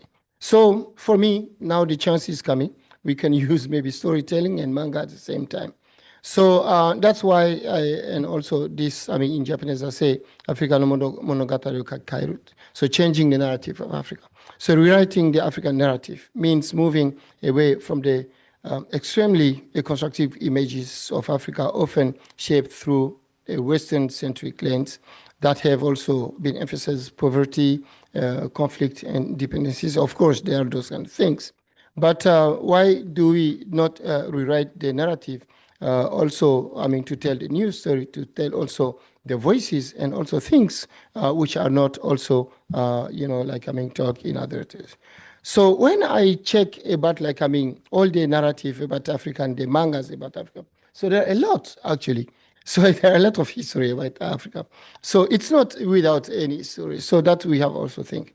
So about the architecture as tool of understanding, for example, cultures. So, for me, I use architecture not only to understand architecture, but to also understand the local knowledge system, the ecological wisdoms, and the community values. So how people build, how people do, and all those things. So, of course, if you see Kyoto as well, or any places in Japan, all the architectures, which are preserved, they don't have only material preservation, but they have also immaterial. So if we go through those kind of stories, we can see that the community is very important. So today is green transformation. So if you see what the community can do, can bring, you can see a lot of potentiality into the community involvement into that. So what is also architecture in my approach? Architecture is something which is also a living organic place. So this is the Dogon, for example, site in Mali. And also, if you see the vernacular architectures, of course, this definition need to be refined. But of course, architecture is telling, us how people, get together, how do they involve with their daily life. So this is also another look when I was doing research about architecture in Mali, in the Desert Sahara, or in Timbuktu, or Djenné, or anywhere. So when I speak here about cultural identity in this context, I mean people live with their environmental, realities, and they're also taking architecture as one of their significant, important things. So I was doing research about urban architecture conservation in the Sahel. So I went through all the places where like the trans-Saharan trade has been. So I traveled cities to cities in the black points, around like, Algeria, Morocco, those places. Now, for example, when I went to Morocco, it was very interesting. So I didn't meet only architecture, but I found this guy with a lot of like manuscripts. He don't want to give manuscript for conservation because he don't trust the government people. He think that if he give to government people, they will take off all his values. And then, but the termites are eating all these things. So I think it's very important to convince him. But somehow it's very interesting when you travel. There are a lot of things that maybe we need to see and to also talk and also to see the contents of these things, because these are directly telling the story and what happened in that region that time. So I went also to Jene, and in Jene, as you may know, it's earth and architecture conservation. So if you see all the buildings in Jene, all the facade tells us something. And also the recovering. So I try to work with the masons also to be part of them for the recovery. And as you may know that in Jene, they have the Bariton, which is the Mason associations. So in Mali, in Jene, exactly, each family has their own, Masons, and which is very important. So when UNESCO come to conservation project, they do a kind of very open way. They do in competition way, but in this place, no competition. So each family is attributed to a Mason. So if you do competition, you destroy, the system. So those are the things which are not taught, which are not also in the story of things. So I have been also talking with the Masons for many years to understand exactly what is their meaning of transmission and how do they transmit their knowledge? How do they transmit the way of doing the bricks, for example, for example, French people come, they built a kind of a very efficient bricks, but Jene people are using these bricks. So, and also the way Jene people also prepare, for example, the mud for plastering. So all the processes are different. But, to bring something from outside, you change everything. So I was trying to see how these people can tell the stories to transform or to conserve, their architecture, and also how the community can be involved into. So I try to talk to them. I'm sorry, I don't have time, but we go very quickly, but I take them one by one to see how do they transmit, what language they use, what story they use. So, but because they don't have book, they don't have anything, but from which age, they start to transmit. So those was very, very important. And also, they say they have magical knowledge. So from what time they transmit those magical knowledge. Anyway, it was very interesting to see exactly, that there is a transmission. So which can be, why not combine with manga? So why manga? So I think here, the previous speakers talk about the importance of manga. I will not go against about manga. But for me, manga is very important. So let's say, so we have a museum of manga, which recently started to work with Africa mangakas. So we did, last year, I think, an exhibition about African mangas. But what was very interesting, so they use, of course, the Japanese methodologies, but it was very dynamic. So they were saying or telling things, they will never tell us orally. So that means manga brings them, another, way of, talking about Africa, another way of speaking about Africa. So, for example, if you see the history of Africa through the mangas or drawing, this is very interesting. I think you have here about Kanko Musa, who is supposed to be the richest man in the world with gold, and also the Sunjata Keita, who named Mali after, I don't know, being the king. So I don't know how he killed an elephant and bring an elephant. But when we use manga, it's very heroic. It's very interesting. So it's completely different. For example, this is the place Mongo Park or Rene Kaye were talking about, they are very savage, they are eating rats, But this is the manga. African people draw. It's completely different, so that's very interesting. So using manga also maybe give us opportunity, to rewrite our history more heroically. And then also to write people, you see even this fashion. So it's completely different. So this is, for example, recently, young Malian people drawing about Jene or Timbuktu or those places. Of course, if we draw about them, we see that, okay, everything is now about terrorism, whatever, but people are so proud to write about their own history through manga. So for example, I was also, I start to be a fan of Yaya de Yopugo. Maybe people who travel in Cote d'Ivoire may know this. The stories are very, very interesting. So each story brings, a new life. You see that, it's not about poverty. It's not about what, it's about how people are related to each other. So manga also, try to describe, the relation between people, in a community. So which is also very interesting for me. So as Frederic was saying, manga as a method, a new storytelling tool for heritage and sustainability. I think it is very interesting. So why manga? Why also bring a Japanese tradition? So it's very important to see. I think even in Japan, when Japanese people read manga, they go over the realities. They also can imagine, a Japanese society which is not a reality, but which is also their dream. So why people don't? I try to encourage young people to talk about their dream through manga.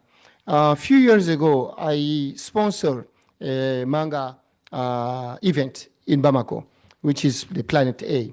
So it was about games. It was about manga. So I brought the Yonkoma manga of Japan, but the Ochi, the Yonkoma men.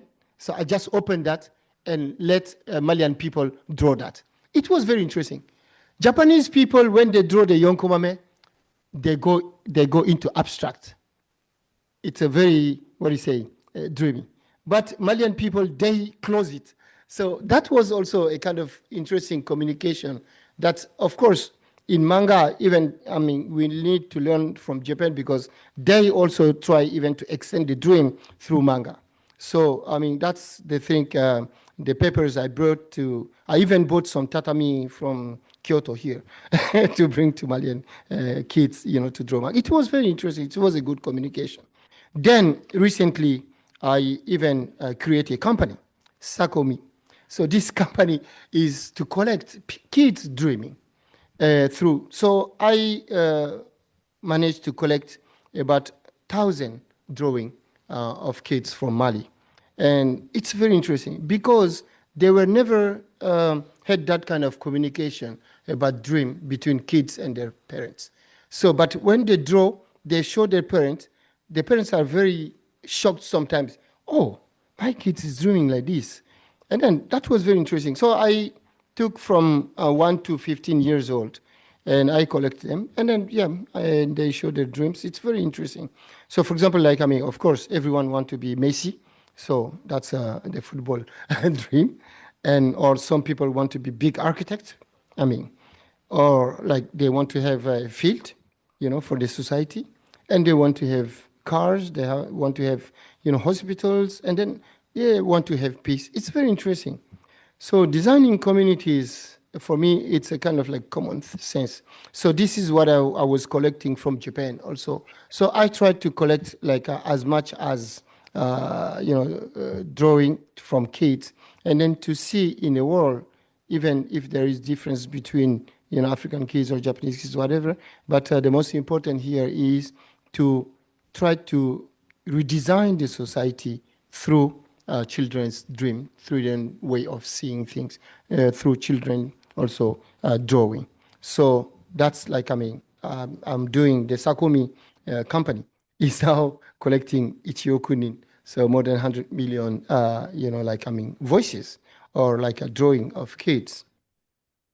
So now, as I say, because we were not really talking about the story, so what is Jene now? So Jene looks like this. So no, tourist, nobody coming. So it's a World Heritage, but without maintenance. So it's really very important. And I really regret that, I didn't draw the story of Jene during Jene's time. So now that's the current situation in Jene. Jene's people are proud of their city, but why should it remain only as a tourist attraction? So rising maintenance costs exceed the average household income. So traditional materials are beginning harder to obtain. So as a result, fewer new earthen construction projects, and also youth migration out of Jene increases. So the essence of Jene's architectural planning and construction spirit is no longer widely practiced. So the local organization Jene Patrimony has researched new conservation and building techniques. The conclusion is Jene conservation must occur within a cultural and evaluative framework, not only as a technical restoration. So for me, it's very important to go, to listen to the stories, and to document the stories, and also what they say in Jene, when words speak, we listen. So it's very important. For Jene, they say the word speaks, and when word speaks, we listen. That's also in Jene, the story that moves people, and also heritage that inspires, and also community that participate. So we need to document that, and then I think manga is one of the good way. So as conclusion, I have only 30 seconds. So the knowledge and capacity building for green transformation, that was the theme. So the green transformation requires shifting mindset, behaviors, skills, and so also collective imagination. So manga as method supports these goals by translating technical concepts into relatable stories, encouraging cross-cultural learning, and also engaging youth as active agents in sustainability, and strengthening cultural pride and community resilience. So when community draw their own future, they began to own their green transformation. So storytelling as a bridge between heritage and sustainability, for me, it is a form of participatory heritage, a visual language of community empowerment, and also a tool for co-creating sustainable futures. Thank you very much. As I thought again, if a wall speaks, we listen. A wall that speaks, that's the wall of Jene. We should go and listen to them. Thank you very much for your attention.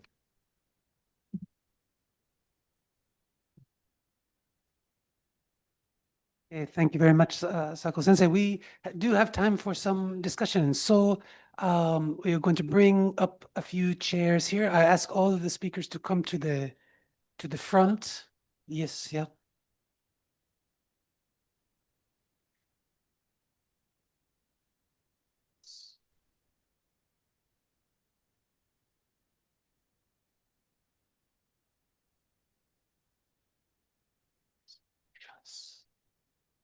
One, two, three, four. Yes, it's good.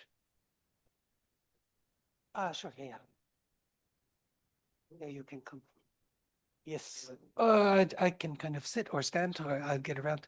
Yes, okay. Thank you so much, everyone, for your presentations. It's many resonances. Each you have your own stories and your own emphases, and yet there are many overlaps, I think, and many crossovers between you. And one of them was Nick. Is Nick going to join us here on the screen? Is it possible? Because he is part of the session as well. I am here.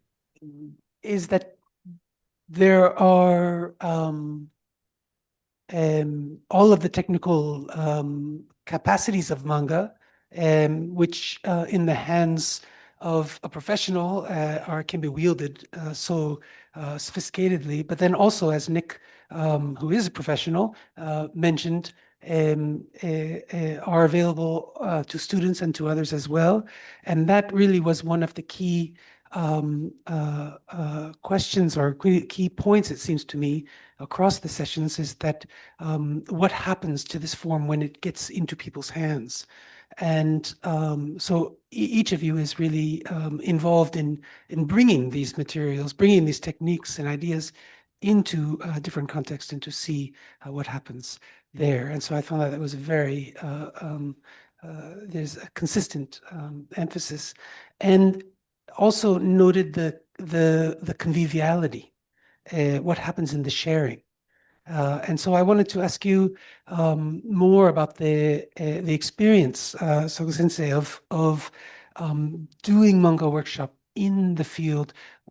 Talk a little bit, if you ask a little more about the engagement of the people in this.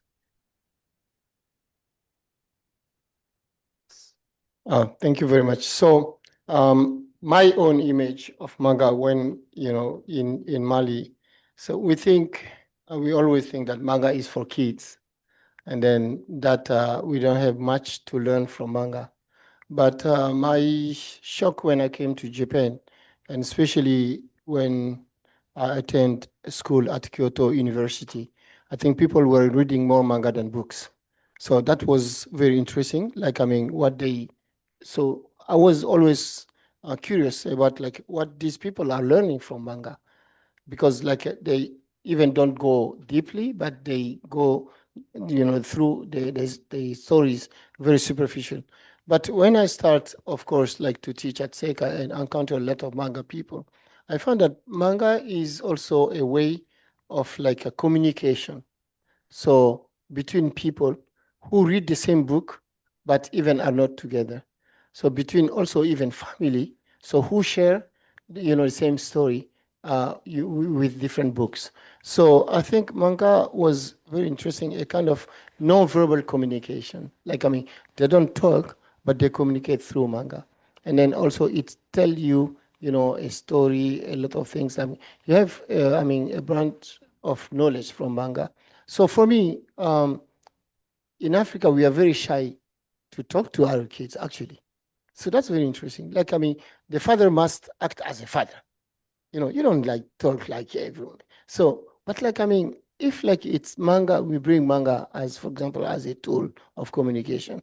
Maybe that can be a way of, communication between kids and also their parents. So when, I start to do this drawing project, a lot of parents were interested to their kids. Yeah, because they never ask their kids, what is your dream? Because they always fix everything for them. And then that's the first time they understand that the kids have concern about the rain problem, concern about, for example, the war, about the peace, about everything, around them. So I think manga is a very good communication tool for me in Africa, if it can be introduced. And also to rewrite what we can't write verbally, but we can draw our story, and our story also can be taught, to our kids by ourselves. And I think manga is something very important in that way. Yeah, thank you. I want to open the floor as well, so if people have questions, feel free to raise your question. Yes, please, Professor. I would like to ask you, all of you, what is the difference between manga and animation?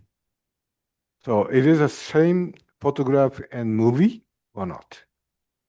So what is more effective to tell the perspectives of conservation or environmental changes, behavioral transform? Yes, please. Yes, I think manga is more effective than animation. So animation, supports maybe your imagination a little bit, because it gives you the response of some movement. But in manga, you are forced to imagine yourself the next movement, because it's not a movement. It's a kind of stopped seishiga. So you have to imagine what is the movement in this by seeing only one picture. But animation gives you the response. So so you feel, you move. You think less than maybe manga for animation for me. I want to go, Nick, I think you have a reply to this as well. Yes.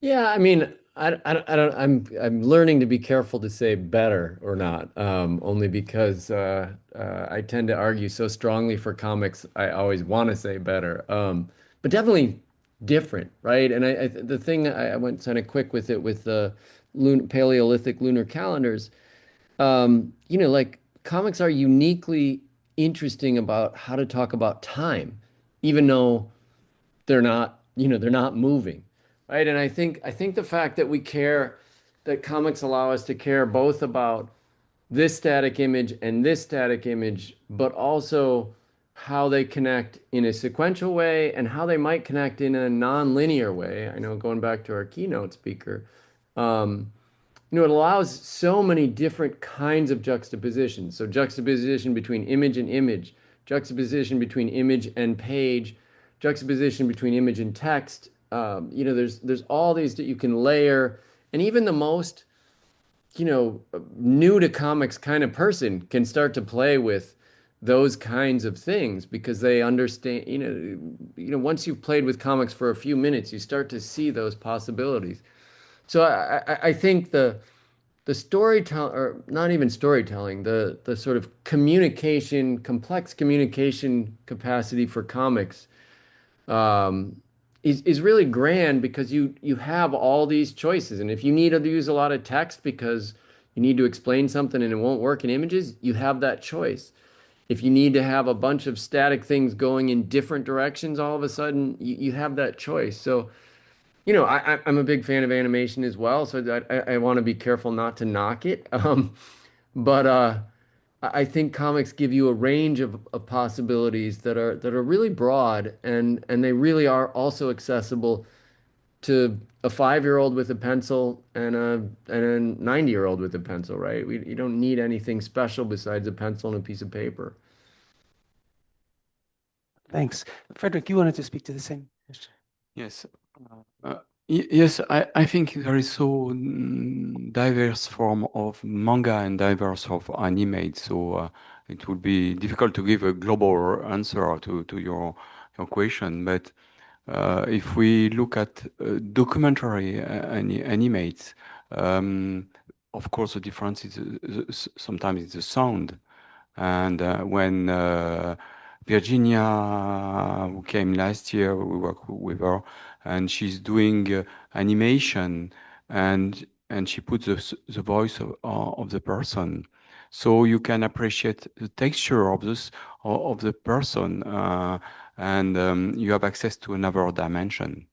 We don't have that in manga. We express it in from graphical way, but when you have the own person voice in an animate, it's very powerful mean. And in that respect, I think it's very difficult to give a global answering to your question. But we can play with different medium, and for photography, it's the same. And we can twin photography and drawings in some mangas, and it's photo romance. It was called like that, and it could be also another type of medium, mixing photography's realities, authenticity, and manga its interpretation, it's fiction. So we can play with real things and imaginary things at the same time. So we are blending different techniques, narrative techniques. Yeah, thank you. Can I add a half sentence to that? Sure. I think that's really well said. I think the key is understanding what you can do with the medium. You know, so if you start to understand what you can do with comics or what you can do with film, you know, then you can do all kinds of stuff, right?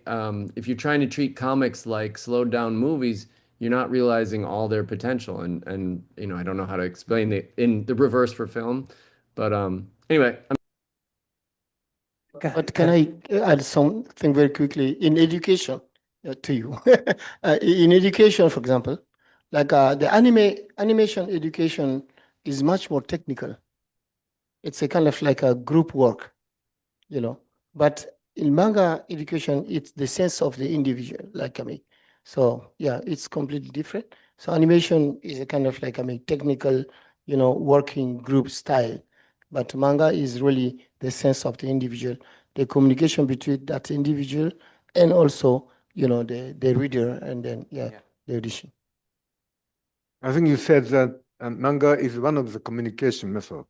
So I think it's very important statement because through manga, one topic we can call diverse imagination and then talk about different topics. So that movie or animation can tell us a story, very different story. So it is not kind of communication we call. So I think manga is the very best way to communication. I think. Please, yes. Just a very short intervention on this matter. I think we also should think about how different people learn and think. And manga as static images which you can take your time to work through, for some learners may be very effective, whereas the ephemeral quality of watching a movie, a sequence, a video, may not allow some learners to get a hold of it easily. Yes, they could play it back, but it's still difficult. And I think we also can think about manga and many other approaches to how we help different learners approach a subject. So we really have to be aware that we have a very broad audience, and how do we reach different parts of that audience, different ways that people think and learn. Yes, of course, yes. Yeah. Can you, sorry, I have to use things. Thank you for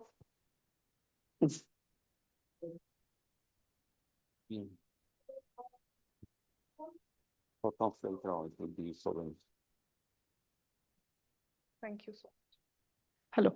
Yeah, so this is for all of you, but especially for Nick and Professor SACKO and everyone else. So I was thinking of questions of representation and ethics when we are doing manga as method. So one of the questions that was on my mind from the first presentation was who decides what goes into the panels? Because then we also saw in Professor Haimun's manga that the second team provided, we saw some comics from non-human voices, fishes down in the ocean, thinking of how they might, not eat plastic. So that was for me very powerful. Then we also saw in Professor SACKO's presentation talking about kids. So I was thinking of two things. One is the representational and the ethical part of it, but I was also thinking of how, as creators of manga, you might look at the spatio-temporal organization of your panels, since the kids would be looking at it from, below, and they'll be looking up. And for women, it's another organization altogether. The spaces are gendered in our countries, Africa, Asia, spaces are very gendered. So how might that contribute to the drawing of manga? How does manga take these into consideration? It's a sort of a spread out question, but feel free to just talk about. Yeah. Thank you so much. Okay. Yeah, very interesting question. So I just like maybe give you an image of Japanese manga, actually. So it's very interesting. Sometimes if you read Japanese manga, it's very hard to say if it's a man or woman, mangaka. Because manga, I think, help people to go over gender or over those kind of social, like a bias, actually. So it's a very good way or expression for people to speak out of their situation. In Japan. So of course, that's why, for example, I have a lot of students, in Kyoto Seika. They are very, very out of social. They don't come to school, they don't want to talk to people, but their manga are very aggressive. They have the best mangas. So I don't know, in Africa, not yet, we are not in that stage. because of course we still have like this pressure from the society. But I think manga, if I take manga as definition, it's really a tool which gives people a way of speaking out of maybe your own situation. Maybe that can resolve some of the gender or social bias. Nick, do you want to talk to this at all? This subject? Well, I might respond to that. I really appreciated that answer. I'm not sure I followed all of the question. I really liked the question, but I think I missed something. But I think to what the professor just said, you know, I think, and this also goes to the comment just before this. What's really fascinating about comics is, I think, is that you can bring any kind of skills you have to it. You know, I know I went too quickly, but you know, I have non-drawers or self-described non-drawers who will say, all right, my comic's going to be made only with words, but it's still visual, right? So they're bringing different skills. They're bringing design skills to it, even if the like illustration skills just aren't their thing. So I think in one way it's sort of democratizing in that regard. And I think some of the most interesting comics I have are created by self-described non-drawers. And then more to what he just said, I do a lot with graphic medicine in my classes, so comics used as health and healthcare. And much of the graphic medicine field comes from people who are non-practitioners, right? They're people who've, suffered a trauma or a health issue or whatever, and they're trying to work it out. And I think, as has been said and was just said, that understanding the tools of how to get it out, it really allows all these different kinds of voices. And I think, comics has gone, it's, at least in the United States, from a pretty white male dominated thing to something very different, with the arrival of webtoons and then, it's really changed. And I don't know. I guess I missed a little bit of that first question. I was quite intrigued by it, but I didn't get it all. But I do think there's the fact that so many people can just take it. They can just get excited and dive in, is a really exciting thing about comics. As for who decides, I didn't follow that. Sorry. Okay. Yes. So seems the sense that that comics, manga don't necessarily address those dynamics, but that they have the possibility to do. So it become the question of how they are used in a particular circumstance. We have just over a minute or so. If there's another question, oh yes, please. Okay, thank you.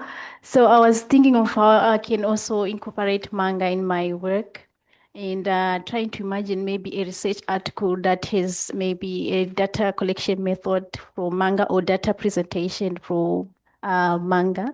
But I'm wondering, is it an approved method yet? And also I'm thinking about its rigorous or maybe replicability. Frederic, you would like to speak? Yes, it could be a risk to play with manga in a scientific academic milieu. But I think if you want to touch people, if you want to use it for your career now in many places, it's very valuable to do this type of production. So I would advise you to go in that way too. But you have to be conscious that it's not ranked A publication, but if you touch much more people than only scientists, it would be better to do that. Yeah, very quickly. Yeah, when I do field research, I go with some students who are architects, but some students who are, they can draw, like not exactly mangaka, but the students who can draw, they're very interesting. So they always support us because they draw the situation. They don't understand what people are saying, but students who can talk, who can communicate, they always try to describe everything in detail. But those people, they just draw the situation, which sometimes is very interesting because you can see, because I do my research between human behavior and space. And then those people who are drawing help me more than people who are listening to people sometimes. But as I say, it's not a fixed methodology. Yeah, sometimes scientific don't approve. So that's the problem. Thank you.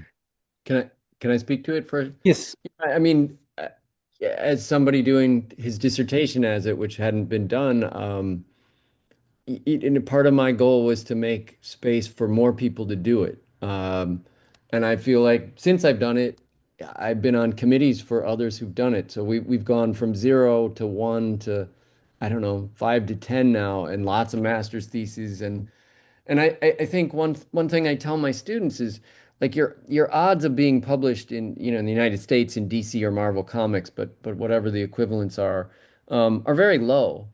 But your odds of like learning to use comics to tell important stories in your community, in your field, in science, and like they're expanding all the time because people are hungry to make these stories real to other people and to make them accessible, but not accessible in a dumbed down way, accessible in a what is the complexity you can get with comics. So I'm a proselytizer for this, so I'm absolutely going to say go for it.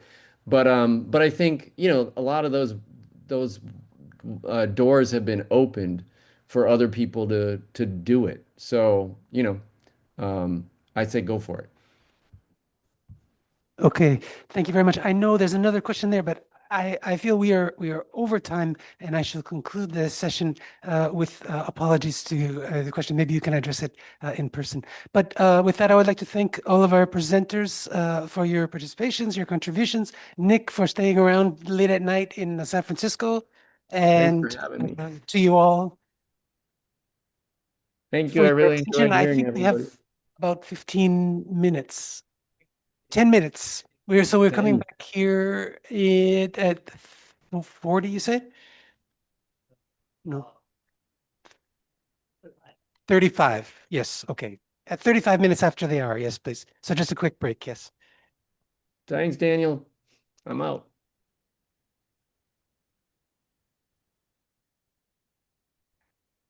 Okay, excuse me. We have a little bit of housekeeping announcements. We have lost cell phone at the reception area. So if you don't have a phone with you, please go to the reception area and then tell the description of the cell phone that you lost, and then you get it back. Thank you. はい、もう始めてください。All right, so time is now coming for next session, so please sit down. Okay.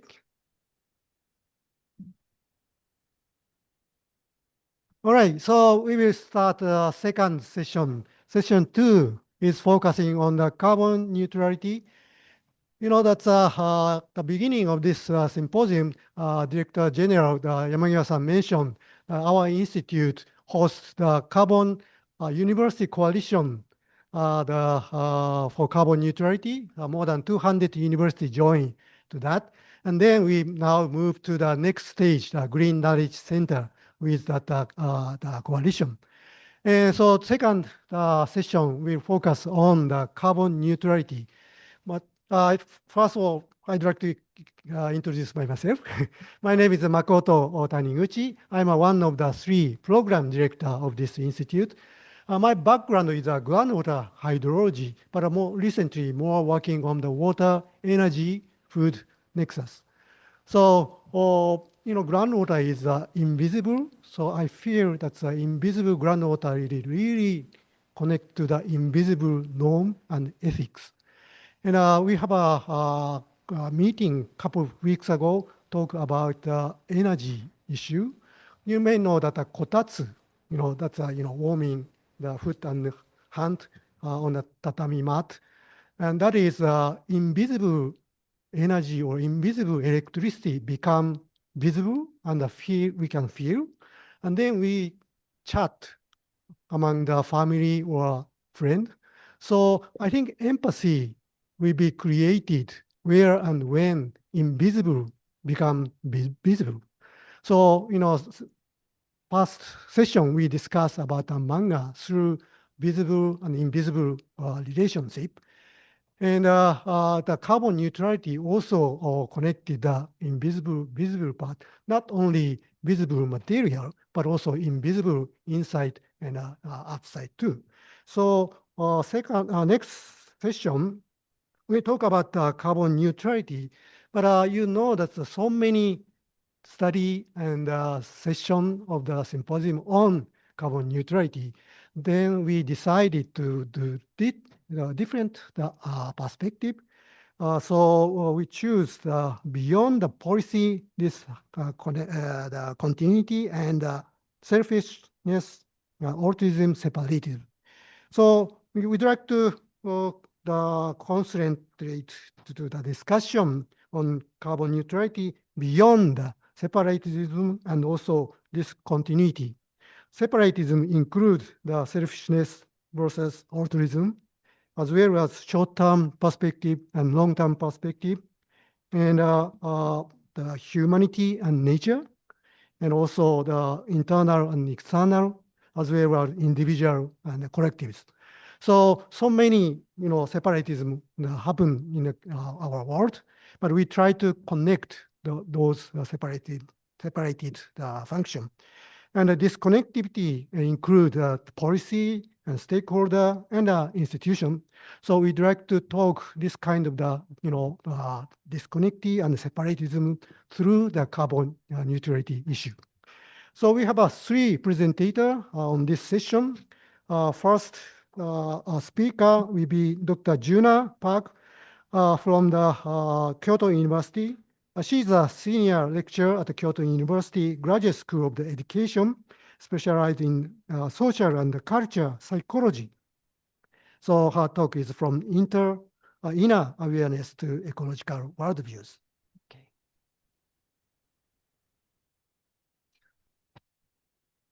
Okay, please go ahead. Great. Well, hello, everyone, and hello, everyone in Zoom land there. Thanks for hanging with us here.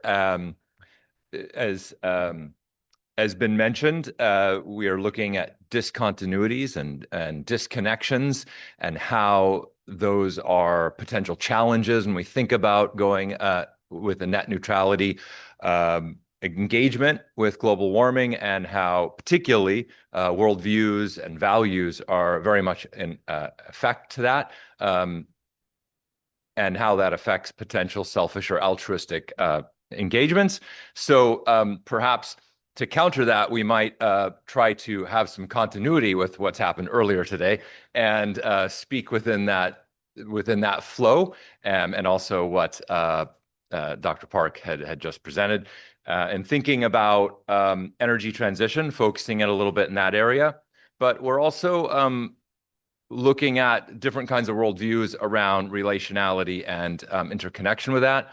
So we thought it'd be only appropriate that we are presenting together to show a relational engagement that isn't just individualistic and might have a bit of a flow as we think a little bit more horizontally as opposed to vertically with community engagement. And just briefly about us, we won't say too much here, but as was mentioned, we're from Vancouver and Canada there.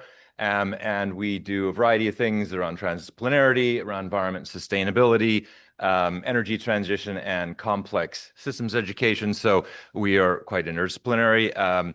I'm in a faculty of education, and I always like to joke that Naoko here is the real academic. She's in chemical engineering and gets all the public attention for solving the world's problems. I just work with learners and educators, so it's kind of the ingoing joke. But that's sort of where we come from, and where we come together on this. So we're going to talk about carbon neutral or net zero, and here's one image that you might think about. And we wanted to sort of think about multi-scale engagement in that. So the scale in terms of spatial, it could be temporal, it could be governance. We won't be able to get into too much into detail, but as we see it from energy transition point of view, what are some of the scales, multi-scale engagement that we see, and where are some of the discontinuities and how we might think about that?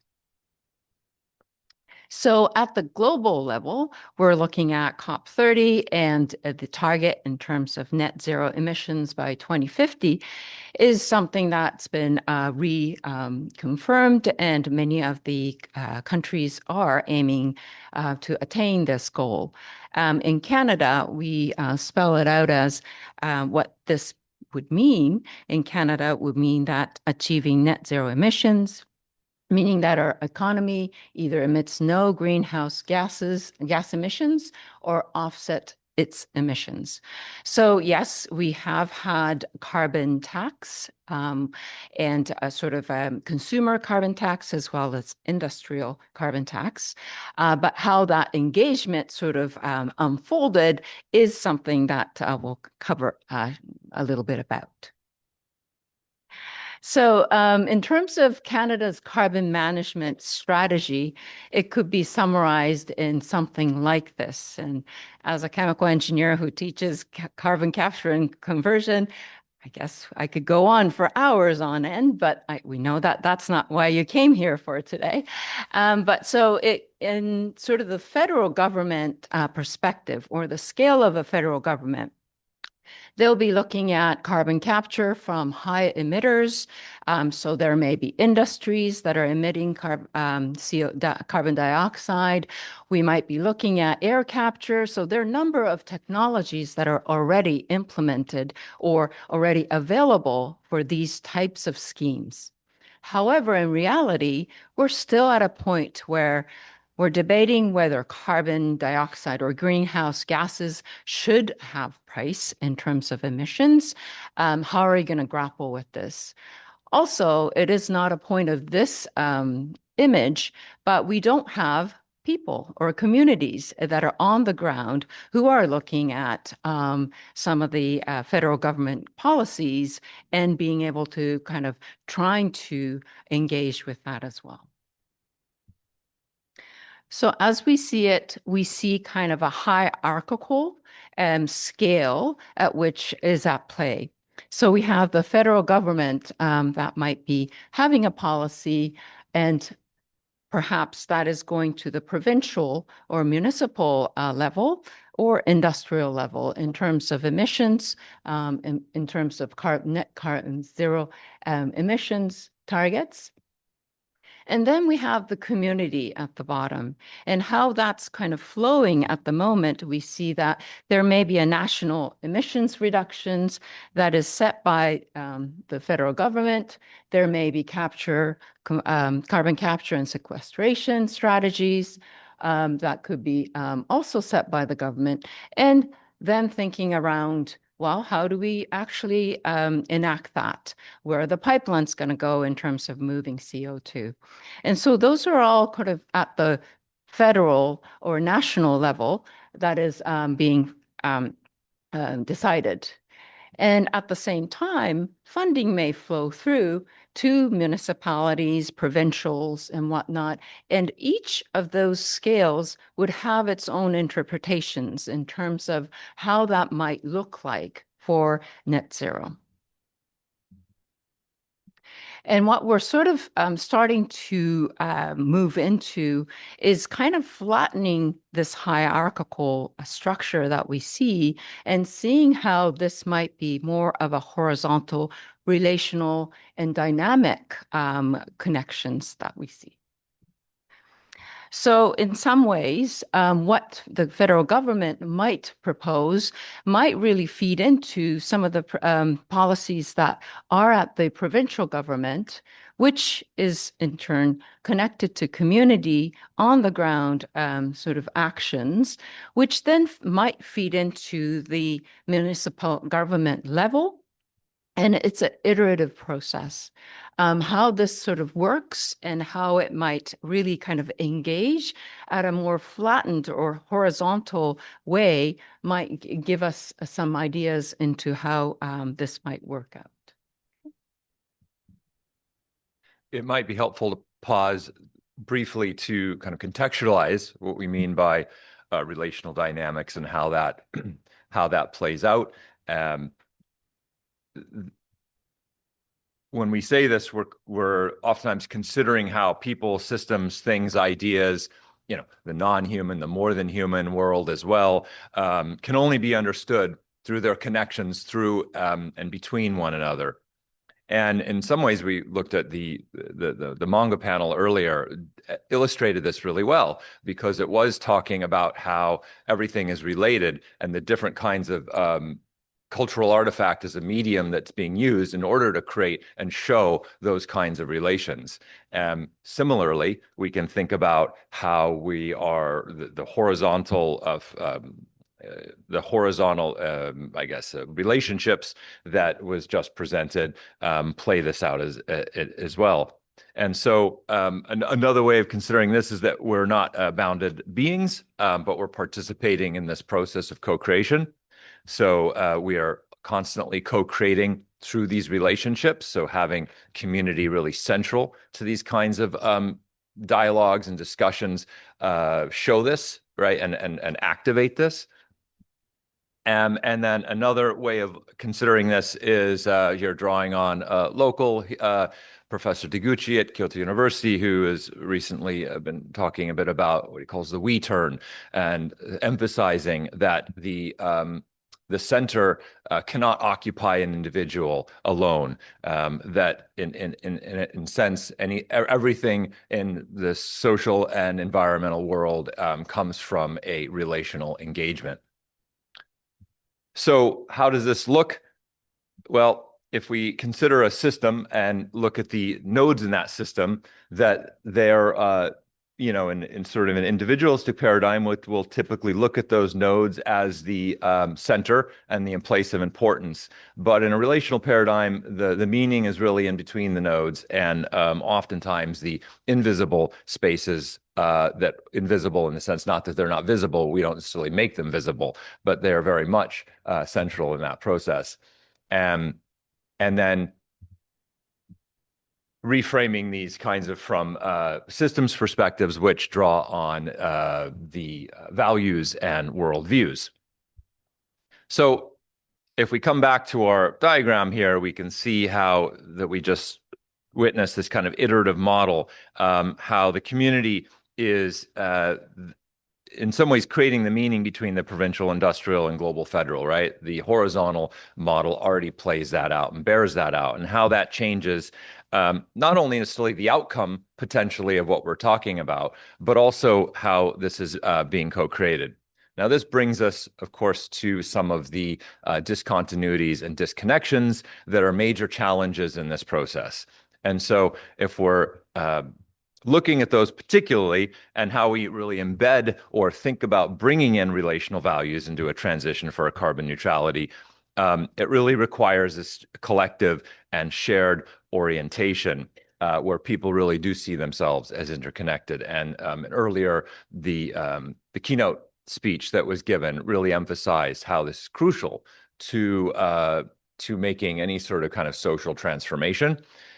So we're sort of returning to that, but then also how the difference between relational and individualistic worldviews, really how they shape action and how we think about self in that, and how we position the self in that process, and maybe community even over self, which in some cultures, we dominant cultures particularly, we don't see.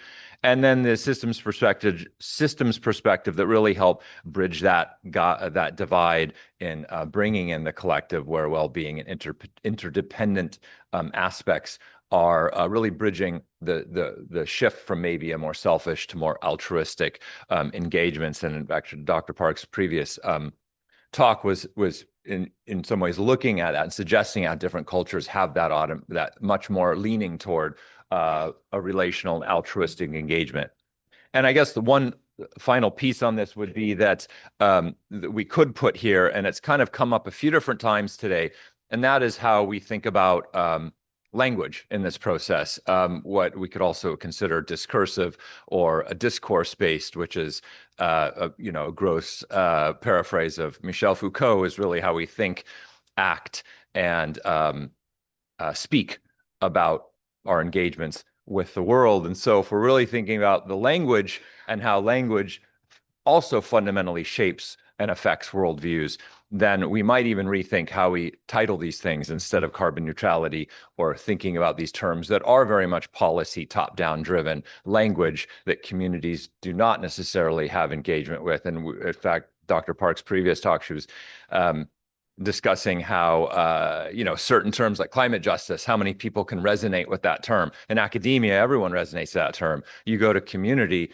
it was 2/3 of people don't know what that even means and how that. So if we're using a certain kind of language, it disconnects immediately from the communities that we're doing the work with, and really kind of thinking about how language plays out, and also language in terms of English versus non-English, and how those kinds of languages affect the ways in which we view and see the world potentially.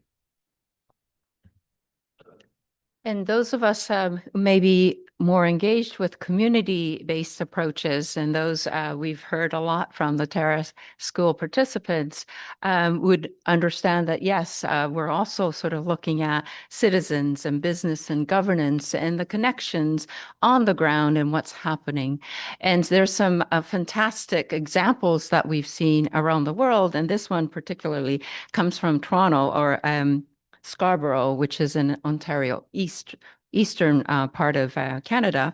But what they've sort of done is this middle part, where they call it the community-based hub. And they're the connectors on the ground who are sort of acting in terms of connecting their citizens and community to some of the different levels that we've seen in terms of the different scales. So one example here is the East Scarborough storefront. They have a lot of material on the website. And what they've done is to really kind of look at the community. And as Dr. Park was talking about, if you are faced with housing issues or different, security issues, perhaps they were not going to be looking beyond that to sort of think about climate action. However, what they're able to do is to really look at the community base and to connect what they do to meaningful connection to climate action, and thus bringing in some funding. And so a number of examples are there to share. And what they've done is really kind of work with academics or researchers as well in kind of bringing some theory into the community and activating that. So there's a climate justice group that are looking at anything from what the community's needs are and connecting that to certain activities. So a number of images come from their website, but sort of connecting local change makers and people on the ground in the community to policy, funding availability, to NGOs. Those are the connecting hubs that they have been successfully working on. Okay, and at the end, we wanted to talk about ACET, which is Accelerating Community Energy Transformation. We're several institutions or universities in Canada working and been funded for working with communities to look at energy transitions and transformations in their communities. So this is kind of an add-on to the talk that we just had. This might kind of some stats that you may have never thought about, but 79% of Canadian communities are outside of major metropolitan areas. So most of the metropolitan areas are on the south, close to the border to the US, but there are a number of communities that are not close to that. And 280 communities are still powered by diesel. So this means that they're not connected to the central grid. We are sort of starting to look at that to say, what are the ways in which we might be able to work with communities and use it as an opportunity for energy sovereignty, different means to give voice and power to the local communities in transitioning to greener energy systems. So kind of flattening that, hopefully helping to flatten that hierarchy. We start with the community to go to the sort of the regional area, and we're sort of expanding to get to the national and the global area as well. We're finding that number of islands are similar situations in terms of using diesel fuel in all parts of the world. And so we're hoping that what we're learning from this might help others as well. I'm going to sort of skip this for time. And quick examples, Haida is a beautiful island on the west. They have also been, community has been activated in terms of wanting to get off diesel fuel power. So we've been working with them in terms of looking at possibility of tidal waves, power to wind and solar. There's other solar projects that are on the go, as well as geothermal projects that we're looking at. And I think the rest are pretty technical things that happy to entertain, but we don't have to go through right now.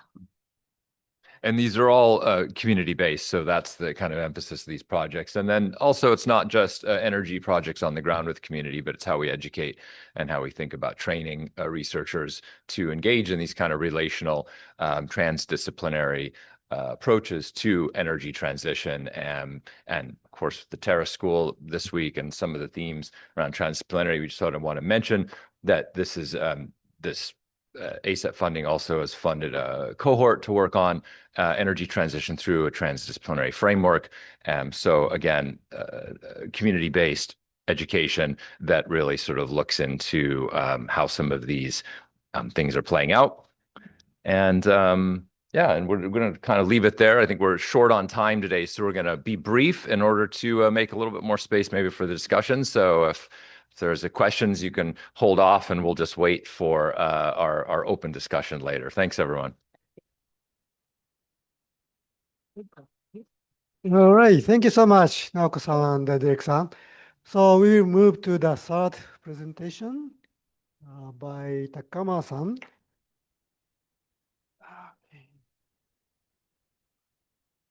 Right. So Dr. Takama Takeshi is working on the international,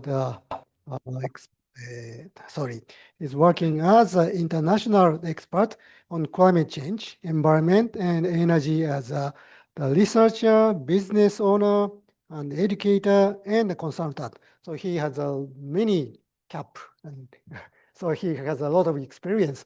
So we can please share for all of us your experience. Thank you very much for the opportunity. So yeah, as introduced, I have many caps, but today mostly talk about the implementation. Last 12 years, I'm running this organization called SHIMOMOTO, Sustainability and Resilience. So we are working from the policy space to the local communities. And we also call ourselves Think, Do, Be, Tank, which means we do the research and consultation, and we implement as a NGO business, also the like for-profit business, like selling coffees, and also we do the education activities. And the reason we do this is some story, my personal story. So this is almost like 20 years ago, this Ethiopia. That time I was working for Stockholm Environment Institute after I finished the PhD from Oxford University. I was working on this clean cooking question. And you see that maybe some people know about it. But this is the forest related. And so mainly just walking and then children and women studying. So this is very complex issues. Like we cannot just saying, please stop deforestation, because like this engaging cooking stove, because of cooking stove, it's engaging gender issues, because women and children are generally, engaging in this cooking activity, and this also affecting to the child education. So at the same time, this some of the, I learned this not only Ethiopia, also this Malawi, South Africa, we had this project. And at the same time, okay, skip. Okay. So also I had this project in South Africa for nearly 7 years. So this was we work in near the Kruger National Park. Then the research was great. It was used as a reference paper when IPCC got Nobel Prize. So my boss actually get part of Nobel Prize. But I remember that actually this village, one woman told me, don't just study, do something. So this something stuck in my head. So instead of just being a researcher full time, I start NGO, and also before I start my company, I also work for JICA, Japan International Cooperation Agency, as a expert on climate change. So this is our motto, like don't just study and do something. That is the origin of our organization. So for example, this is one of our European Commission research project. So we are not only actually implement, we actually do the research. So this is like some video from Trans Risk and the Green Win project. So in this project, we try to understand how we can solve the clean cooking issues in Indonesia. So situation is very similar to Africa, but there's some difference. And then we thought like biogas could be a way to go. So that time, many people did not talk about the living lab, but I can see, this is a kind of living lab project. So from the beginning, I start working with policymakers. So at the end, the clean cooking issue was become part of the 5-year national target of Indonesia. So this is one of the policymakers I've been working, and she said, since we engaging from the beginning, so understanding was better. So maybe I skip some. So there's some Japanese project. I work in Africa under SHIMOMOTO, but maybe I skip. So so our activity become more and more local. Then I don't know. Is there timing there? Okay. So, for example, this is a biogas project we started from this European Commission project. So, as a beginning, we just tested, if we can make a biogas from the water tank. So we make several tests with the student. Actually, interesting things about this project is we didn't work with any expert. So many students all around the world came to design our biogas. So this is one of the biogas system actually worked. Wow. Then I was surprised. One day in the morning, I opened my phone and I found this video. I didn't expect much, but it's a bit difficult to control, but I just want to. So just farmer sent me this video, and I didn't know what it is. But no, maybe I did something wrong. But I don't know. Okay. it's difficult to.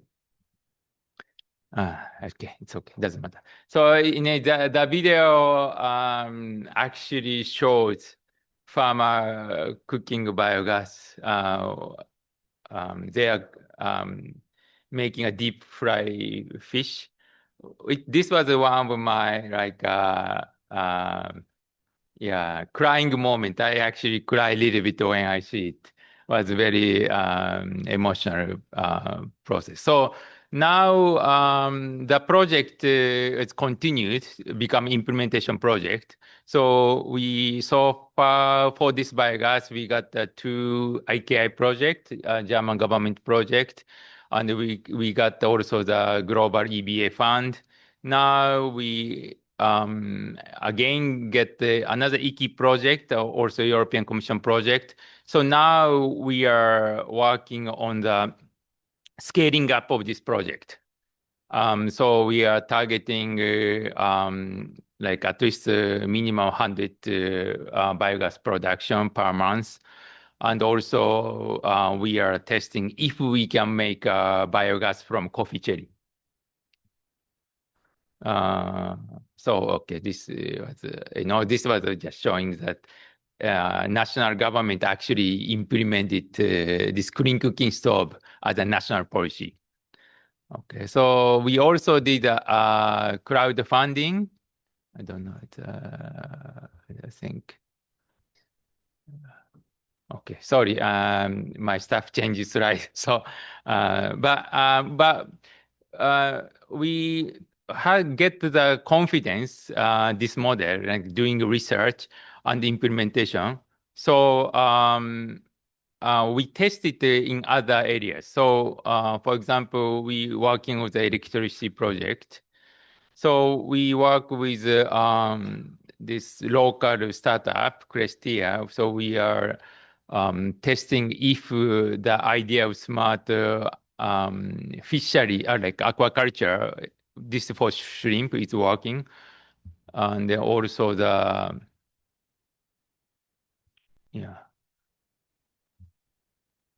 and also we do we testing if this electric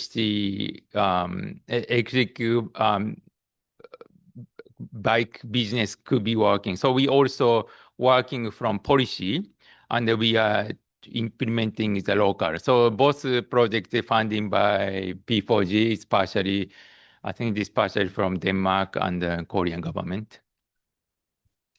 Then also, biogas is a anaerobic system. Then we now looking at the aerobic system because like waste situation is so serious in Indonesia. Like for example, Indonesia just announced to close all landfill. So Indonesia has a 600 landfill, and they announced close 500 already. So this project was funded by JICA, Japanese government. So this facility can process 50 tons of waste per day, making 10 tons of compost. But during this process, we also learned that this is a obviously expensive system.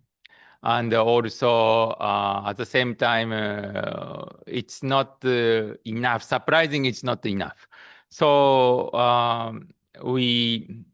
a Japanese company has set up a waste treatment plant in the Indonesian island of Bali to help tackle the country's dry waste management problem. The World Bank reports that Indonesia is ranked 5th globally in the volume of solid waste, with about 70% being sent to landfills. You can imagine this probably 600 of these waste in treatment Indonesia. facilities. Amid these circumstances, a company based in Tsuyama City, Japan, has put in a. So what we started doing this is teaching children how to make compost at school. So we started from my village. There's 2 primary student school. So we just tested. So this seems working well. So we now tapping a larger fund. I don't want to say which one, but I think we we get the funding next year, and then we can expand this to 70 school in Bali. Okay, so this is a compost system. It's a very simple system. But also at the same time, we learned best mix of bacteria for this compost system. So we can sell this. So it will be business component, also science behind as well. So one of my background is biology. So actually science behind, and there is business and education. So, think, do, be, tank. So whatever we do, we have this 3 component. And then also we focusing on this agroforestry activities. So we have agreement with Bali government. We will reforest 43,000 hectares. So we discuss Bali government do 50% and we do 50%. So this also connected actually this compost activities, because we do this activity in the degraded land. So those places need a topsoil. So we hope to make a topsoil from compost.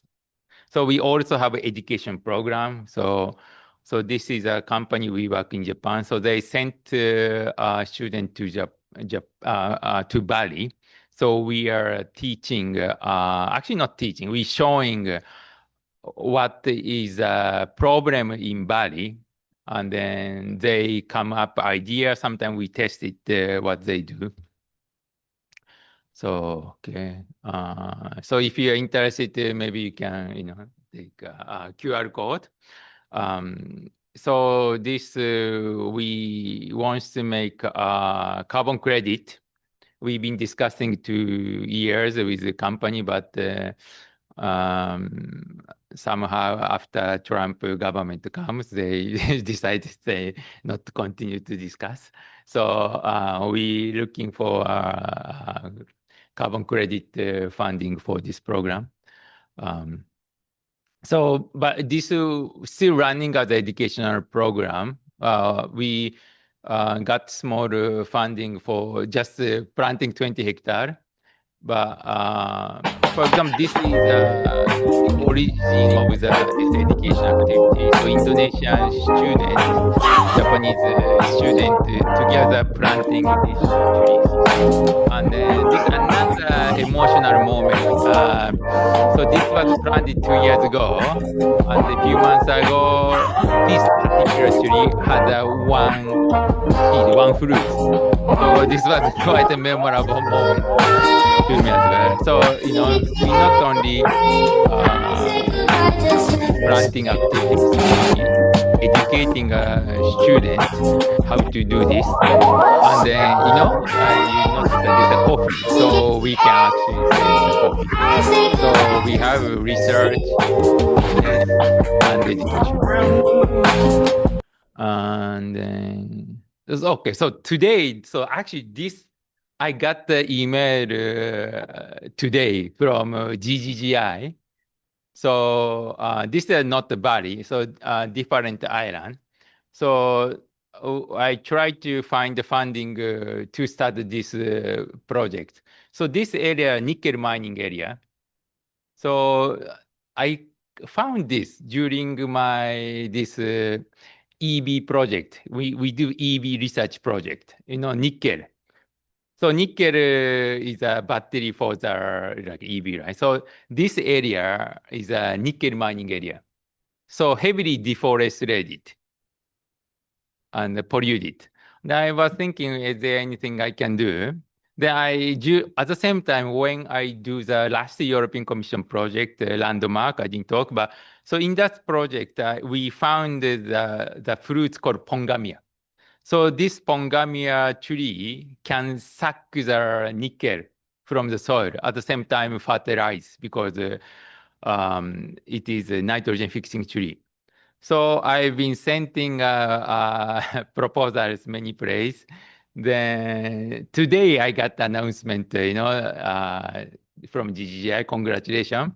So we get $500,000 for this. So we will start planting pongamia tree there. But this pongamia tree, again, this can be the SAF, sustainable aviation fuel. So there's a business inside as well.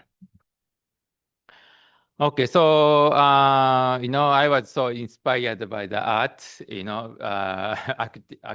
presentation in the previous session. So we do some art activity as well. So this is my office location nearly 10 years ago. And then I've been making my office from upcycled material. So while I'm traveling, actually the one, so here, from here, so I first put the shipping container. Then, so this is a Google street map, by the way. So this was original like this. So, this was actually Sulawesi. When I saw Sulawesi shipping this broken ship, I asked some of my staff, can we get this? And then somehow they bring this ship to Bali. So I designed the office. So for example, I made a tree house in my office. So I do some art activities. So I make some office. This was my every day. So I try to find some driftwood. So then I'm from driftwood to make some. So those big log I found. Some of my carpenter team. So he found this. This.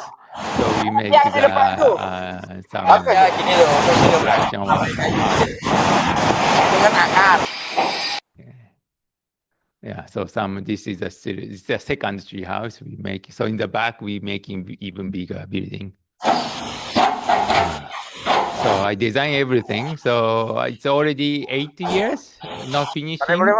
My staff and the family complain, but I keep going this.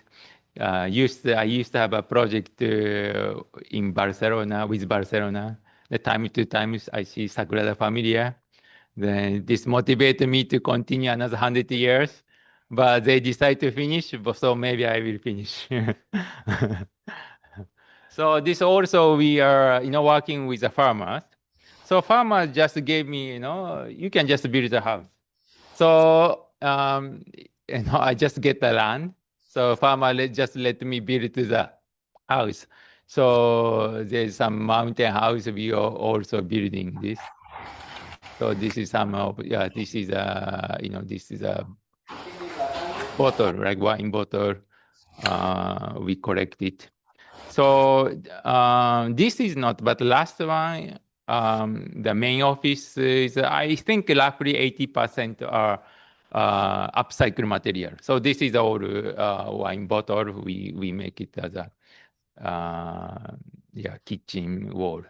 So this is my passion project. I mean, everything is a passion project, but this is really my passion project. Okay. So no, I cannot say. We actually have many more projects, but I cannot say everything.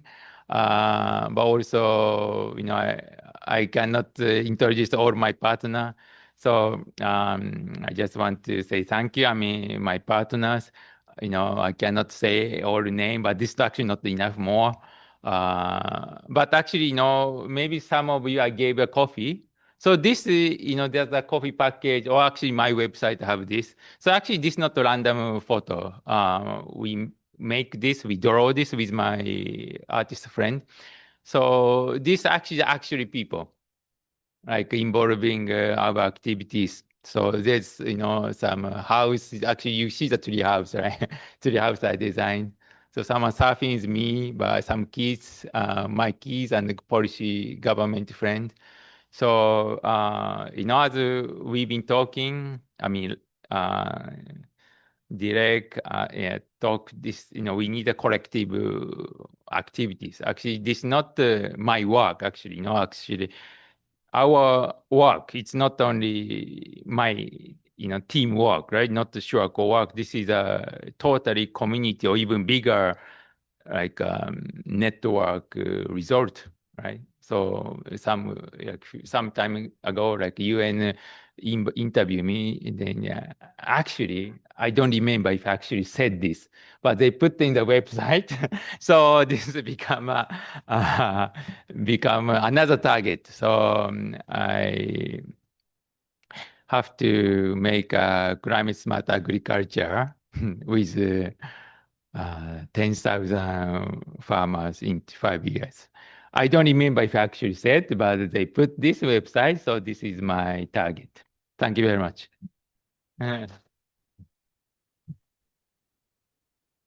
All right, thank you so much. Okay, so now time to have a comment from the Daniel. So could you please come to the front, three of the presentator, I mean the four presenters. So I would like to invite the commentator.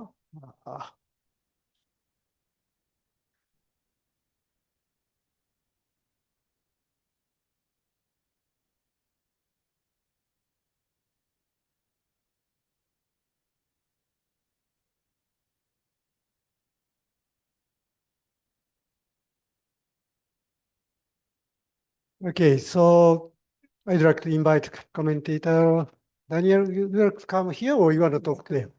Yeah, he's a visiting scholar of RIHN this time, originally come from Switzerland. Okay, so thanks a lot for the opportunity to make some comments to this session, which was very rich, were many insightful talks. So what I try to do is to pick up some things that have been said and also link them to the overall topic of the session. We have essentially two topics. So we have the altruism,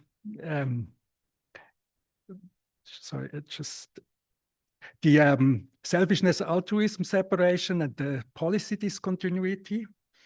And so I want to proceed a bit from the individual perspective, then going all the way to the big societal question. And I found it goes also a bit in the order of the talks.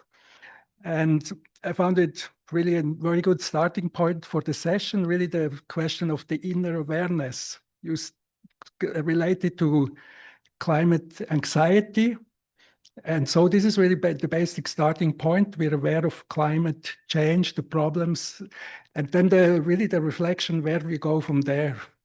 When we look at selfishness, altruism, are we going this way or the other way? And what are really the factors there? I think there were some really interesting reflections also on the role of the cultural context. So we start with the individual context, the cultural context that guides us, that will be very different, as you pointed out, in different areas, and will basically influence to what extent what you said, pro-environmental behavior or activism actually from the individual then manifests itself on a broader context. And I think it's important to have reflections on what the barriers is, as you mentioned, to really afterwards go from the individual to action. And so you did this analysis on the Asian context, and I just cite one conclusion you've drawn, and then maybe we can explore that if we can expand them from the Asian perspective further on. Global concerns must be framed in local relevance, not a distant and abstract problem. Just especially you mentioned it, in the cultural context, you think more about your immediates, and so if you frame it more locally, you might have more of a chance to move things. And I think it's also a perspective that resonates from somebody from European, which is a kind of a culture that a lot of people have very different ideas and might not want to do something for the neighbors.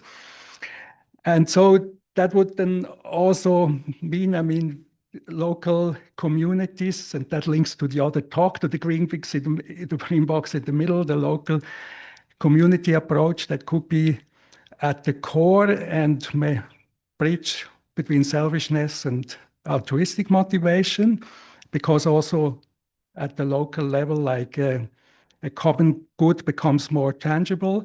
And we talked also about the hyper complexity that was mentioned several times of climate change. Can we, if you keep the whole globe in mind in a hyper complex problem, we might not go that well. We talked about the invisibility of things, and in a local context, things might be more visible.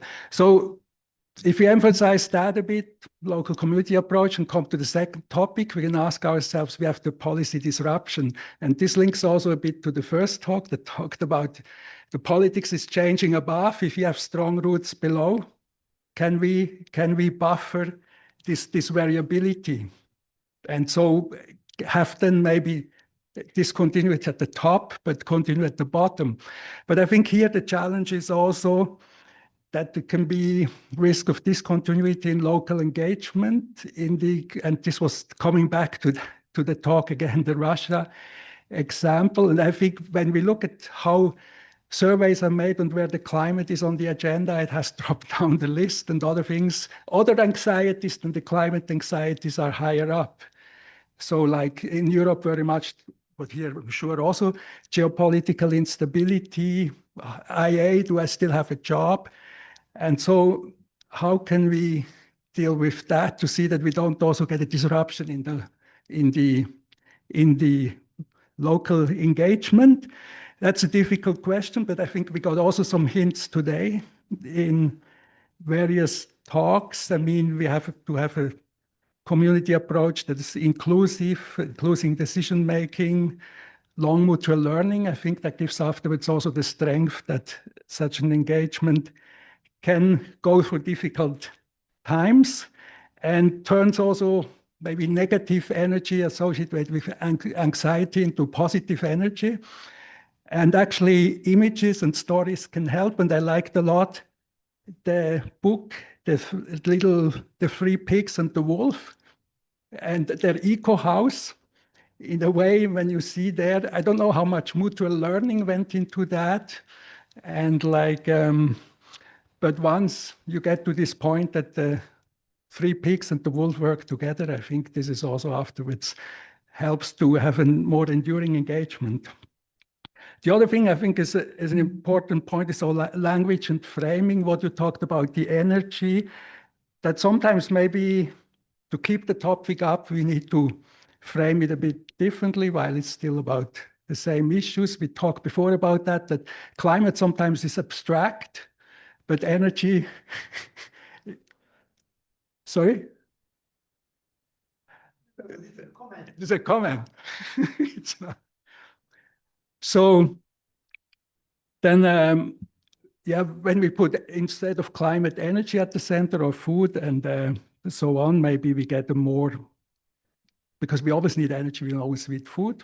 And so we might get also a continuity there. But maybe now I need to wrap up, and I talked a lot maybe about the local things, but I think also the engagement at different levels that you said is a very important point, and the scaling up of local initiative was a lot discussed at the RIHN, also at other occasions. And I think there's a lot of innovation going on at the local level, communities, but the spreading can be very slow. When you, for example, also think about organic farming in Europe, that has been a lot of local initiatives, but it takes 30 years until it really takes traction. And I think in the climate domain, we wouldn't have that much time. We cannot just wait for 30 years. And I think your points were really well illustrated, well made, that from the beginning, the three levels need to be connected in various ways. So with this I end, and just some thoughts of the very rich day. You can ask questions, but I think I'm only summarizing what they said. They can answer it better than me afterwards. Yeah, so thank you, Daniel. Could you please sit down? And I'd like to ask Jonah, you want to reflect to his comment or? Thank you so much for the wonderful comments. It also helps me to think about how we as a psychologist have to approach to this issue As I said in my presentation, partly it's a natural issue. However, it's also human and psychological issue that somehow we can control the speed and the volume of the natural change. And actually it reminds me of regarding your comment on the something from abstract to specific issues. It reminds me of a comment I got from a professor in engineering in a Korean university, who commented that we psychologists tend to focus on the quite abstract phenomena in psychology, for example, climate change, or our behavioral intention to act on some climate issues. However, in engineering or more in natural science, they focus on specific disasters such as like flooding and some weather issues. So yeah, yeah, that's a kind of what we do as a psychologist, just to look at more like a general patterns in our psychology and our like feelings and emotion and perceptions. But I definitely agree that we need some more interdisciplinary approaches to focus on the climate issues from both abstract and also specific perspectives. Yeah, so there's a lot of way to go. Thank you. Great. Okay. Okay. Thank you so much. Is there anybody to have a reflect to comment or? It's okay.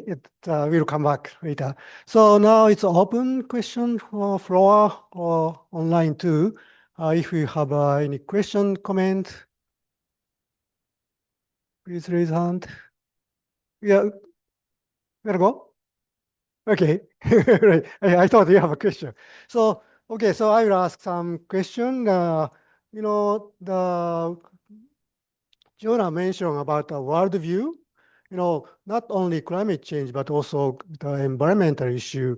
We always want to understand the structure of the, you know, internal individual mind and also belief, norm, and how connected to the external, you know, behavior and attitude.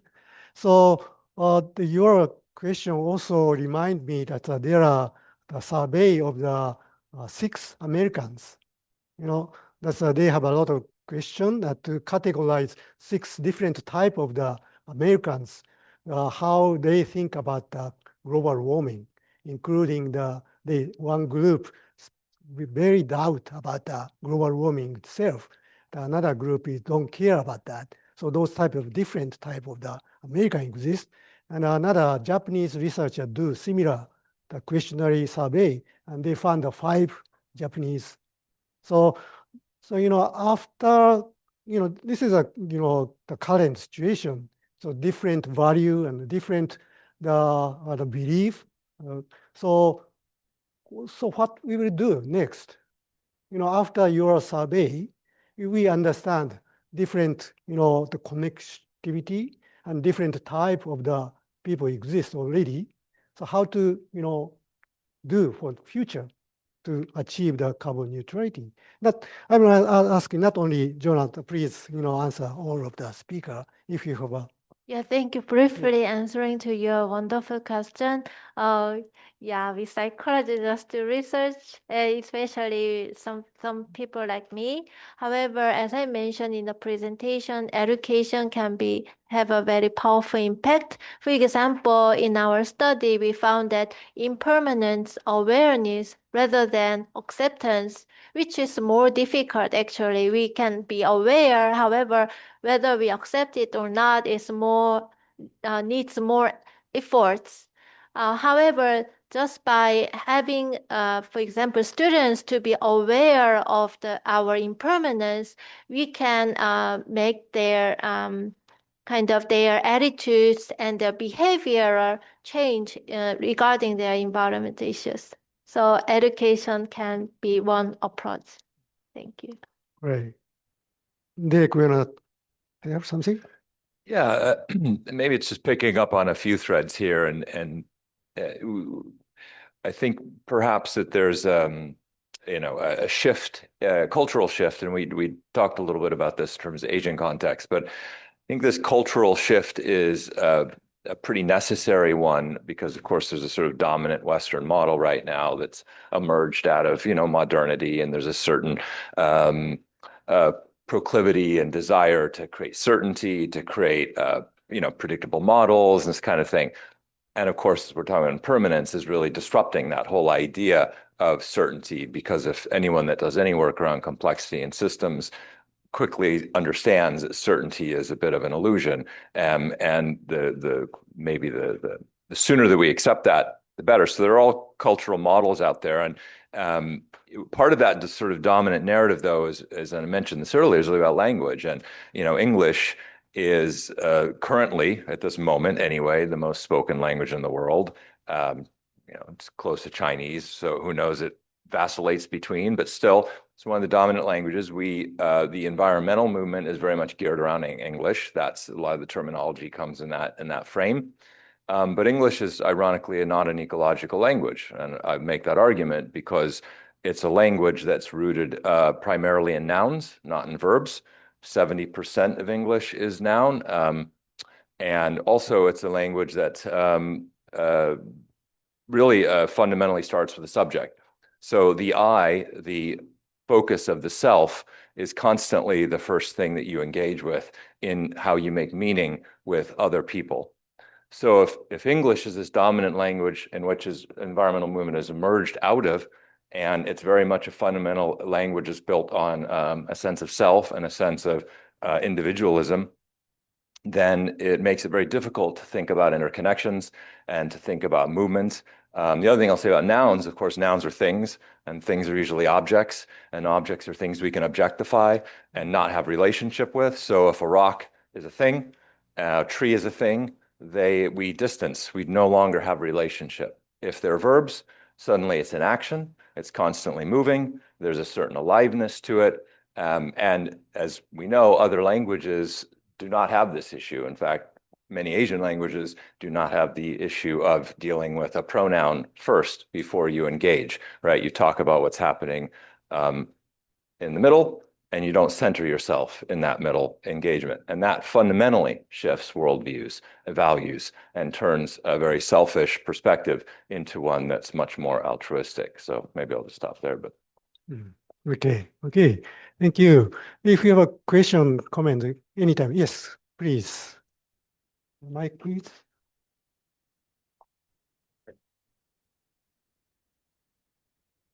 Hi. I'm Gaëlle, and thank you very much for your presentation, Joanna Park. I really liked your presentation because I'm also did my research about forest kindergarten. That is like an education to reconnect children to nature in Japan. So I would like to make a little comment about the lack of awareness about environmental issues in climate justice. And I thought that the main problem of that is the level of education of a country.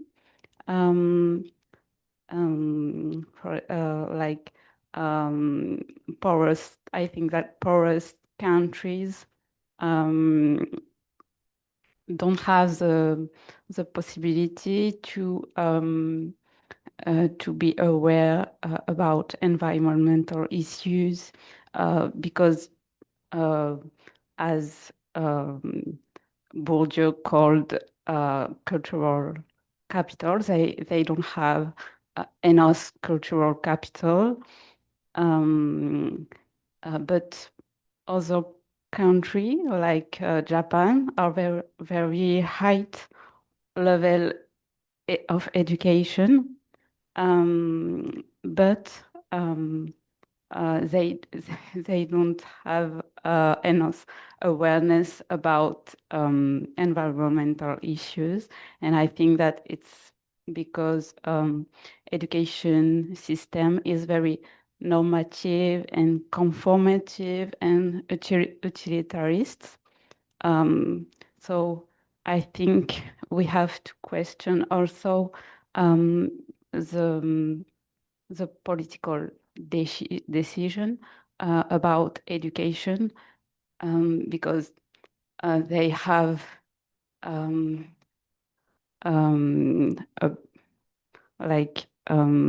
economical interests are a part of this political decision about education.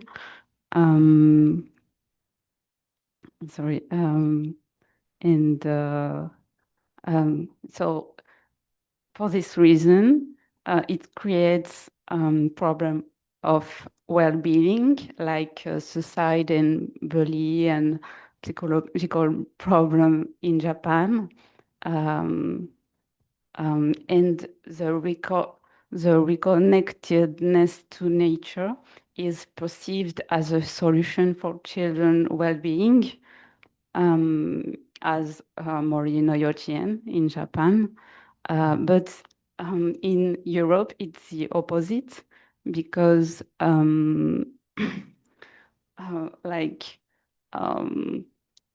speaking about...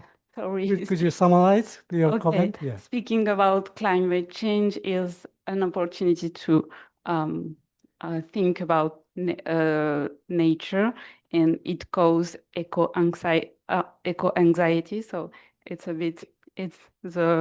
the opposite. Like Japanese have intercultural solution about environmental problem, but are not enough aware about this problem. But in Europe, it's like the opposite. Yeah, it's just a comment. I don't know if you have reaction. Jenna, you want to reply? Thank you so much for the insightful comments. You have discussed many aspects of this issue regarding the environment, education, and also the political systems. Just as I talked about some characteristics of East Asian people, I personally think that in this cultural context, it's very important to have a strong group who raises this issue. Otherwise, because of the importance of the social norm, people do not really want to take actions. And the other thing about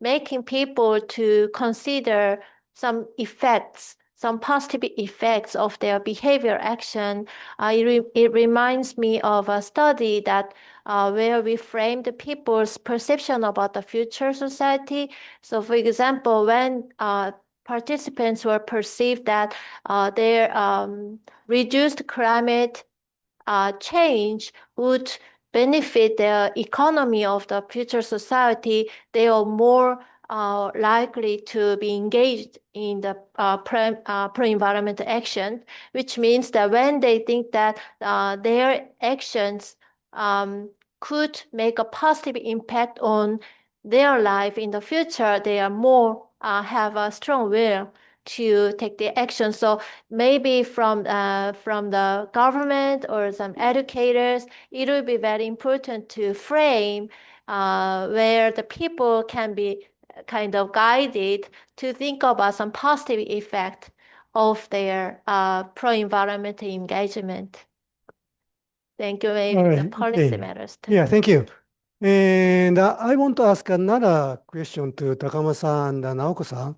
You know that this session will focus on carbon neutrality, and there are good science and technology as a top-down framing. But Takama-san showing very good example of more bottom-up processes. So I'd like to ask, you how to connect the top-down framing as science or technology and bottom-up process with the society. What is a key point to connect each other?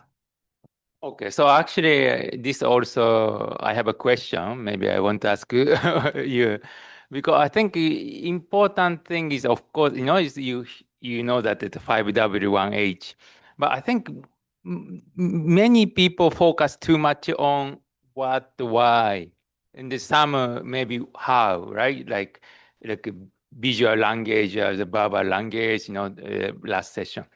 But I think people underestimate other W's, like who talk, and when, timing of you talk. Like, my presentation, I said, I communicate the policymaker from the beginning of the project. And she said it's, understanding it's better.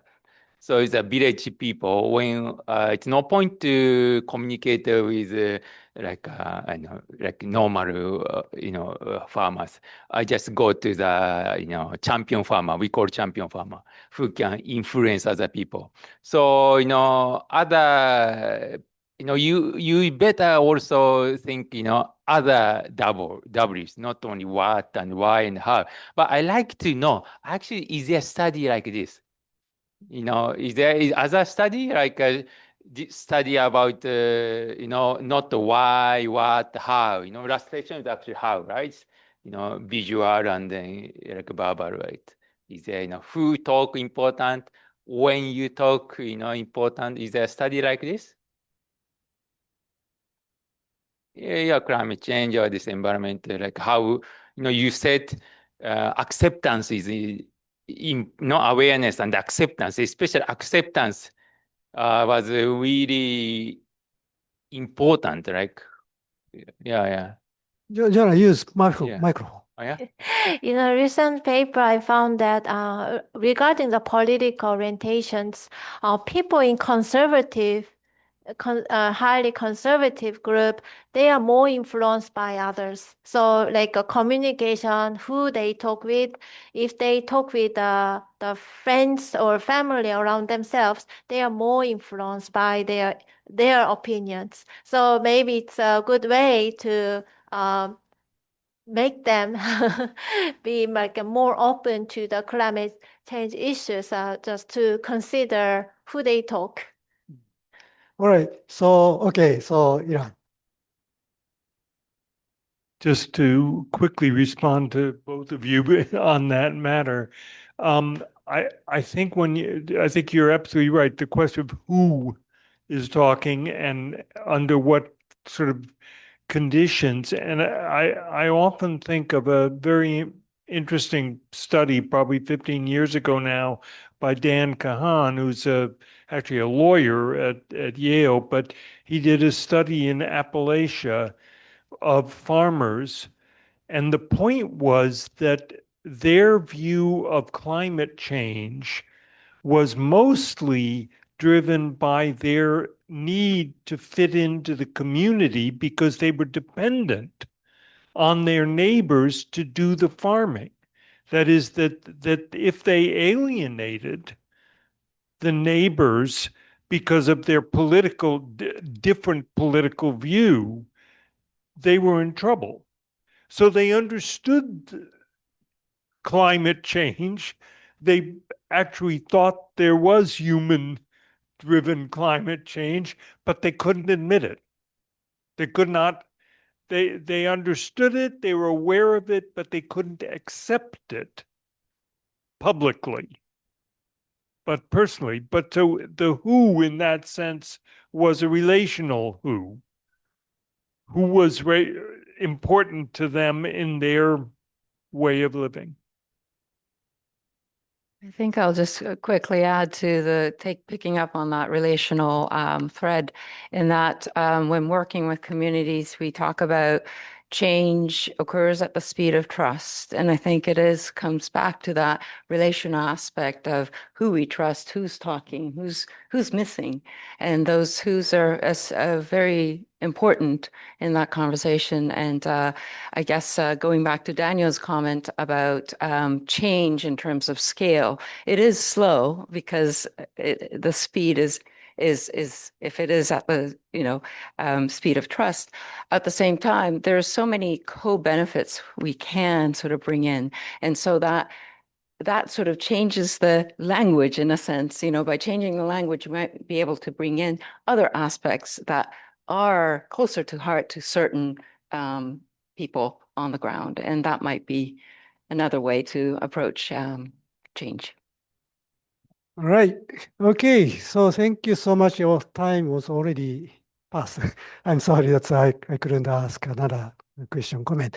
So thank you so much for presentation and thank you for joining this session. We close.